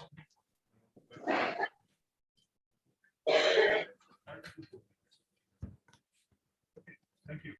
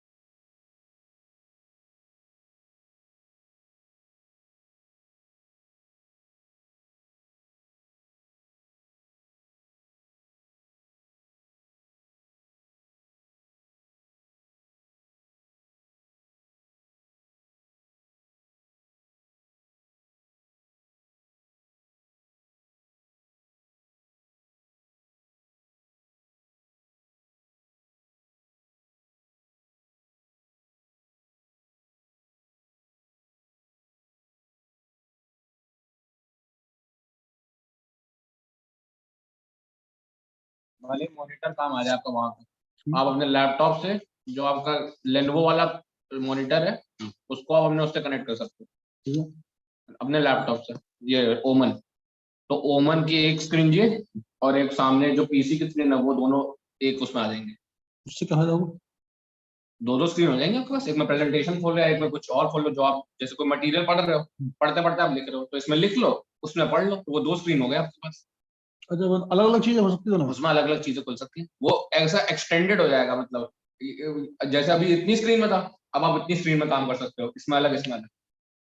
जैसे मैं TV में करता हूँ, TV एक अलग screen हो गई, laptop एक अलग स्क्रीन हो गई। चलता तो भैया जो लैपटॉप चलता है वही चलेगा।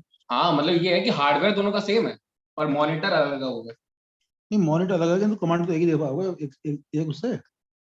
हाँ मतलब नहीं, जैसे आप ये मान के चलो वो स्क्रीन इतनी लंबी हो गई, अब उस स्क्रीन में आप इतने में इतना काम कर रहे हो और माउस का पॉइंटर इधर हिलाते जाओगे तो आप इधर पहुंच जाओगे उस वाली स्क्रीन में। हम्म, दो एक ही लैपटॉप से दो काम हो जाएंगे और आपका हार्डवेयर भी।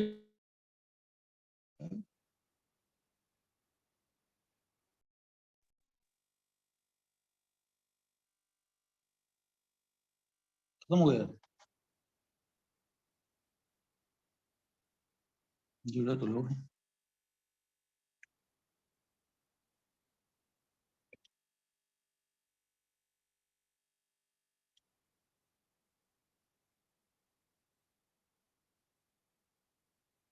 विल रिज्यूम एट 2:40, लीव कर दो अभी के लिए।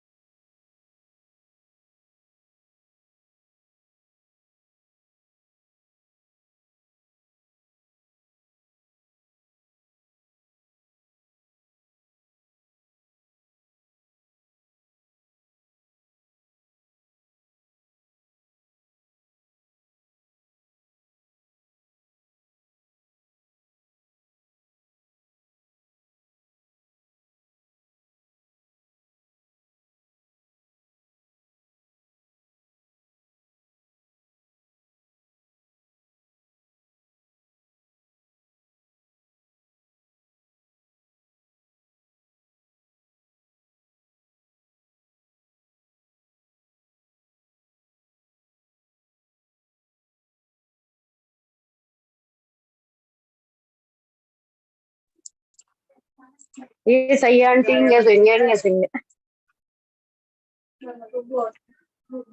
बहुत थक गया।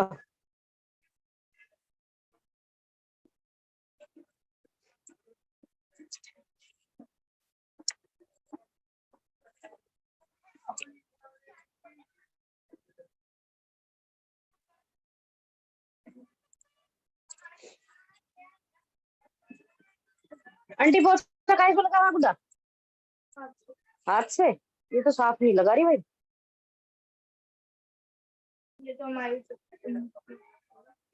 अरे जो भी है देख वहां पर किचन में।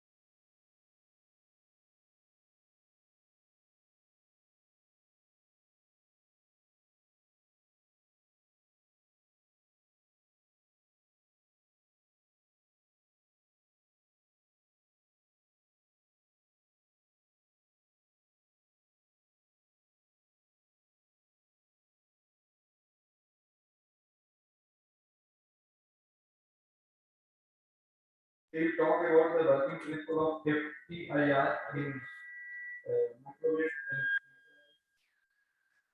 and infrared remote sensing, and they will talk about the working principle, and they will also take the demonstration of this instrument that is called FTIR,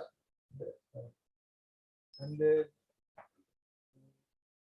both of them will try to take the data and how you can analyze the data, and what is the importance of this data, and how it can be used in agriculture or for other purposes. So now I request Dr. Dr. Vijay Veer to talk to you about the working principle of FTIR, and thereafter the second session will be the live demonstration and its application. Okay. It's the remote. Yeah. Okay. Like this, and from this you can. Hello.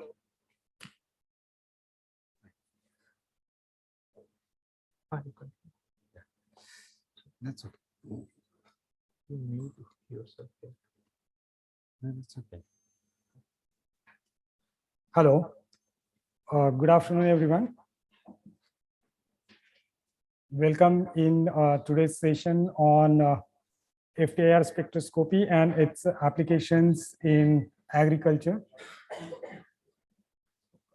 I am Dr. Vijay Veer. I'm a application manager in Bruker India Scientific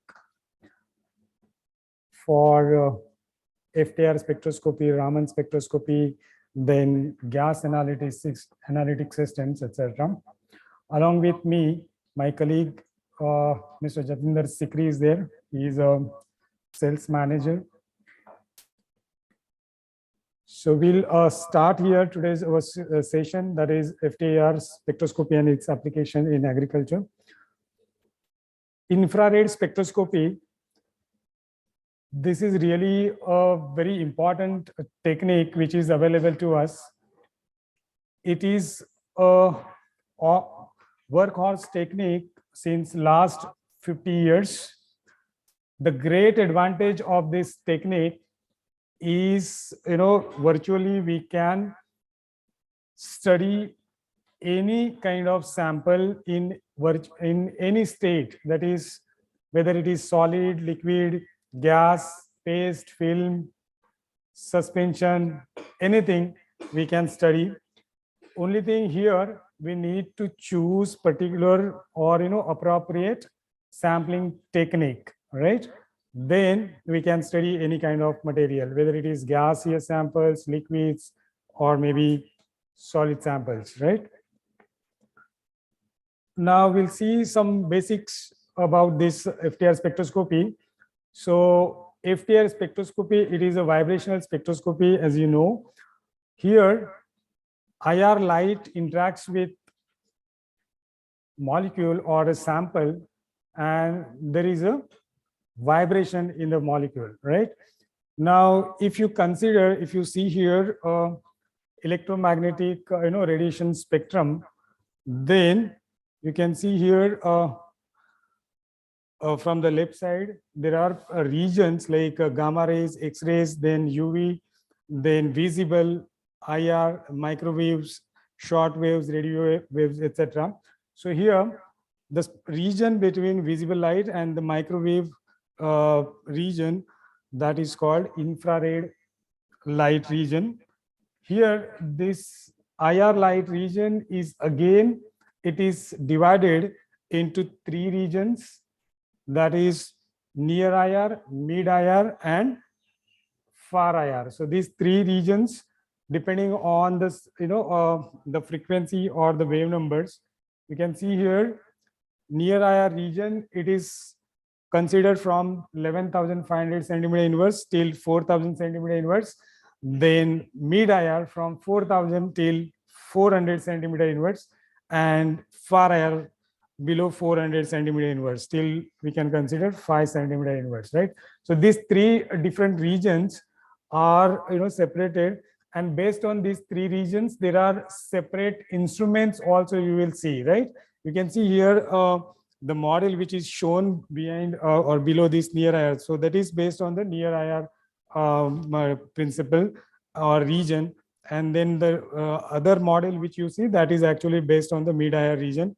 Also, we can go for far IR region, right? So this way we can have different instrumentation based on this region. Okay. Now see what happens actually here when IR light falls on a sample, right? There is a vibration in the molecule, and these vibrations are maybe consider, you must have already studied these vibrations. There are different modes, like a symmetric vibration, that is a stretching vibration. Basically it is considered as a symmetric or asymmetric vibrations. And then also there is a deformation or bending vibrations, right? Then again these vibration modes are like we have studied, like it's a wagging, rocking, scissoring. So many modes are there. So in this, what happens actually, we take IR light, okay, and then this IR light we allow to fall on the sample.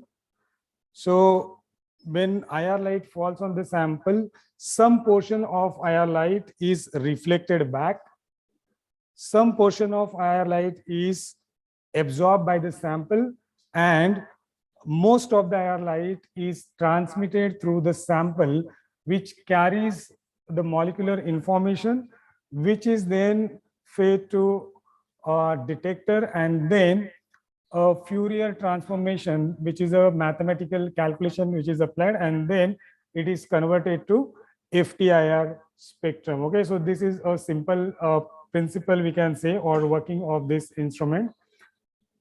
Now, if you consider main components of this FTIR system, then there are like IR source, which may be made up of silicon carbide or silicon nitride.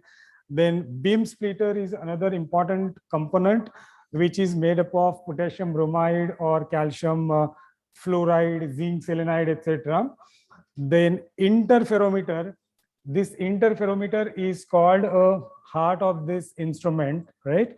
So which is mainly called Michelson interferometer. And then laser is also used in this instrument. So mainly helium neon laser is used, or either silicon diode, solid diode lasers are used. And then detectors, if you see, there are various detectors available with this system. So mainly, okay, DTGS detector is used. DTGS is deuterated triglycine sulfate. Okay, this is a combination of such materials. So this detector is normally used at room temperature. So most of the vendors, if you consider, they are using this detector very commonly. And then there are another detectors like mercury cadmium telluride or InGas, maybe depending on the spectral range we are using, and also the sensitivity which we require. Sometimes very small concentration if you want to detect, then very high sensitive detector should be used. So here MCT detector, that is mercury cadmium telluride, this detector is used. But this detector will not operate at room temperature. We have to cool at liquid nitrogen temperature, right? So we have to fill liquid nitrogen in a DVAR, and then only this detector will start working, right? So these are the main components. Now see how these components are placed and then how they are functioning. So here, see, you can see here there is a source, red dot. If you see, there is a source. Then also there is a beam splitter. Then there are two mirrors. One is fixed mirror, another is movable mirror, and then sample and then detector. Now see what happens actually here. Source will emit light. Okay. So see here, source will emit light which falls on the beam splitter. Now this beam splitter, it splits beam in two equal halves.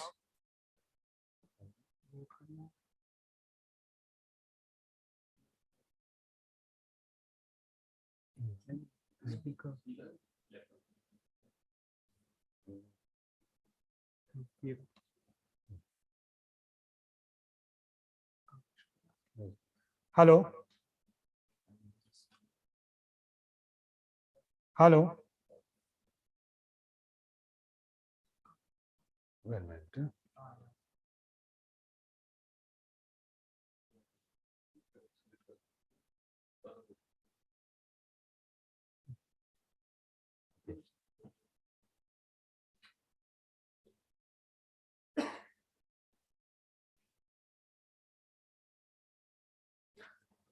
Well, see here, the source emits light which falls on the beam splitter. So beam splitter will split the light into equal portions. So one part will go to fixed mirror, another part will go to movable mirror. Now you can see here, right? And again, from this mirror, light will come back. Again, it will reunite at this beam splitter, and then it will go to sample and then to the detector. So this is actually a working of this FTIR spectrometer, right? So these are main components, and then see how actually it works, right? So this is very simple. Huh? Huh? Yeah, actually, mainly if you see this, combination of mirrors, beam splitter, etc. No, it will actually it is called as a interferometer, right? So there is a scanner actually. That means this movable mirror will move inside. Then there is a fixed mirror and all, right? So this combination which holds, no, that is called interferometer, right? Now see how we'll get the spectrum after this, that we will see here. So what we do normally, that light which has reunited at the beam splitter and it is coming to the sample, right? So here what we do, we take a background without sample, right? First we take a background without sample. So that means we take a spectrum in air, right? Now in air there are a few things like moisture or some gases like CO2, CO, etc. So it will also show some absorption of IR light, right? And it will give some spectral pattern. So here you can see this first, whatever you see the spectrum, that is actually because of the air. Now still there are some peaks you observe, that is because of moisture and CO, CO2, etc. And then again we take a spectrum from for sample with air, right? So here see second spectrum which you see, that is a combination or the spectrum of sample as well as air. That means background, right? Then we get a sample spectrum for sample after and subtracting the spectrum from this background, right? Or the air, whatever the signal we get, that we subtract from this air plus sample, and then finally we get the spectrum for sample, right? So this way we will get the spectrum finally. Now for example, if you take a example of water molecule, so here water means HOH, right? So we get two very specific peaks, one around say 3500 or 3400 to 3500, and then one more peak you get around say 1610 centimeter inverse, etc. So these two peaks, now see we get this big peak because of stretching of this molecule, or the bond OH stretching, and then this peak which we get around 1610 centimeter inverse, etc., that is because of the bending of OH. Okay, so this way we get the spectrum for any molecule, right? Now whatever spectrum you get for particular compound, it is called a fingerprint of that particular compound or sample, right? It will never change place to place, or maybe if you take spectrum at different instrument from different vendor, so nothing will happen, right? So it is like a fingerprint, and that's why we then use this as a reference for identification of that molecule, right? Well, now after this we will see some of the techniques which are used in this FTIR spectrometry. So main techniques or methods used are like transmission, then attenuated total reflectance, that is ATR, then diffuse reflectance and specular reflectance. So these four methods or four sampling techniques are there which normally we use. So transmission means what? We allow light to pass through the sample, right? Transmit through the sample, right? So here, in this case, what we have to do, sample should be such a way that light should pass through it, right? So light, sample should be transparent. So using this technique, many samples you can do liquids, solids, okay, maybe gases, but here we need to prepare a sample, right? So that light will pass through. Now see, there are certain things which we can use for preparation of sample. For example, if you have a solid sample or powder sample, then we have to mix in KBr, right, potassium bromide powder, and then we have to prepare a pellet by using certain such kind of hydraulic press, and so that a very thin pellet will form, right? And then your IR light will pass through it. So that way. And again, if your sample is say like a polymer sample, then you have to prepare a very thin film from that polymer, right? So this way we have to prepare sample in transmission, then only you can get the good spectrum, right? Transmission technique is the best technique to get a good quality of spectrum. Fine. But only thing here, we need to prepare a sample. So using this technique, there are many samples like organic powders, then polymer, film, irregular, regular polymers, maybe liquids, gases. So everything can be done using this technique. Only thing, we need to prepare a sample, right? So that is the very important point in this. Now, another technique is diffuse reflection technique. Okay. Diffuse reflection technique. So here you can see here light falls on a particle, and then it is reflected from one particle to next particle, then next to next particle, that way, and then it will get reflected, right? There is no direct reflection. It will be like from one particle to there will be multiple reflections from particle to particle, then finally it will get reflected and it will go to the detector, right? So this technique is also important for some samples. So here we have to prepare a sample by mixing with the KBr. For example, your soil samples very well we can do using this technique, right? So here we need to either you can mix the sample with KBr powder, or maybe sometimes some people they place direct sample, okay, that powder in the powder form. Then there are certain tools are there, like this silicon carbide sampler tool. So maybe if your sample is like paint sample or maybe some polymer sample, then we have to just take rub this silicon carbide tool on that sample, and then we can place that sample in this accessory, right? So here also we need to prepare sample some extent. So maybe you can analyze soft powder, then hard polymers, rigid polymers, or maybe paint, then tablets, or maybe powder sample like your soil sample, etc. Here you cannot analyze liquid samples, okay, or even gas samples. So mainly for solid samples, powder samples, then film, etc. Now next technique or the method is ATR, that is attenuated total reflectance. In this technique, what we do normally, we take a crystal, okay? See here, we take a crystal, maybe zinc selenide crystal or diamond crystal, etc. And on that, we place a sample.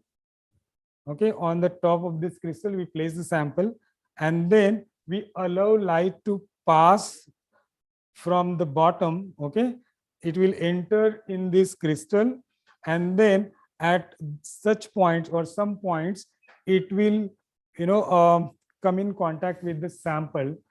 So some portion of IR light will be absorbed by the sample at particular these points, and then remaining light will again reflected back.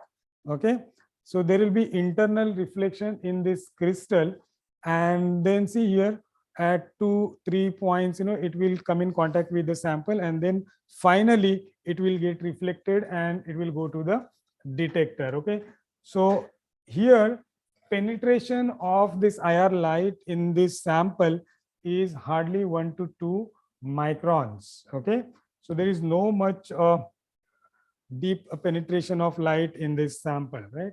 So this technique nowadays very important for analysis point of view, because we don't have to prepare a sample, right? Directly we have to place a sample on the crystal. Okay, and then maybe sometimes we have to apply pressure. Okay, if your sample is solid sample, apply pressure, and then you can take the spectrum, right? That way it is. So any kind of sample you can analyze using this, like solid sample, liquid sample, paste, etc. Only thing, gas samples you cannot analyze using this technique, okay, or maybe method, or using this accessory. Now there are choice of ATR crystals are available. So like germanium, silicon, zinc selenide, then diamond, etc. So here we have to choose this crystal based on your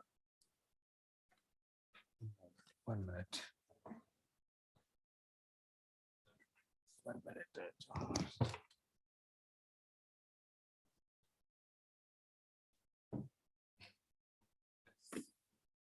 मैंने अभी किया है, ये charging का problem था शायद, वापस करना पड़ेगा अभी।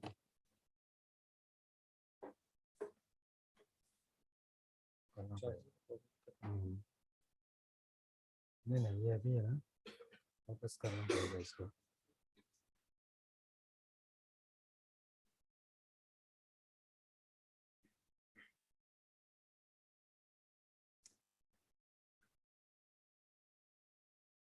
किसका काम कितने हो, रिस्टार्ट करना पड़ेगा इसको, इसको है ना। वो निकल गया ना, वो निकल कर गया, और रिस्टार्ट करना पड़ेगा इसको। किधर है वो, किसका था वो, ये रीस्टार्ट करना पड़ेगा।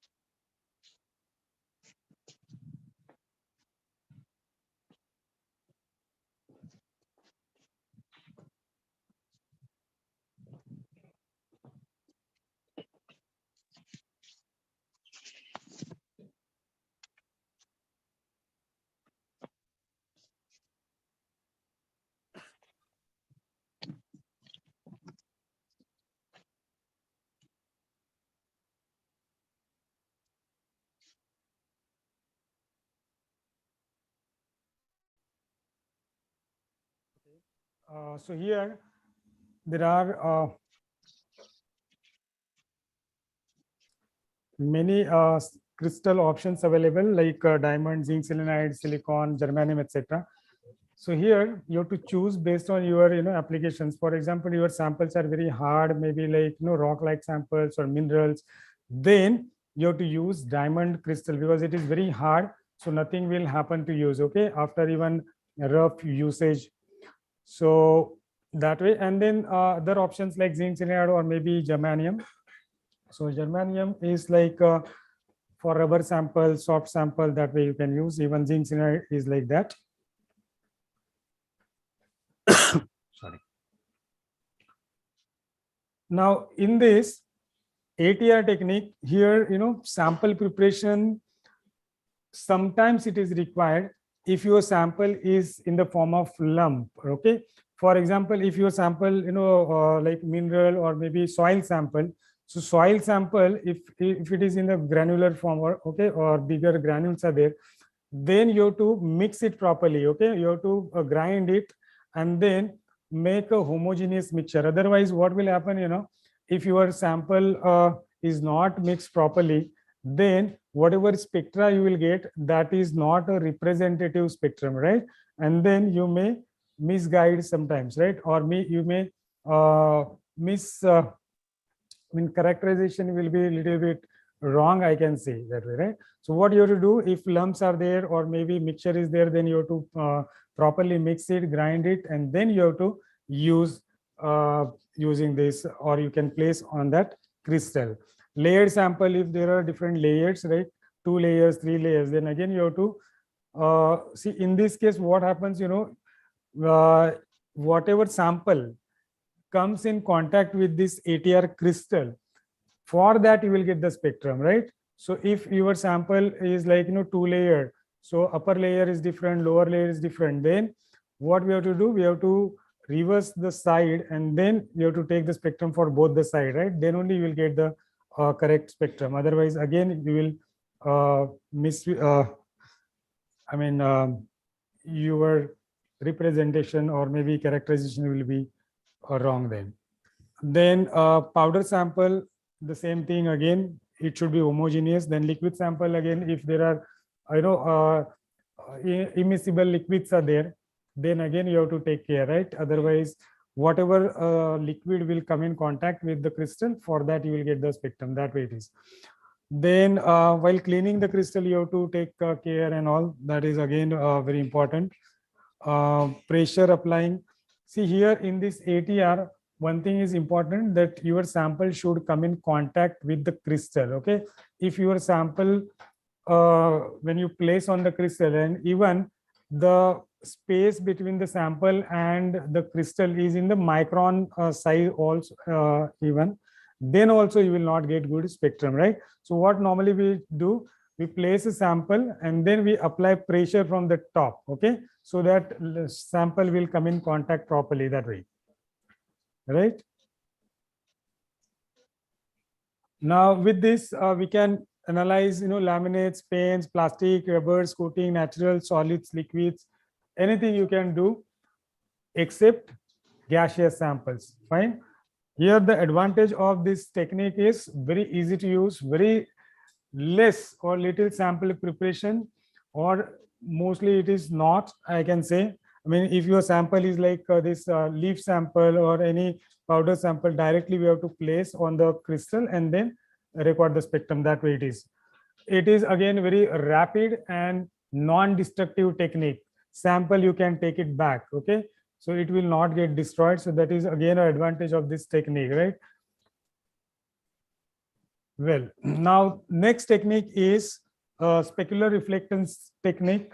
Here, see, when a light falls on a sample, there is no much penetration, there is no multiple reflection, right? There is a direct reflection from the surface of the sample, right? So this way, this is called a specular reflectance. In this case, some samples like metallic surfaces, silicon wafers, thin films, okay, or laminated material, sometimes very thin coating is applied on the substrate, like say in few micron or in nanometer level. So that time, such kind of sample, if you want to analyze, then maybe this specular reflection technique will be very useful. Right now, after this, when you FTIR spectrometer, when you attach or when you combine with another technique, okay, then the scope of this technique again it will increase. For example, see here, when FTIR you connect or you attach with this microscope, then that is actually added advantage. Okay, we can study samples under microscopy, and also you can record the spectrum, right? So both way it is useful. Sometimes you can attach your FTIR spectrum with maybe Raman module. Okay, so Raman spectra also you can take. Also sometimes you can attach your with thermogravimetric instrument. So along with the thermal analysis, you can get the data with FTIR that way. So the scope of this instrument will increase when you combine this FTIR with another techniques, right? So this is again an advantage. Now, if you see general applications, then this technique we can use in different fields like chemistry, polymer, then pharma, agriculture, food, feed, so many fields, right? And what are the applications we can use in quality control? You can use in R&D, also in process, right? So many applications you will find for this technique. There are, applications wise, if you talk, there are more than 100 applications we can talk for this technique, right? So no other technique will be so much, useful like this FTIR, right? So that is a very important point from the application point of view. Now, if you talk about, sample analysis or maybe applications, then we can use for verification of incoming samples or materials, maybe solid, liquids, we can verify. Also, we can verify, pure substances, mixtures, etc. Characterization or identification we can do for unknown materials, unknown samples. Maybe sometimes you can identify contaminations or maybe competition products. Sometimes, reverse engineering is also important. So that time you can also study these competition products. And then maybe sometimes, mixtures, composition of mixture we can analyze, right? There are maybe sometimes 3-4 different components are mixed in one sample. So that also we can find out how many different components are there and in what proportion are there, right? Like 20%, 30%, 50%, that way. So that also we can find out using this technique. Now, see, mainly this technique is used for qualitative analysis, okay? But also we can use this technique for quantitative analysis for maybe solid samples, solutions, liquids, etc. Some component, some contamination if you want to find out or to check quantitatively, then very well we can do with this technique. This is very quick technique, you can say. Now, when you talk about, identification of unknown samples, then how we actually identify? See, when you get a spectrum, right? So you get number of peaks, right? These peaks are assigned to particular functional groups, right? These peaks are related to functional groups. So for example, see, if you get a peak around say 2000, between say 2800 and 3000 centimeter inverse, then this peak is considered for CH, right? For another, you can see here, there is another peak say around 1700 centimeter inverse. So this peak is again assigned to C double bond O, right? And maybe there are different other functional groups are also there like OH and all. So when you get a peak around say 3400 centimeter inverse, so that is for maybe OH group that way. So these peaks, whatever you get, that are assigned to functional groups. So that way you can, if sample, some unknown sample, when some people, they prepare any in the organic lab some compound. So that time, if something new is there, then they characterize this way, okay, based on whatever peaks they get. So based on that, they can say that this functional group is present. Other maybe depending on the functional the that wave number at which it is observed, right? You can see here, see a lot of functional groups are there in this compound. For example, CO is there, NH is there, right? C double bond, C is there. So this way you have to then identify which functional group gives or responsible for which peak, right? That way. So here, if you see a list of functional groups, and then where it will show the peak, right? That way, this is actually very well available now in Google, or if you search on an internet, then you will find all these functional groups, and then the wave number at which it will show. So this is actually this way you can refer such kind of data, and then maybe you can characterize your compound. Another way of identification of compound is by comparing with libraries or spectral data which is already there, right? Depending on your nature of or the field, you can get different libraries. For example, say mineral or for soil samples, maybe for polymer samples, for chemical samples. So likewise, different libraries are available.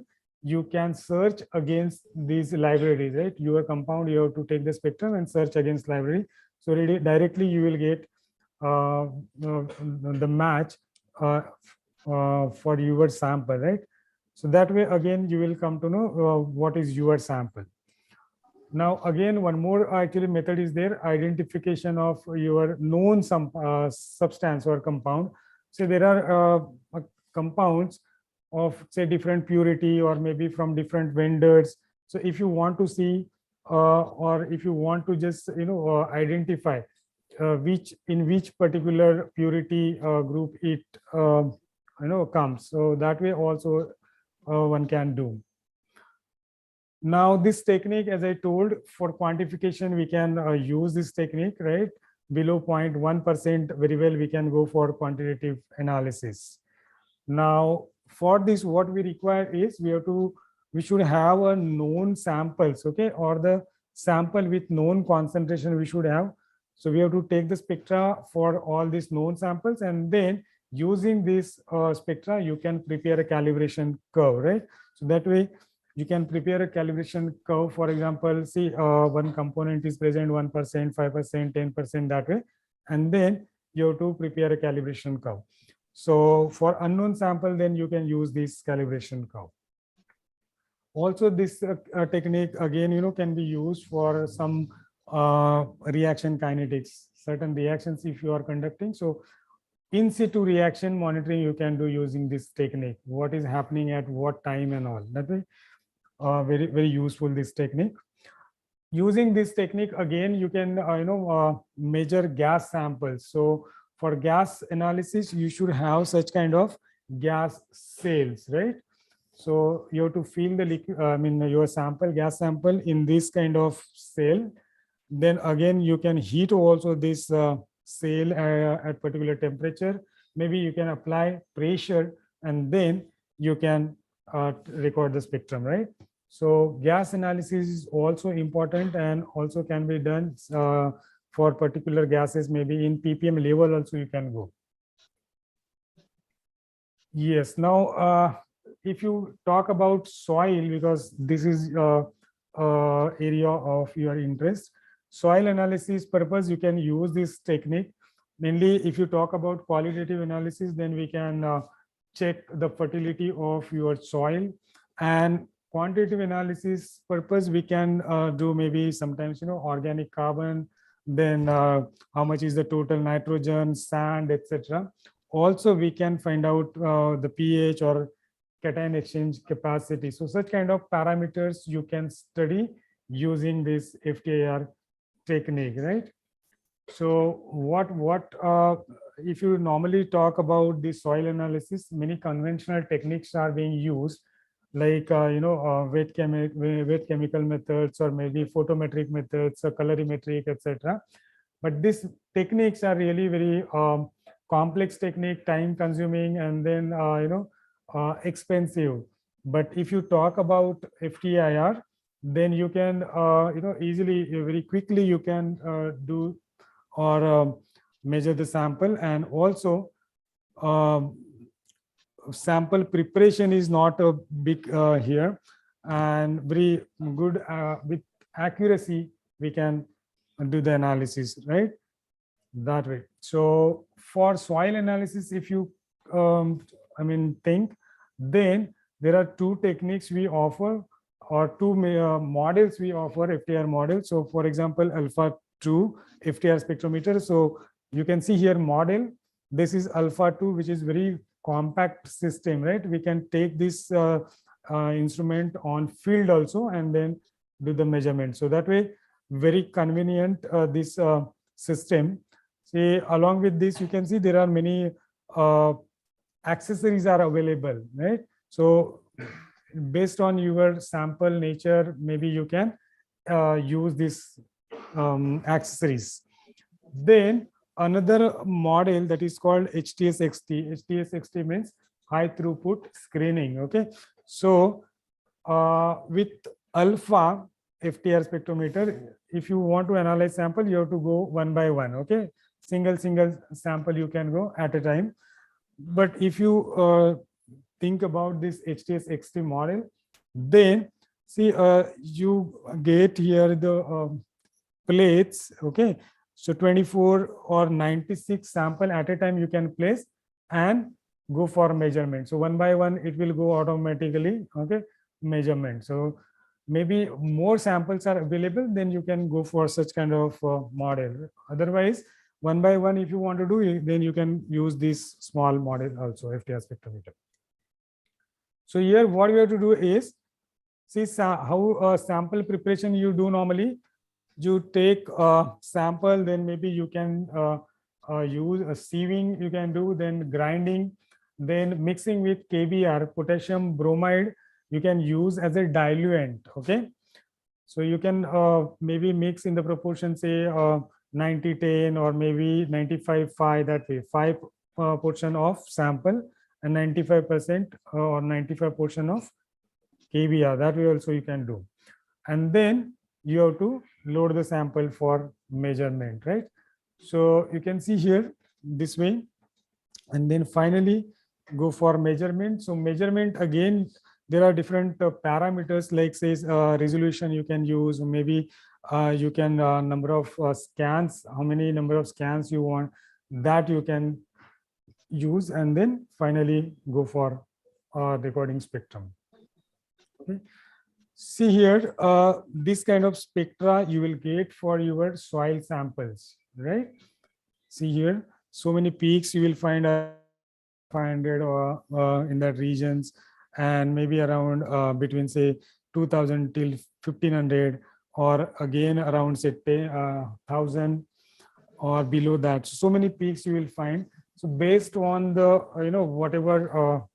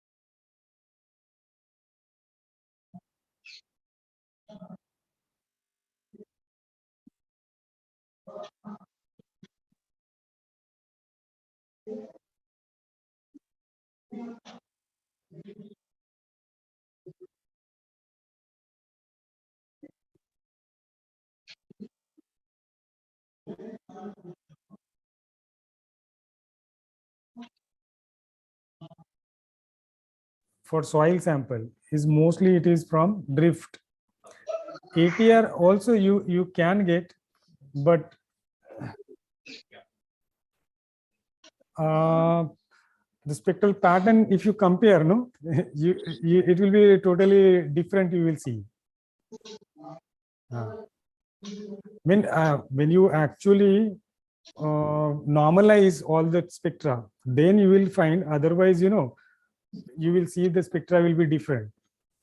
And suppose I have orange juices. Orange juice. In that case, we can take here also. Yes. Then, sir, this is more better ATR, right? Because you cannot use this drift technique for liquid samples. ATR is the best technique. Then, if you don't want to see water, then what you can do? Place small drop on the crystal, allow to dry it. Then maybe you can use dryer. Yeah.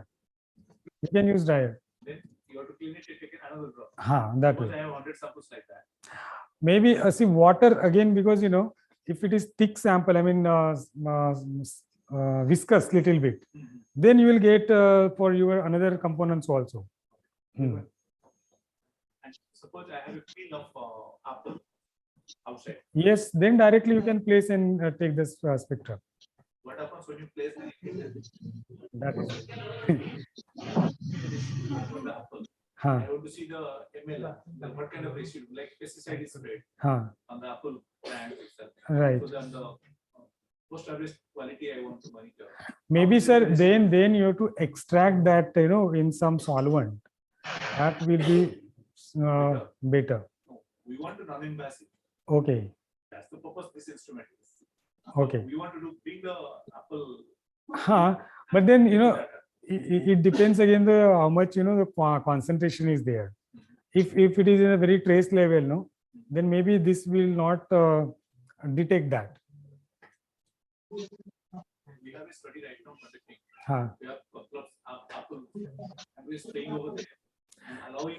That actually, sir, you know, or study you can conduct without anything, then applying you know, some pesticide, and then take this.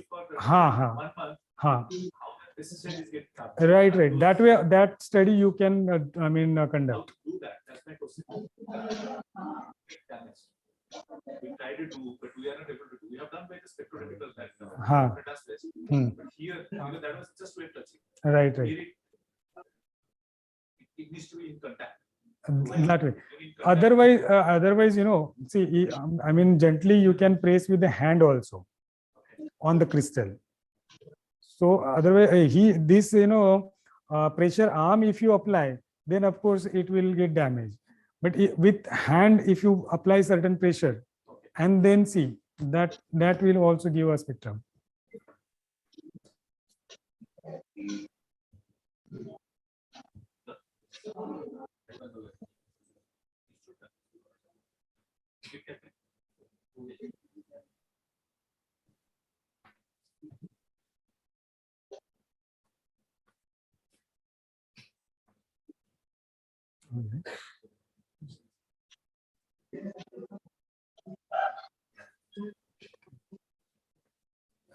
Anyway, here I was telling you about, if you have 100 samples of soil, okay, from different area, and then you have recorded spectrum for each soil sample.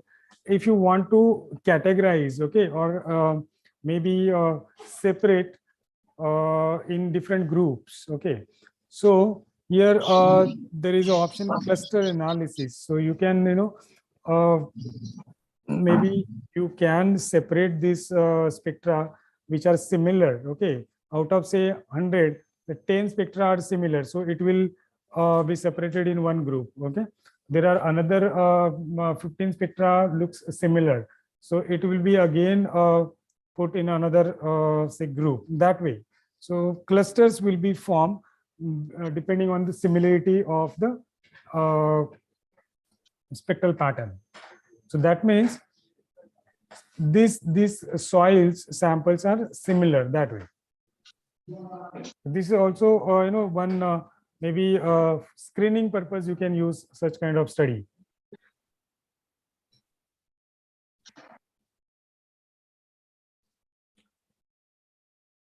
Quantitative analysis already I have told.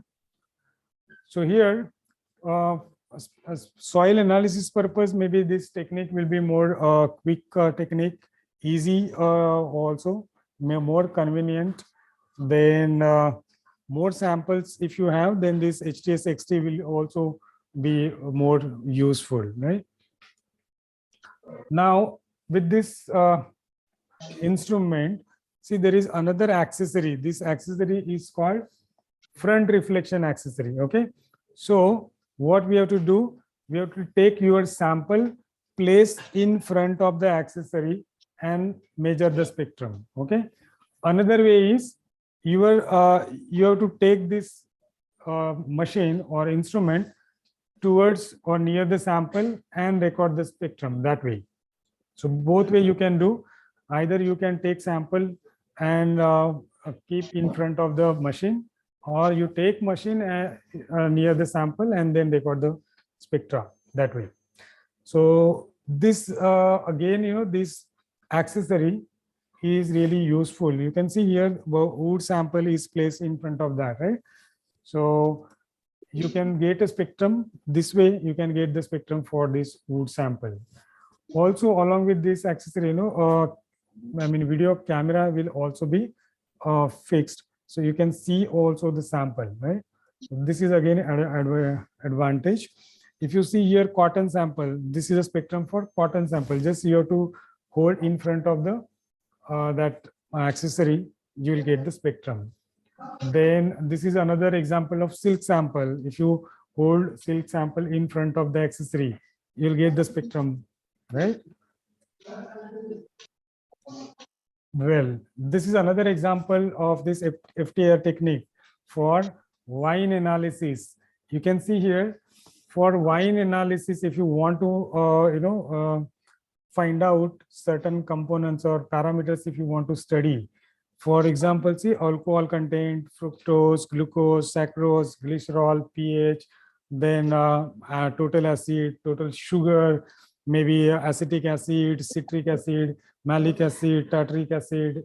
So all these parameters you can find out just scanning once, okay? Once you take a spectrum, you will find out all these parameters, okay? So ready-made calibration we provide, so directly you can get all these parameters in one scan. So this way, this technique is very quick and accurate technique. Otherwise, if you go for a different techniques, for each parameters, you have to use different technique maybe, right? So that is also very important. Now, another application, maybe, protein samples. I don't know whether you want to, or maybe application for you. Protein sample, if you want to analyze, then this again, this technique can be used, right? So here, maybe, see for protein sample, you get peaks for amide bands. maybe amide 1, amide 2 we call. It's not seen here, I think. So using this technique, you can find out alpha helix, beta sheet, and total protein concentration, right? That is also for aqueous sample. This is not easy. Protein sample analysis is not easy with such kind of technique. Okay, but still here we give all, I mean, dedicated some accessories and then software, etc., so that you can easily analyze your aqueous protein samples. Now, microscopy is again a very important actually area, FTIR with microscopy. Now see here, we are attaching this FTIR to microscope. So we are combining two techniques together. One is spectroscopy, another is microscopy. So with microscopy, you can see the sample, okay? And with spectroscopy, you can record the spectrum for that, right?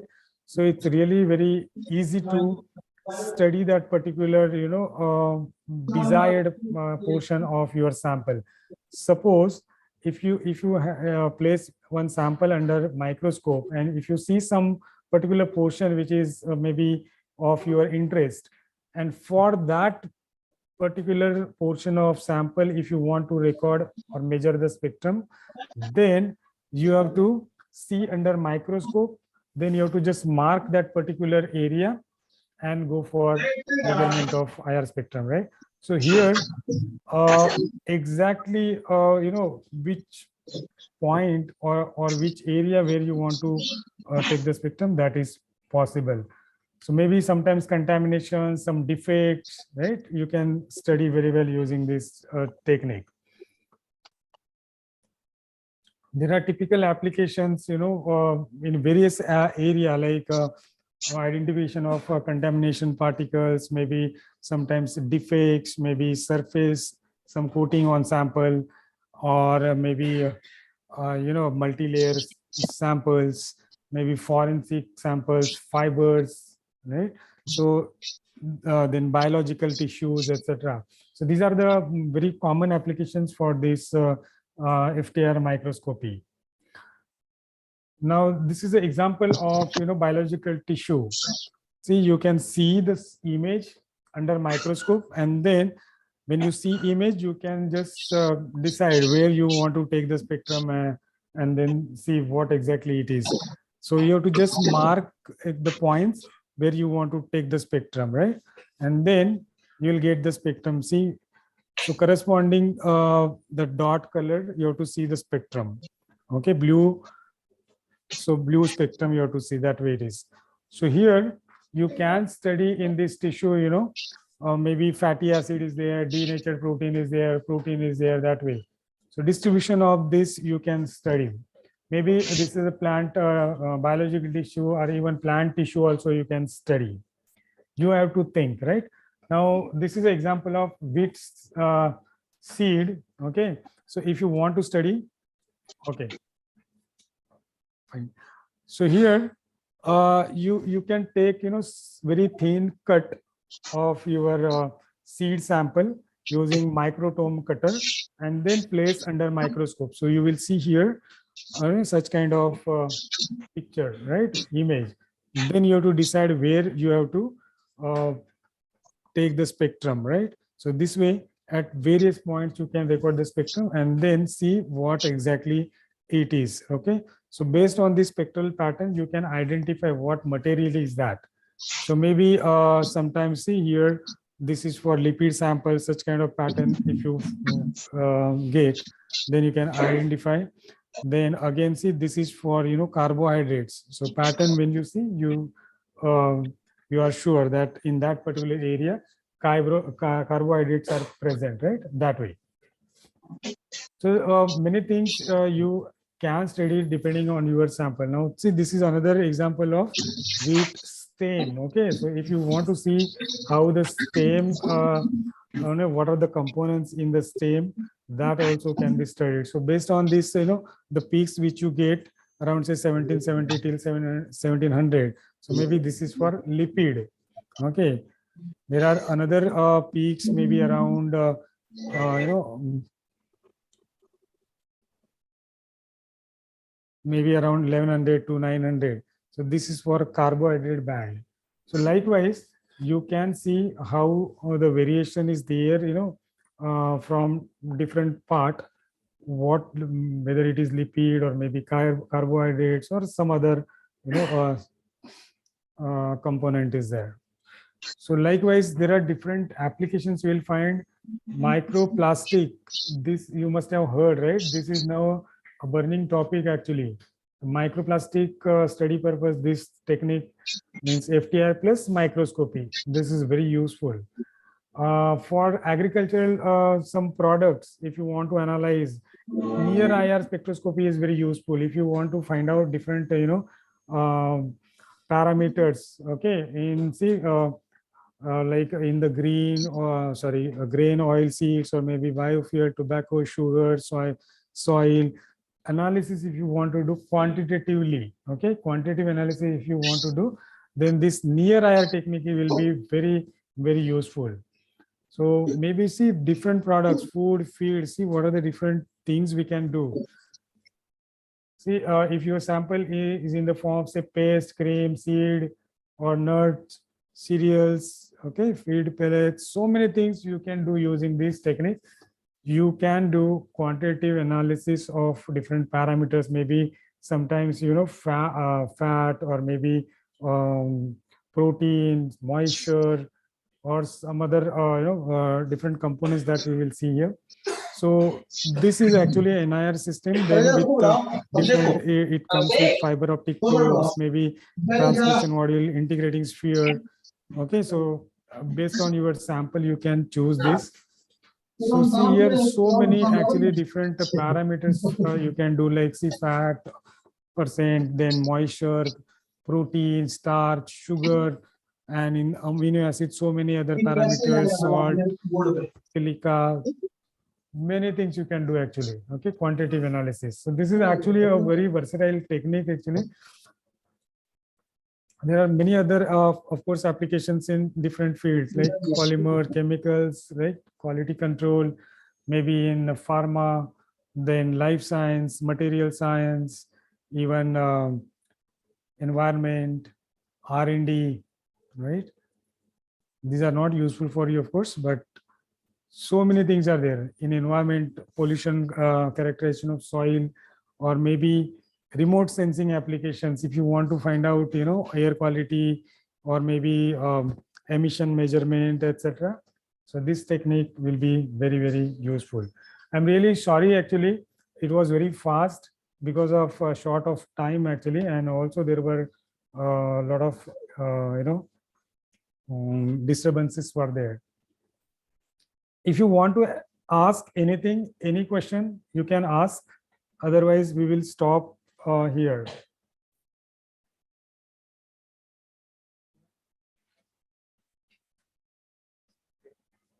Yes. This is the theoretical part. Practical part in the next session we will Continue. will be done. Yeah. Will be done. And he will be here only. And first, thank you, sir, very much. Thank you, have sir. elaborated the principle, working principle. It's used. It's used not in agriculture. I think it is as sir told that there are another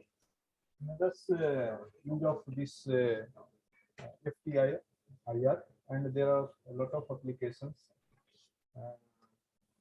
We will see the observance of this one, leaf, dry soil, dry leaves, and there are several instruments like that we will see in the next session.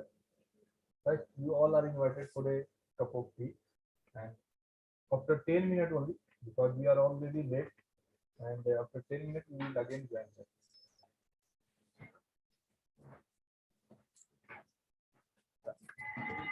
अभी यहाँ से presentation नहीं होगा।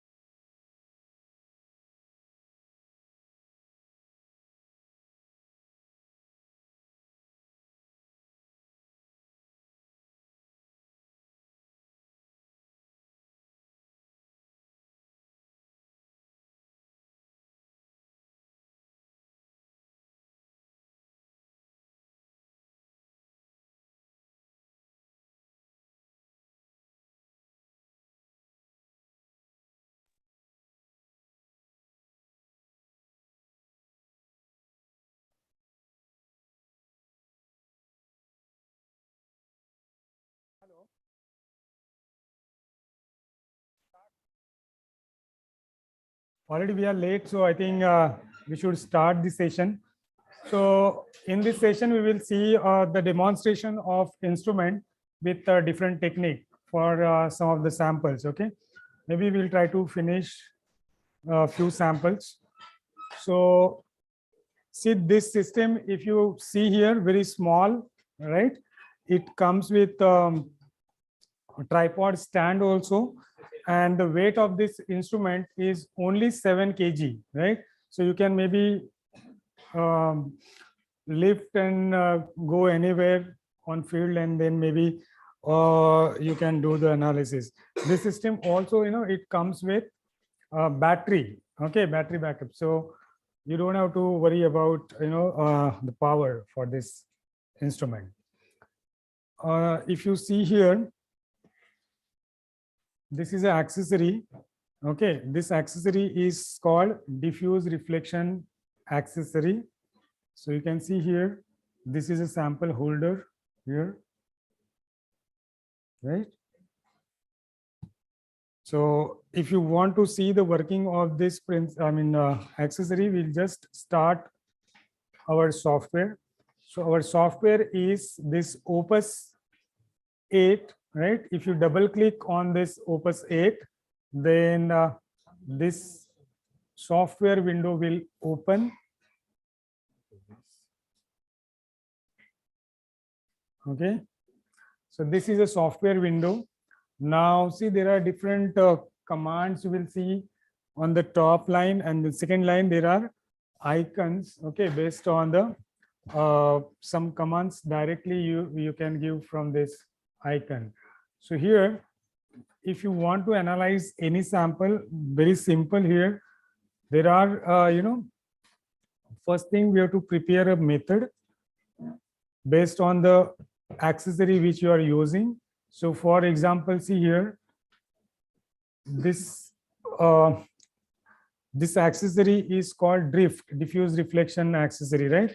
So drift.xpm, this is actually a XPM means experimental parameters. So we prepare or we set some parameters for particular accessory, and then we can use later on for different measurements. Okay, so here you can see we can give your file name, path, then resolution, number of scans, how many times you have to scan the sample.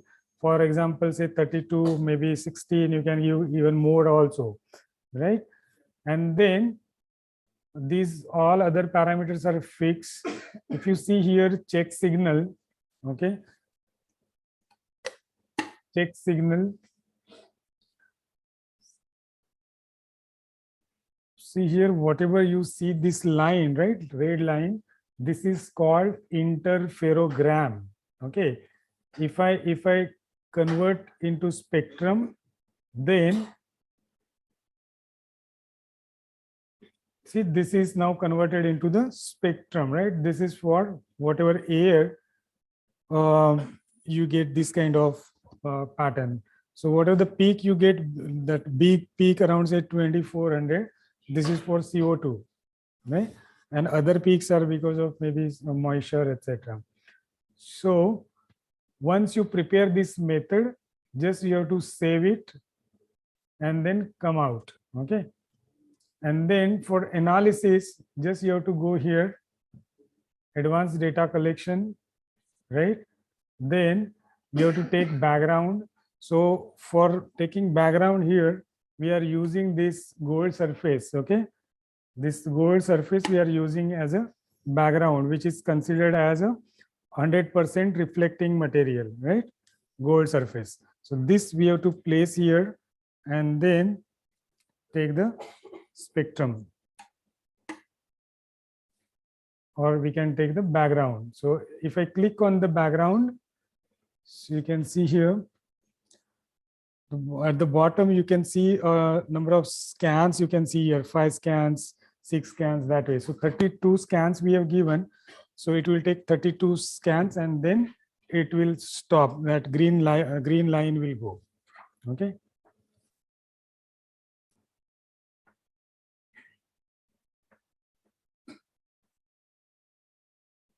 if you want to reduce the scans, that is also fine. I mean, 16 scans or 10 scans, that is also you can do. But number of scans you, I mean, go for more, then, noise will get reduced. Okay. So background is done. Now for sample, what we have to do, see if your sample is, for example, this kind of soil sample, right? Then see, these are the sample holders are there, right? With groove. So we have to fill the sample in this groove with spoon, okay?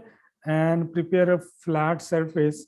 So already I have prepared one, this kind of sample, filling sample, and then make it, flat. So this we can place inside. See, I can remove this, and then instead of this, I can put my sample here.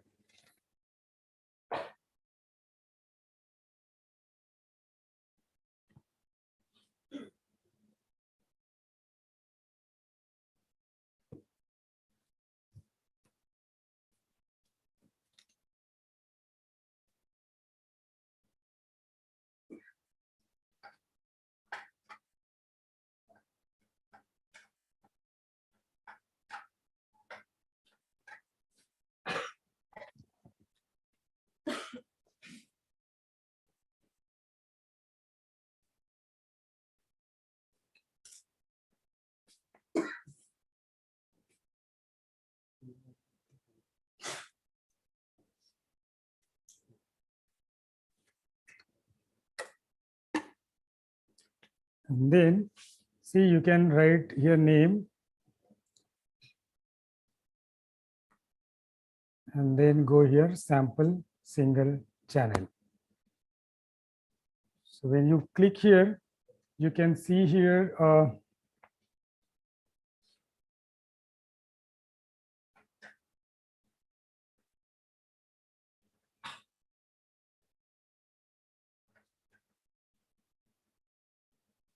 see here, this is a spectrum which you see for this particular sample.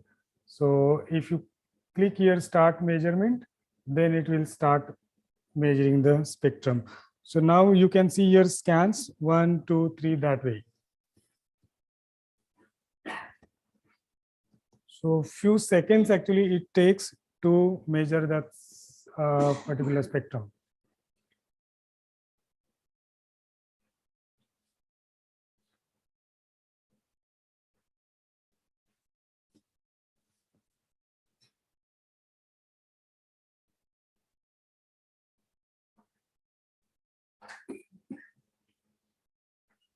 Well, see, this is a spectrum for your sample, soil sample, right? Now, based on this, peaks which you see here, so you can again mark also the peaks.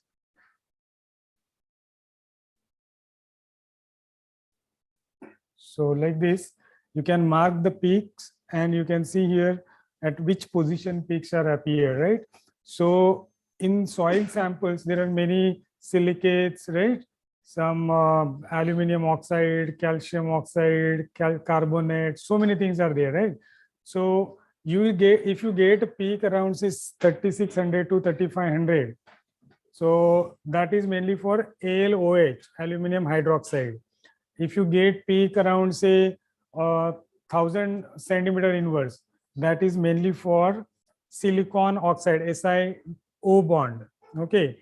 If you get peak maybe around say 2800 or around 3000, then maybe some organic matter is there. That time you will get the peak around 2800 to 3000.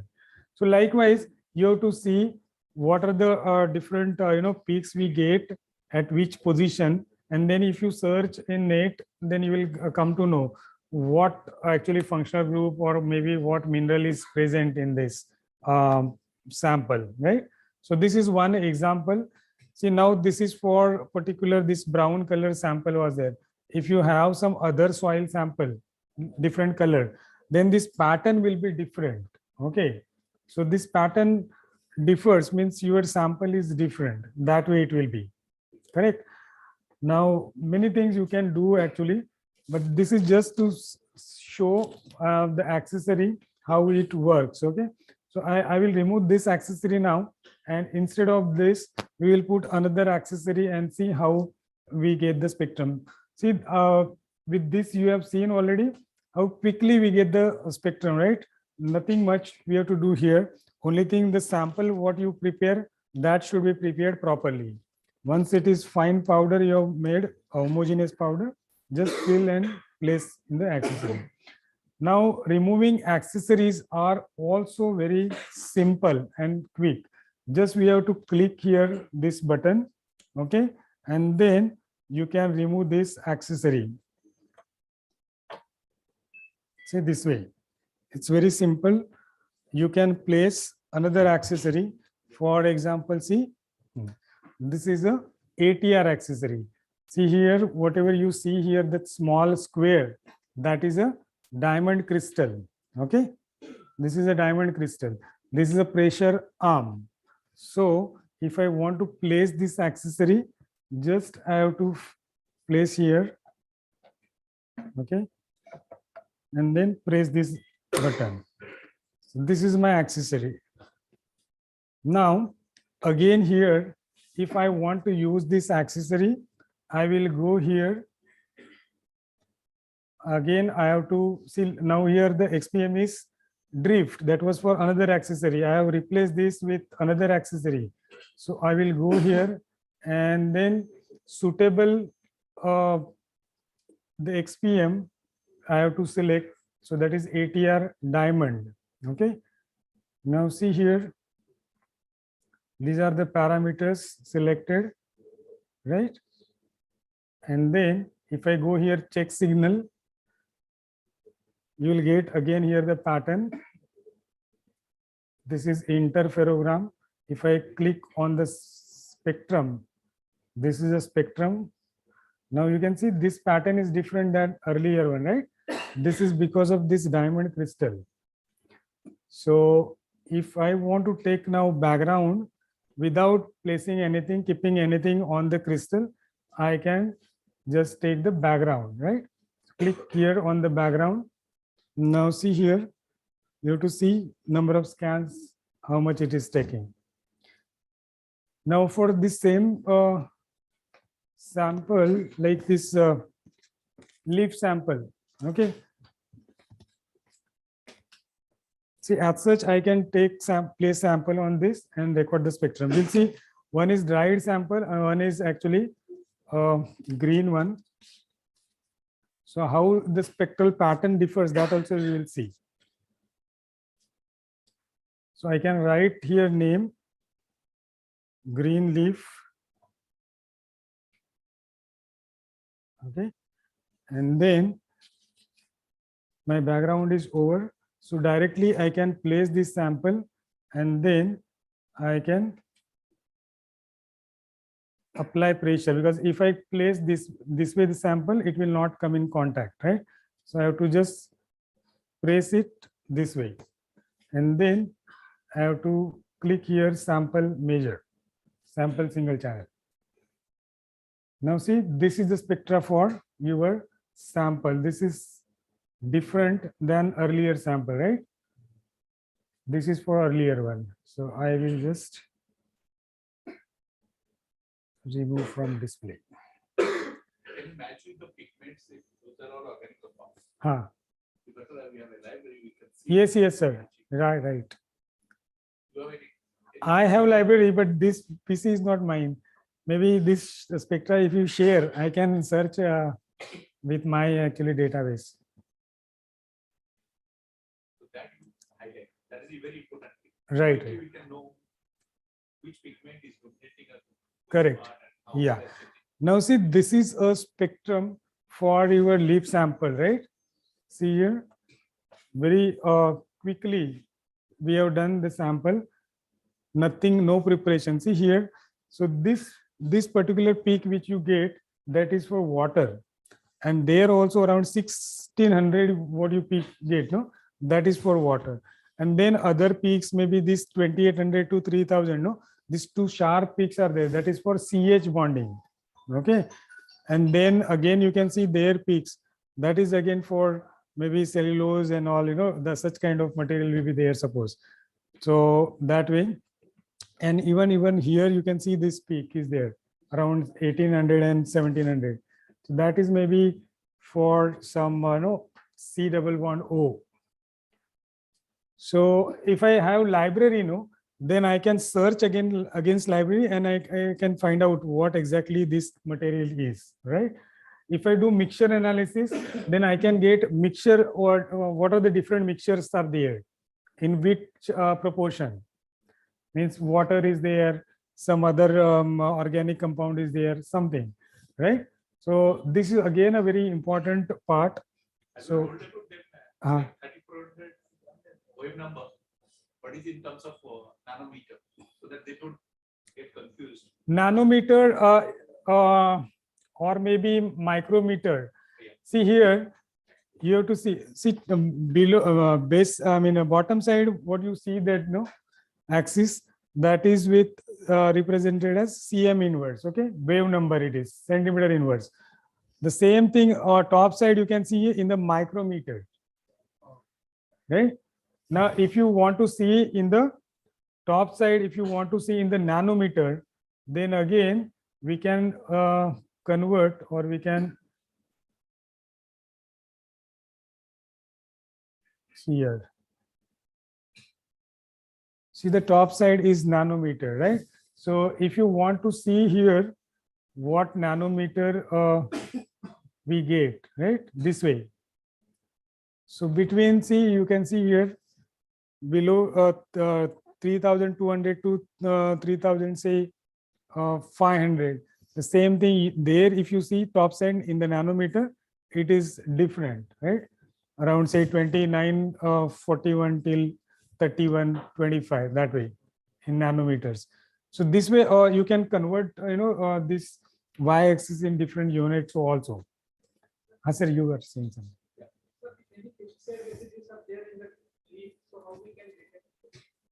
That is again, library.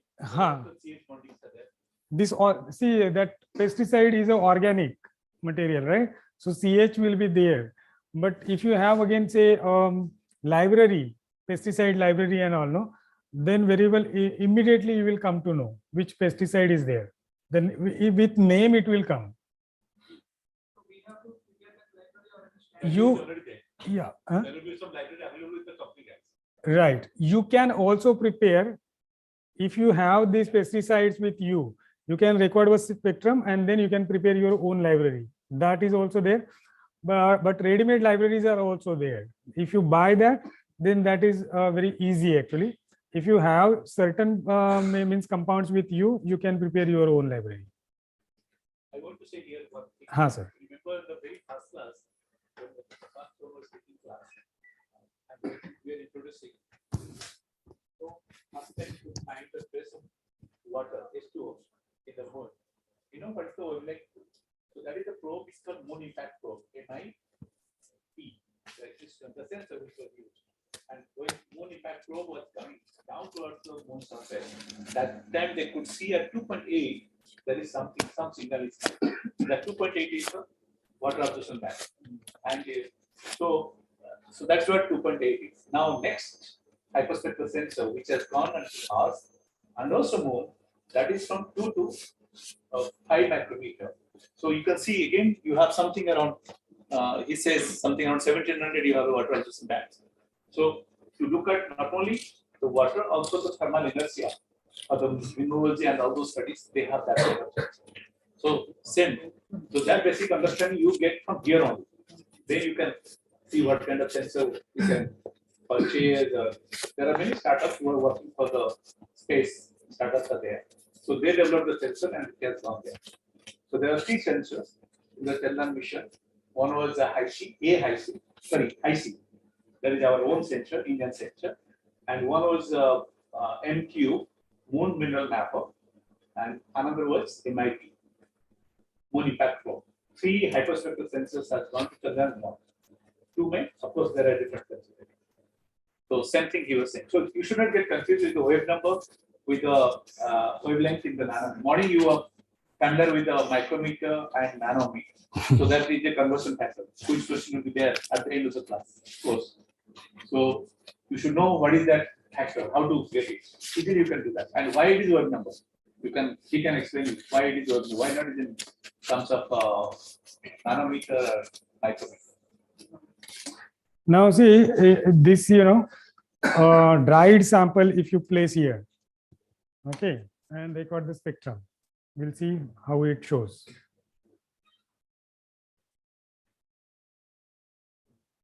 See here.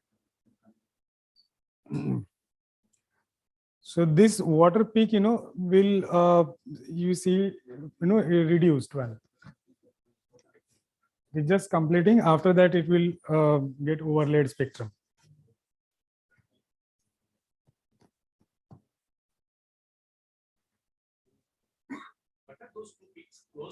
This one?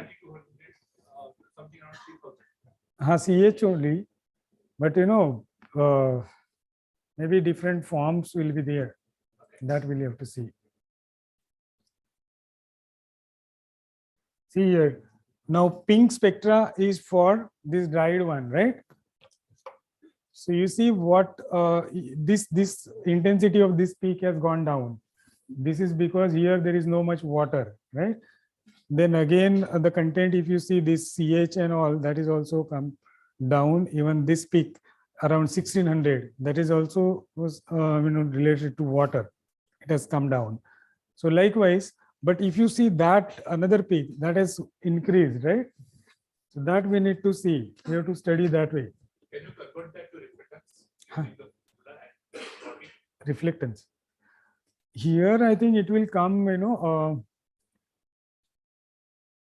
the similar way.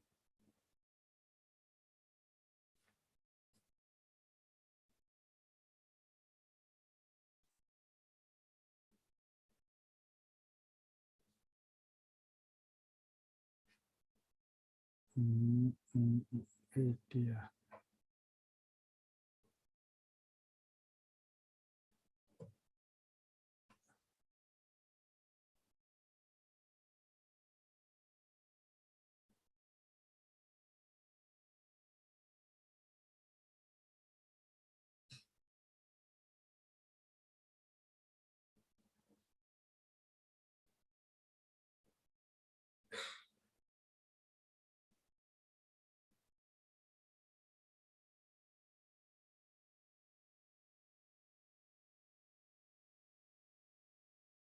This is a reflectance form.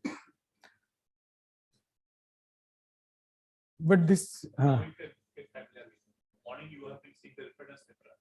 Again you can see the reflectance. So what are sometimes you are able to see very nicely.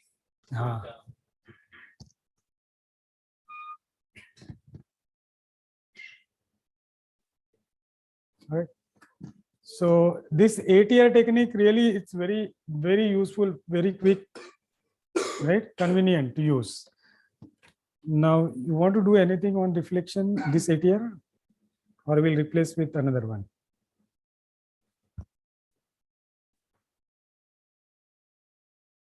I'll show one, sir, this soil sample. Yes.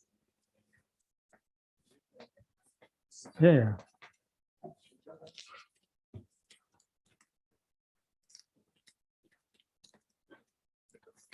So the quantity required is very, very less. Okay, few milligram, and that is also required to cover that crystal.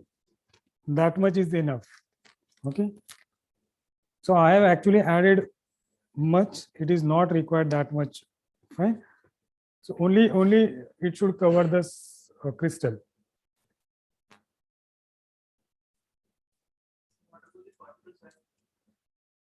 Particle size, see, if you grind better, that is again good, but it should not, some granule should not be there.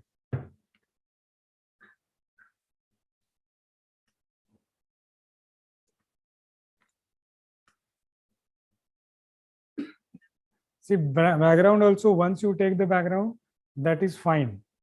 Again and again, you don't have to take. If you take background fresh, that is fine. See, this is again.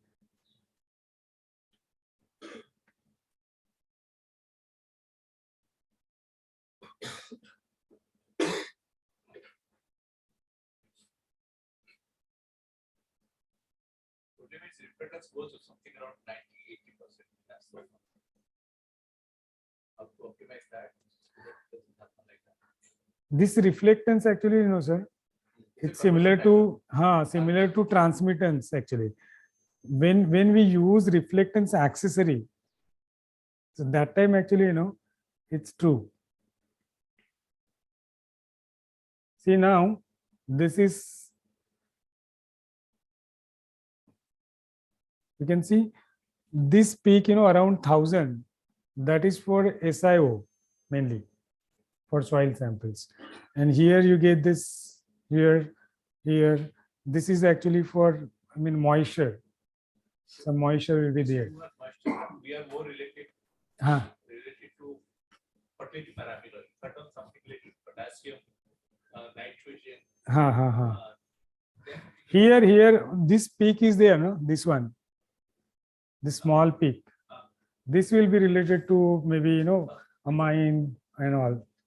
Here around, 3600, in that region, some amine or maybe N related peak will be there. And maybe for potassium and all, no? You have to see in that region. I can give maybe I have some papers for soil. So they have mentioned, because these peaks are similar many times for the other compounds also.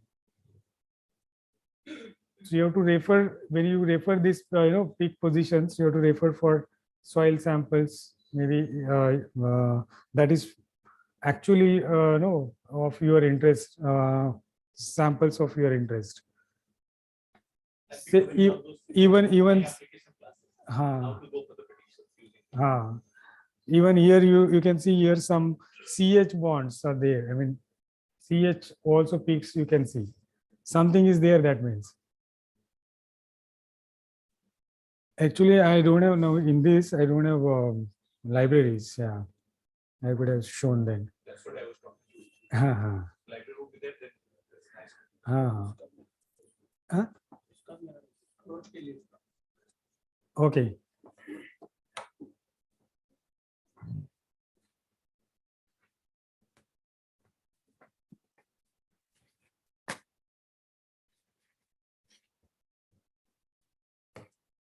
Cleaning is also very simple.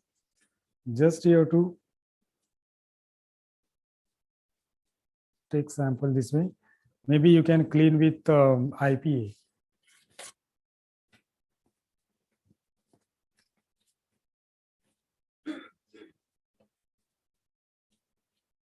Right. Now there is another sample. This, okay. I'll take one petal and then we have to place here.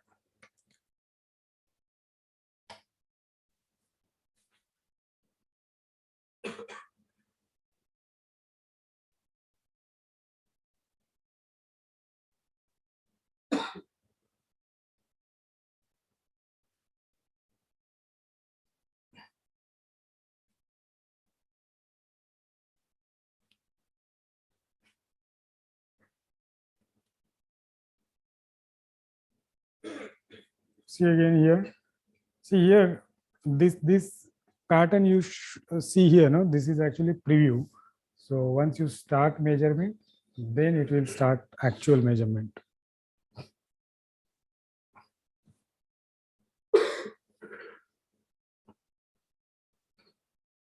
So somebody use ATR, somebody use drift. How to normalize that observations, that kind of measurement? Actually speaking, sir, we have to compare spectra of same technique. Right. Then only you will get a good correlation also. So somebody doesn't follow that SOP. Then how to convert that? If at all it is an ATR and the drift to the kind of offset gain or whatever the conversion factor. Therefore, happens that. Normally, there are conversion factors. I mean, for ATR to transmission, we have to go. Then there is a ATR. See this one way. I will show you.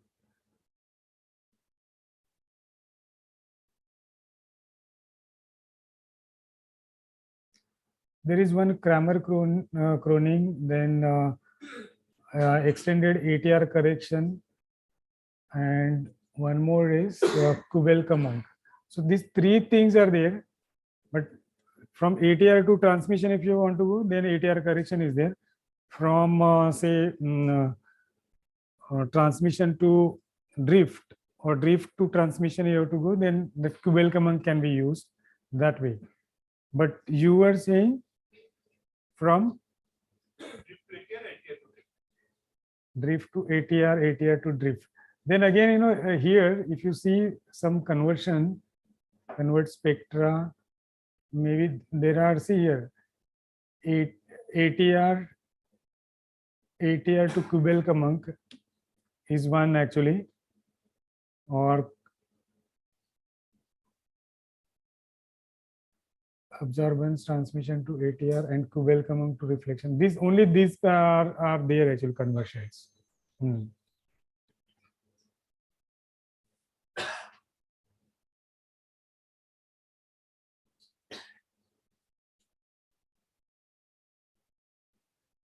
See, if you see this particular, this is for again rose petal, right? Earlier, if you see this, why this apple is coming? No, actually, no. Here, one thing is missing.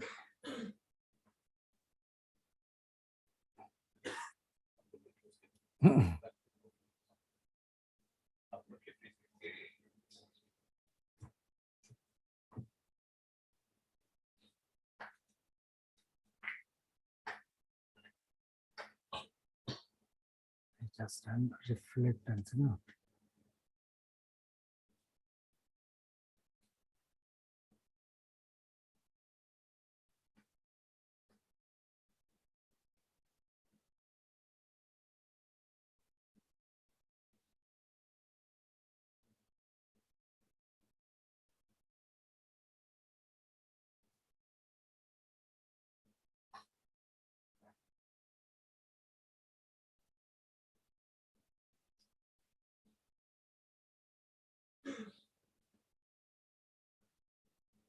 See, in leaf, if you see that pink one is of leaf actually.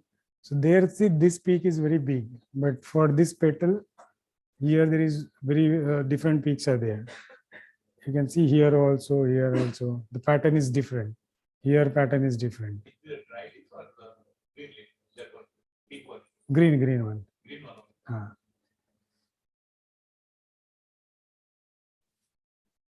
I think this one was green.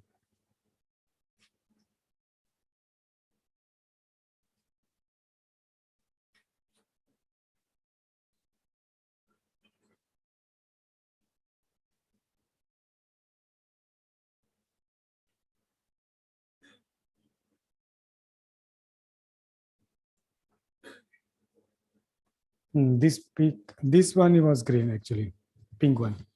Pink one. Okay. So this peak is very big. This. In both way, you can see this area actually, this portion is same. Even there around 1600, you can see there similar. This is all absorbance, right? Absorbance. Kubel-Kamank I have converted, but it's Kubel-Kamank and absorbance are very much similar.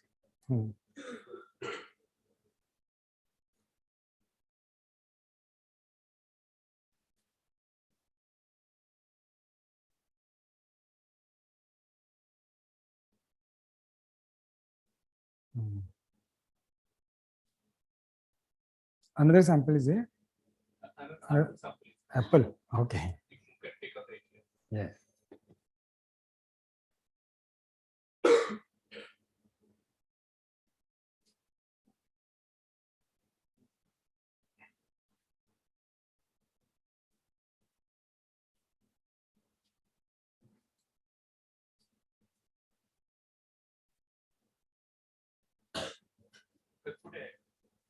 polymers like any plastic. Ah. They can see. Yes, yes.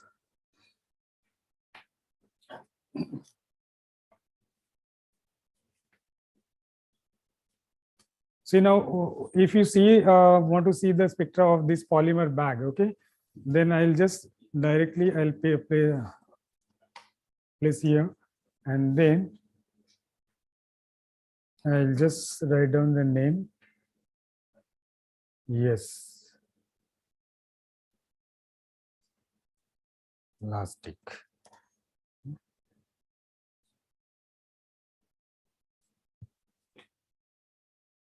See here.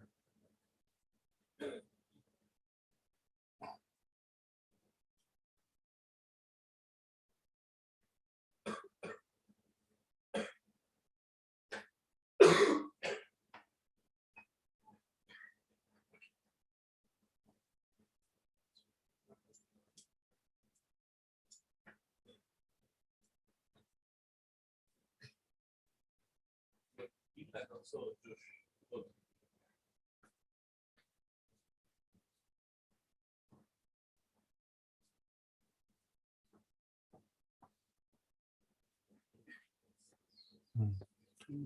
See here, this is actually again polymer is hydrocarbon, right?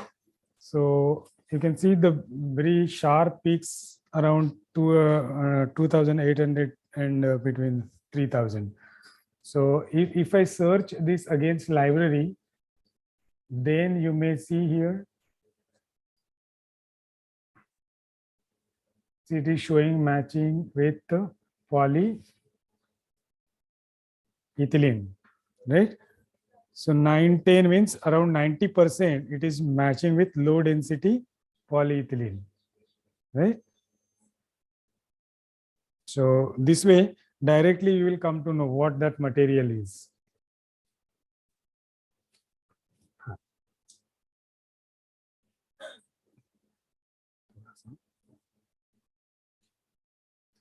See, sir. That's fine.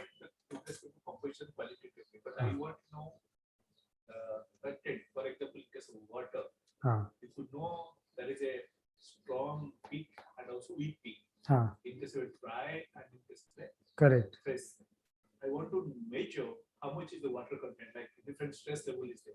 Water stress. Sir. For that, actually, you should have at least 3 to 4 samples where you should know exact content of that water by some other methods. Now, see, this FTIR technique is a secondary technique for quantitative analysis. So you should have some samples for which you have measured water content, maybe water with primary techniques. I understand. Do you have any inbuilt technique to do that regressive model or any model to predict the water? Suppose I have 100 samples with relative water content I have measured. So some means. And you have also peaks now. Yes, then we can prepare a method that actually inside. Yes, sir. Inside there are some example methods are given. See, I can show you here. If I go here, maybe.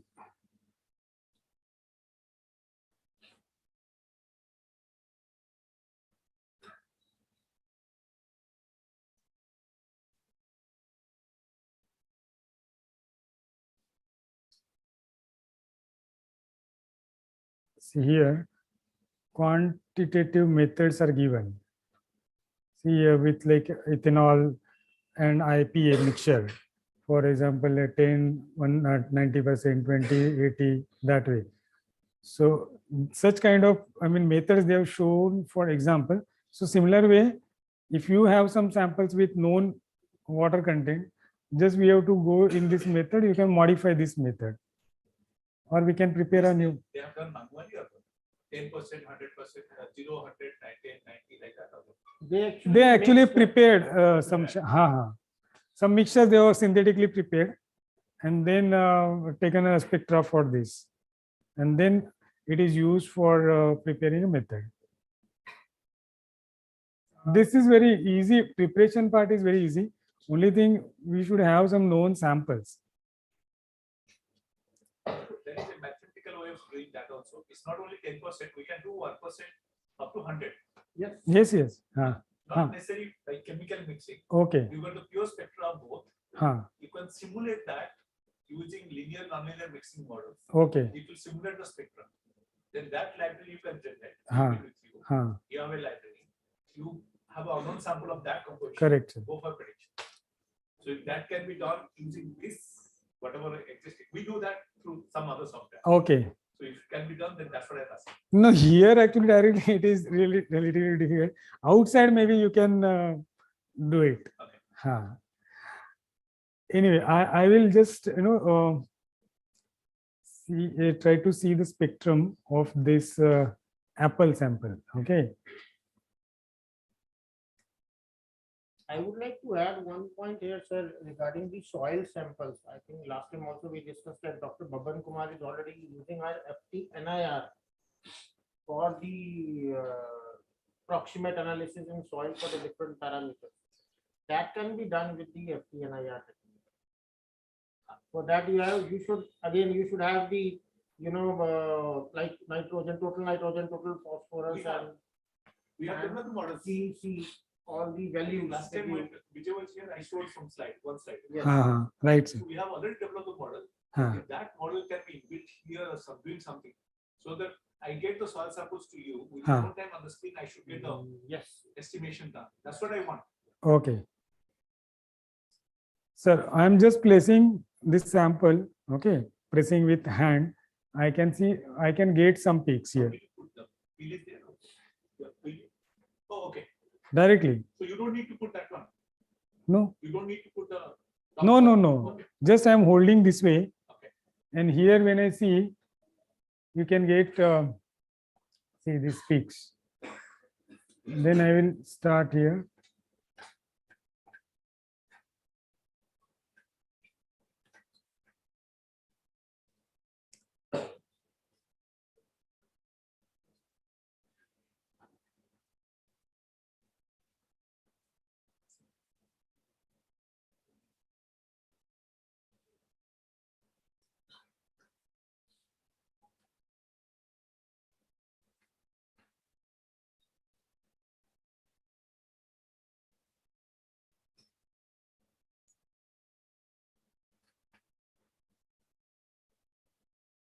Done, right? So if I remove this plastic,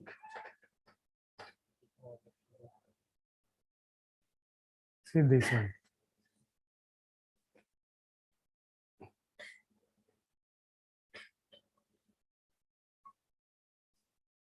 This way. See here again CH, O, OH. This is again something. So these peaks now, we have to now characterize. I mean, I find it. Because here, contact, what I have done, no, without just pressing by, this hand that way. If you cut it and then press, you'll get, yes, you'll get more. But with even this, small peaks, you can easily see here. See this one. So that we have to see whether this is because of maybe some pesticide or something like that. So for that, if you have a spectrum of pure pesticide, then these peaks, sharp peaks will be there for this pure one. So here small peaks are coming, then that we have to see whether it is matching with that. Okay. And suppose if I wash it, dry it, and again if I place here, then again we have to see whether there are some changes.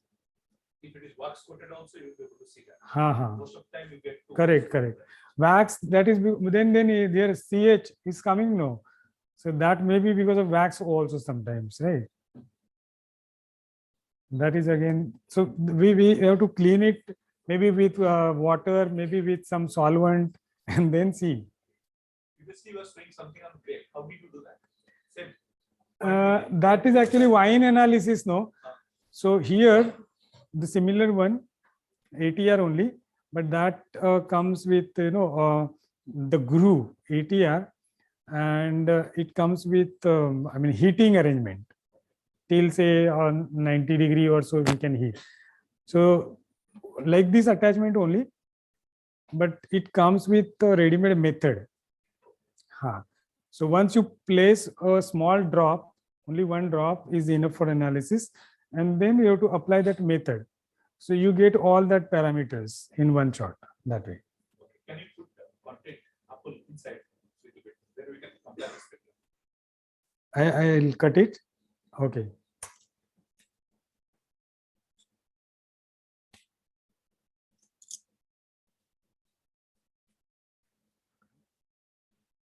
So inner one. inner one.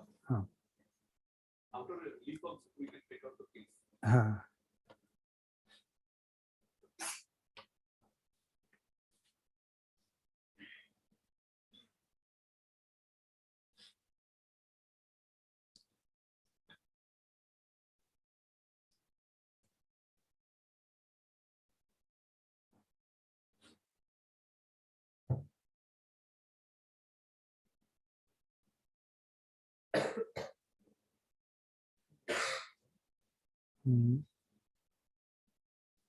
Let's see.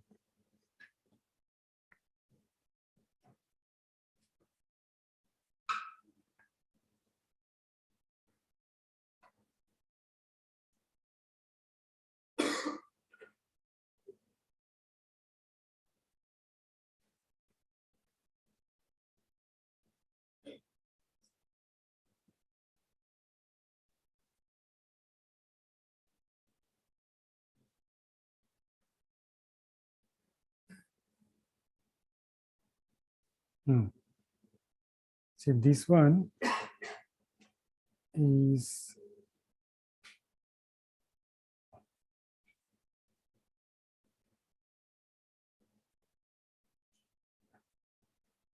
see here.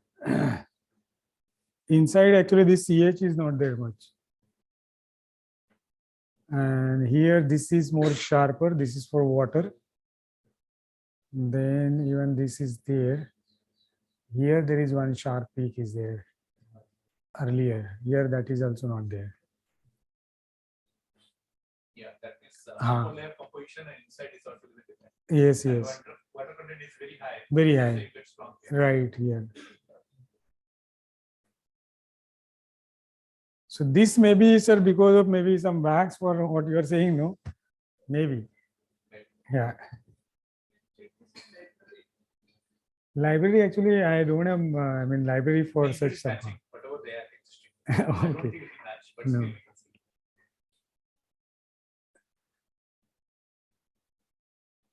These libraries are mainly, you know, for some typical common compounds. No.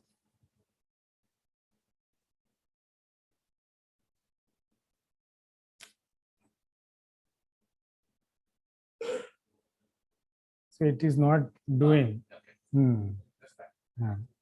You buy the library. Then you can put over here. Okay. You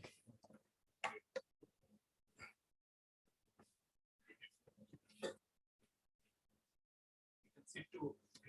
Yes, sir. Not drift. This one, that front reflection. I'll just Transmitter side one. this front reflection. This one. That's a front. So I'll just remove this.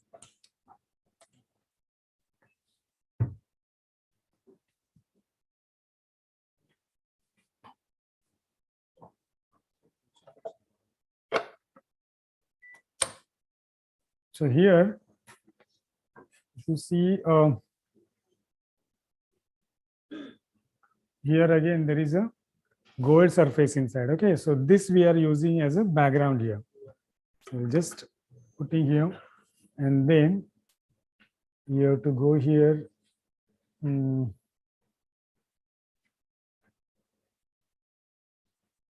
Load again here, drift only.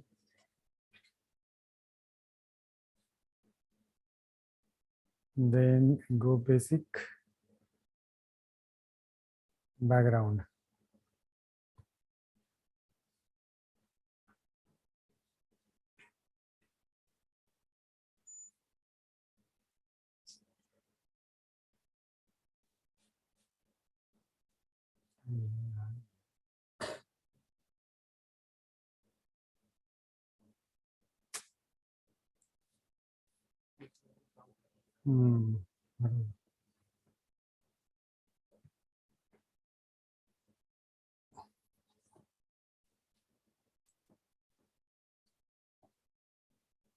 Okay, background is done here.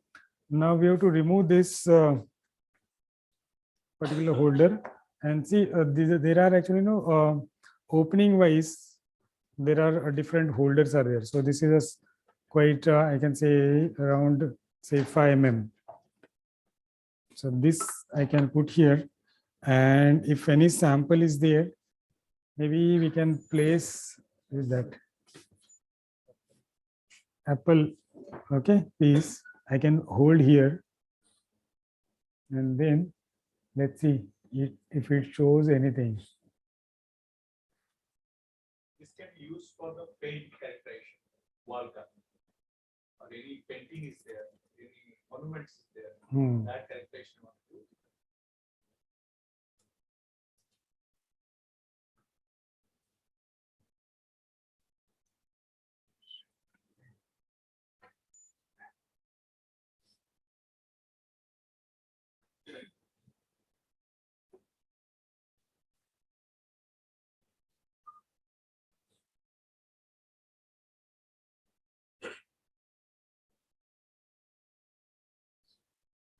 It is showing something.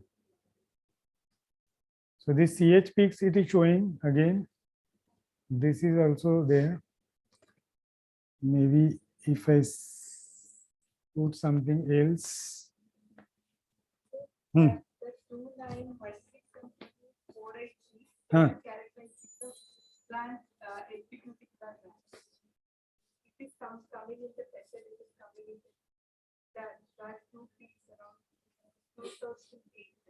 Huh.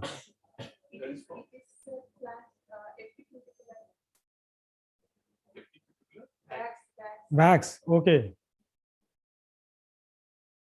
So that is what actually, wax means again it is a hydrocarbon. So here, if you see this, see for this particular material, if I keep here, it will show spectrum. See this way. Why it's so noisy? No, it will come actually, no, sir. If you see the absorbance, that limit is going very high. Yeah, I could see. But if I take the spectrum, no, it will I mean, do correction and it will give you. Even for if you see, sir, soil sample, some people, they mix with KBR and then they take the spectrum. We are doing directly. So if you see the spectrum, I mean, peak at 3,500 or maybe 1,000 or so, you get a saturated spectrum or peaks there. That is because of the concentration. See here, now you can see this is more clear, no? This way. So after actually applying, correcting, that I mean noise or maybe signal to noise ratio, it will give good result. So this is maybe for this paper tissue, right? Maybe cellulose and all will be there. So this is again a non-contact technique we call. So just we have to hold the sample in front of this and take the spectrum. For specific application, of course, this will be useful. For maybe I don't know, sir, आपके sample के लिए. हाँ. Like field में there is a data field. Again, I want to look at the field and get the data. That's what I was asking to. If you can take that kind of data there in the field, like leaf plus directly. Leaf directly. Cutting. Then I'll go to the different field with the different design of experiments and do it. Maybe if if what you can do is you don't take that tripod along with you, you can just take the instrument because it's light in weight at least. Suppose if I carrying that is good. In case of spectrography, you have a backpack to put everything and go with that. This here, one instrument has to go to the lead to get in contact. Physically, you have to do that. How much is the weight? So that's 7 kg. So do a couple of samples and maybe fitting and I don't know. From the portability point of view or operation point of view, that's not a like how wrong it is. And yeah, that is not a problem. That's absolutely not a problem.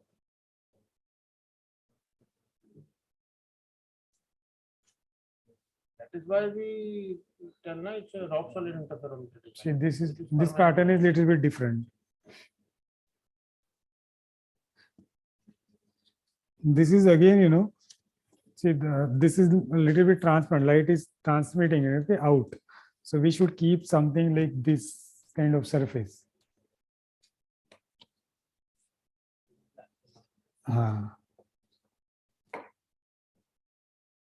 Then maybe noise level will get reduced. Already I have done it.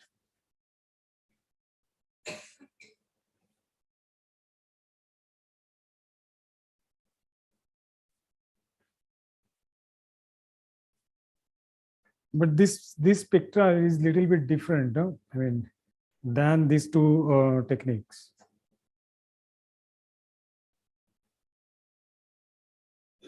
Different in the sense the pattern will be different or peak will be different. No, peak will be same. Pattern little bit, you know, it will go up and down. For some sample, of course. Now see, this is actually, you know, not properly taken. But this peak here you see that is actually no pattern. It will give peak at that position only, but little bit the pattern. Pattern in the sense, peak will be amplitude will be different. To see, you know, to compare little bit, you know, different it will be look like different.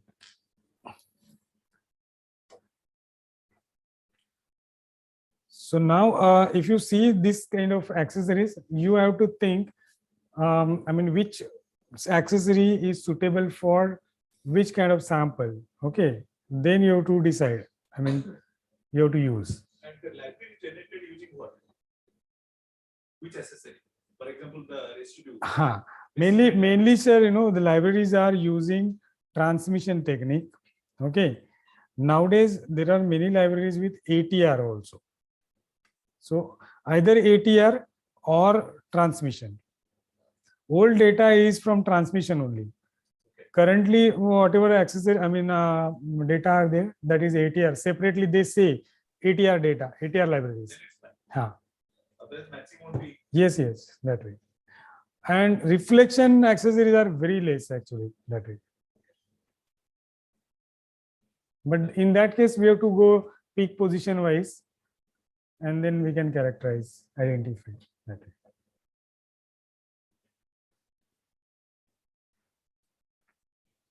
Okay, so I think transmission drift I have already shown. Yeah, already shown.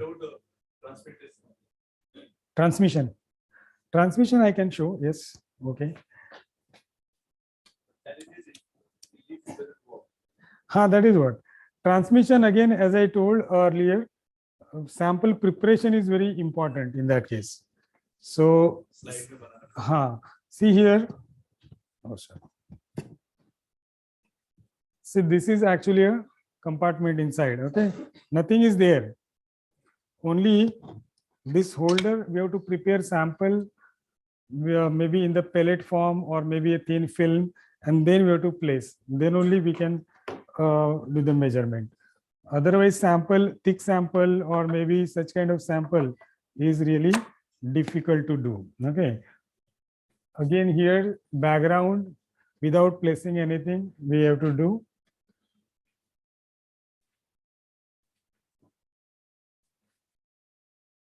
Go here, load method, that is transmission method. I'll take 16 scans. Go for background.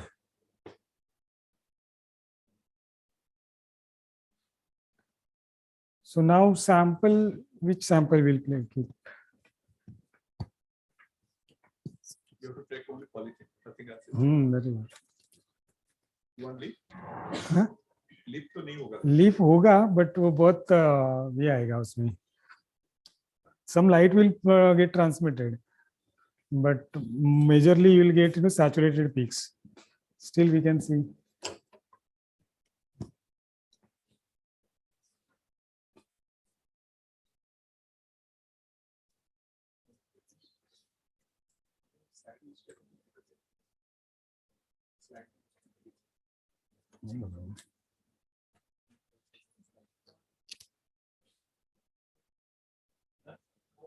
Done. Na? I'm just placing sample this way. Let's see if we get anything.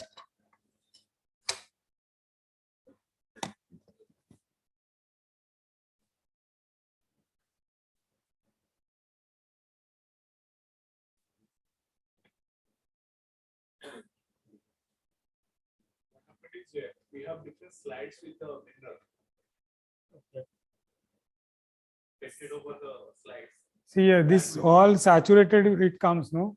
This is because of, see this here absorbance is more than 3 or more than that, no? So these water peaks are getting saturated because the concentration is very high in this case. So in transmission, concentration we have to adjust, then only you will get good spectrum. Otherwise you will get saturated peaks. Even if I keep some plastic, suppose here, and that plastic thickness is say more than 100 micron or so, or even 50 micron or above, then also you will get that 2 peak CH bands, will get saturated. Take some plastic. See there. So what are the material we can use here? Here actually, sir, even we can do this soil samples, but we have to mix in KBR and prepare a pellet. Slides. We can show you. Slides are there. Right. They are long back. They are the standard way of transparent.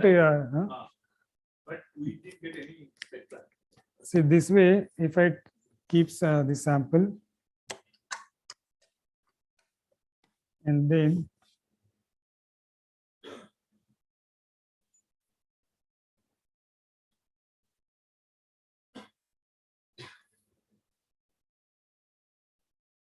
see here, these peaks are getting saturated because of concentration.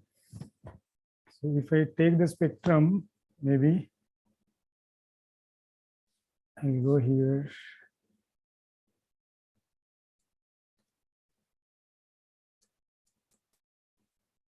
Plastic.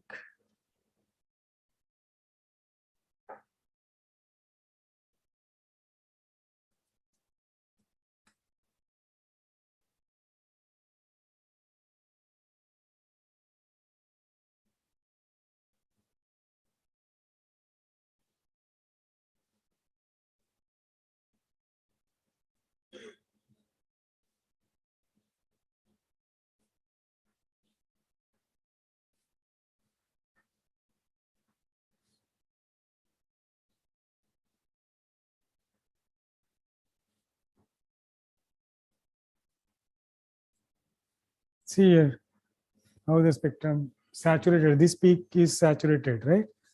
And then it should go so that we can see that it's saturated. see this peak is getting cut. No sharp peak tip with sharp tip we are getting. So see, theoretically, if you see absorbance value maximum is 1. Okay. But we get 1.2, 1.3 in soil also. That is because of it's a capacity of the detector. Okay, so it goes little bit higher, but when you go more than 2 or 3 absorbance unit,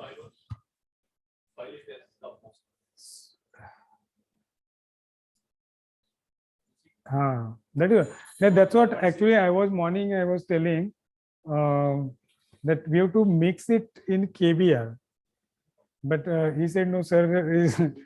That is what. If you mix it, then what will happen? you will, if you mix it, no, you'll get these peaks, very sharp peaks you will get here. This here, you know, water, and that side, see, all this is actually, you know, saturated portion. Okay. The last one. See here, absorbency, if you see, more than 3 or so it is going. So which one is the soil? The blue one? Blue one. So if I remove these two plastic one, and then if I see this one,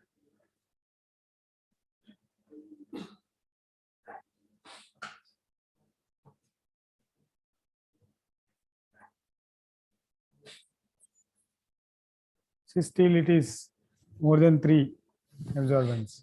So you want the powder should be mixed with the caviar. In certain ratio.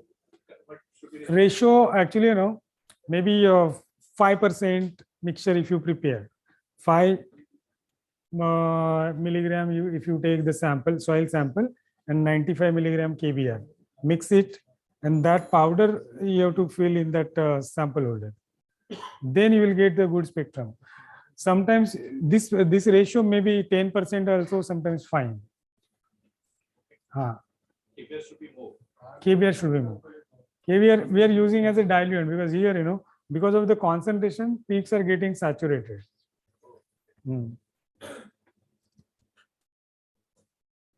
Now, suppose for this plastic, if I search against library, then again it may say some polyethylene.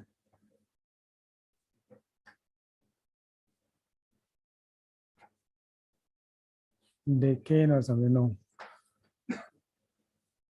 That is again here, you know, if it is saturated, then there is again an issue. So in that case, what we can do, you know, you have to go here, and then the spectral range you can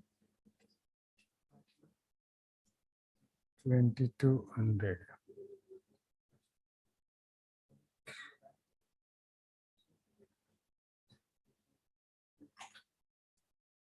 Test plastic, Vaseline, Nixing, something.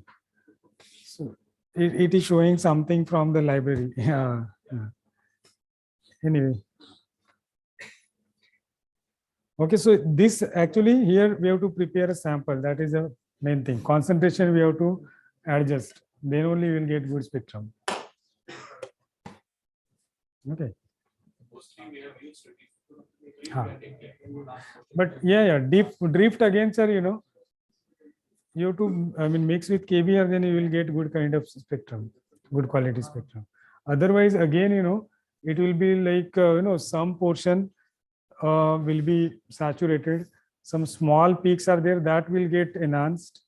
That way it will be.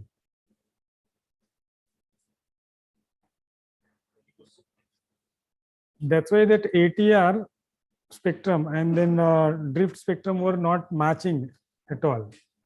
That is the thing. In chat box, any questions there?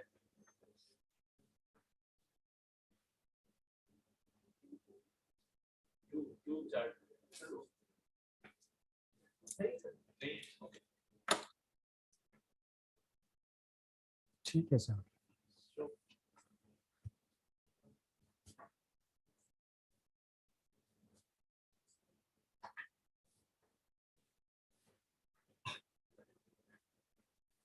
Pascal, you have any question? Yeah. So when you different accessories, right? हाँ. Then we have to standardize it with each accessory with some reference. Yes. See, that calibration part, you know, that is actually, I mean, no external standard we have to use. It's inside of itself. Just you have to go for run the test. Okay. So once you run the test, you have to place that particular accessory, and then maybe suppose if you want to do that front reflection, this background purpose, this background holder we have to keep. For ATR, we have to clean that ATR crystal and then keep. For diffuse reflection, again that gold, this holder was there. That we have to keep, and then you have to go for measurement. It will take hardly 4 to 5 minutes to complete the test, and it will show you the report in the PDF format. Okay. Otherwise, externally, nothing. We don't have to use any standard material. I'm wondering, like, because the saturation happened Hmm. because of the we have not standardized, no. No, not that way. Not that way. This instrument comes with an internal validation unit, which has a NIST traceable standards. So at the time of installation, when we are performing the IQ, OQ, and PQ, means performance qualification and operational qualifications, then the system will understand everything. Like you are doing the daily, background in certain other equipments like zero line correction, something like that. It is the same thing. It's Now, like if you want to use a particular accessory, it has its own standards. Like he said, in case of drift, you have a golden. So it's basically before start of the day. If you do once the background with that gold, background we are taking, that is also. 24 hours. It is like See, it's like to check the health of the instruments, these calibrations, nothing else. So maybe if you have at all any question later on also in future, you can contact me on my contact number. Anytime, any small question, anything, any doubt, if you have any in your mind, anytime you can call up. Okay. If you want any, suppose some literature or some material, that also I can share. Thank you very much. Thanks for the patience for listening.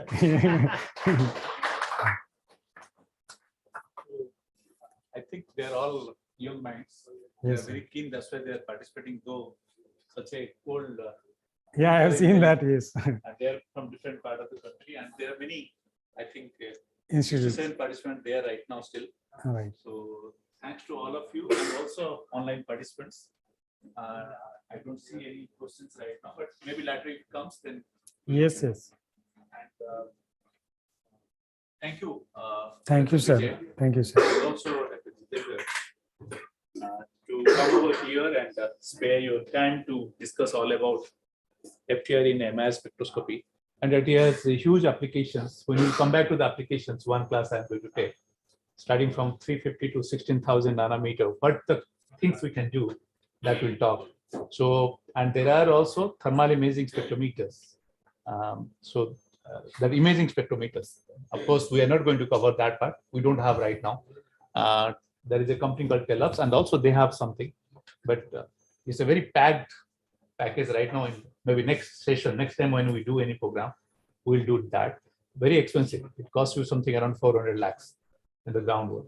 So I must thank to Dr. Vijay and also Sikrisha. And in between, whenever we have any difficulty, always we contact them and they come over, like Mr. Abhishek also. Yes. So nice for their support always. And that's what I always thanks to them. Not only that they have sold it and forgot. No, like you saw now, the kind of interaction he wanted to, if at all any query, anything you want, any literature. So that's what the keen interest. And they are more close to us or growing together with respect to science, what they do with respect to MIS spectroscopy for different applications. And many times they have also webinars. Time to time they conduct. So yeah. I have been part of that webinars also many times. So it has a huge application with respect to soil that I'll be covering that latter part of the session. So thanks to both of you. Thank you, sir. On behalf of the NICP World Bank funded program, which is going on and is ending in March this year. So we would like to facilitate with this thank you, sir. Token of appreciation. This is what Airborne demonstration. This is a drone picture with IRA. And, thank you very much.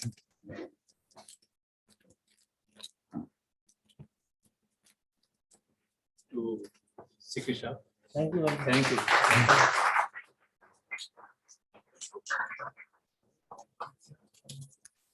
And this is for Dr. Oak. Oh, okay. If you can. Yes, sir. Thank you. Yeah. Thank you. We'll call the day. Tomorrow again, 9:45. We are going to tomorrow work on programming. So till now you have seen the sensors, turning map to hyperspectral. Hyperspectral imagery is the last part. So tomorrow we'll look for the basics of R and how we can visualize all those spectra in the R, and also some of the programs what has been developed in-house that we are going to show you afternoon. And there is a special announcement tomorrow. We may have our Honorable Director General here. If possible, he may address to all of us. He is going to be in campus. So you may have to stay a bit late tomorrow. So don't be hurried to leave the program. So maybe he will address us around 5:30, after 5:30. So Director Sir is arranging this because he's in campus. So we want to take that opportunity to think and interact with you guys. And maybe tomorrow afternoon, 2:30 onwards, we'll sit to some other place in one of the program because he's going to be here for some other things. So thank you. See you tomorrow at 5.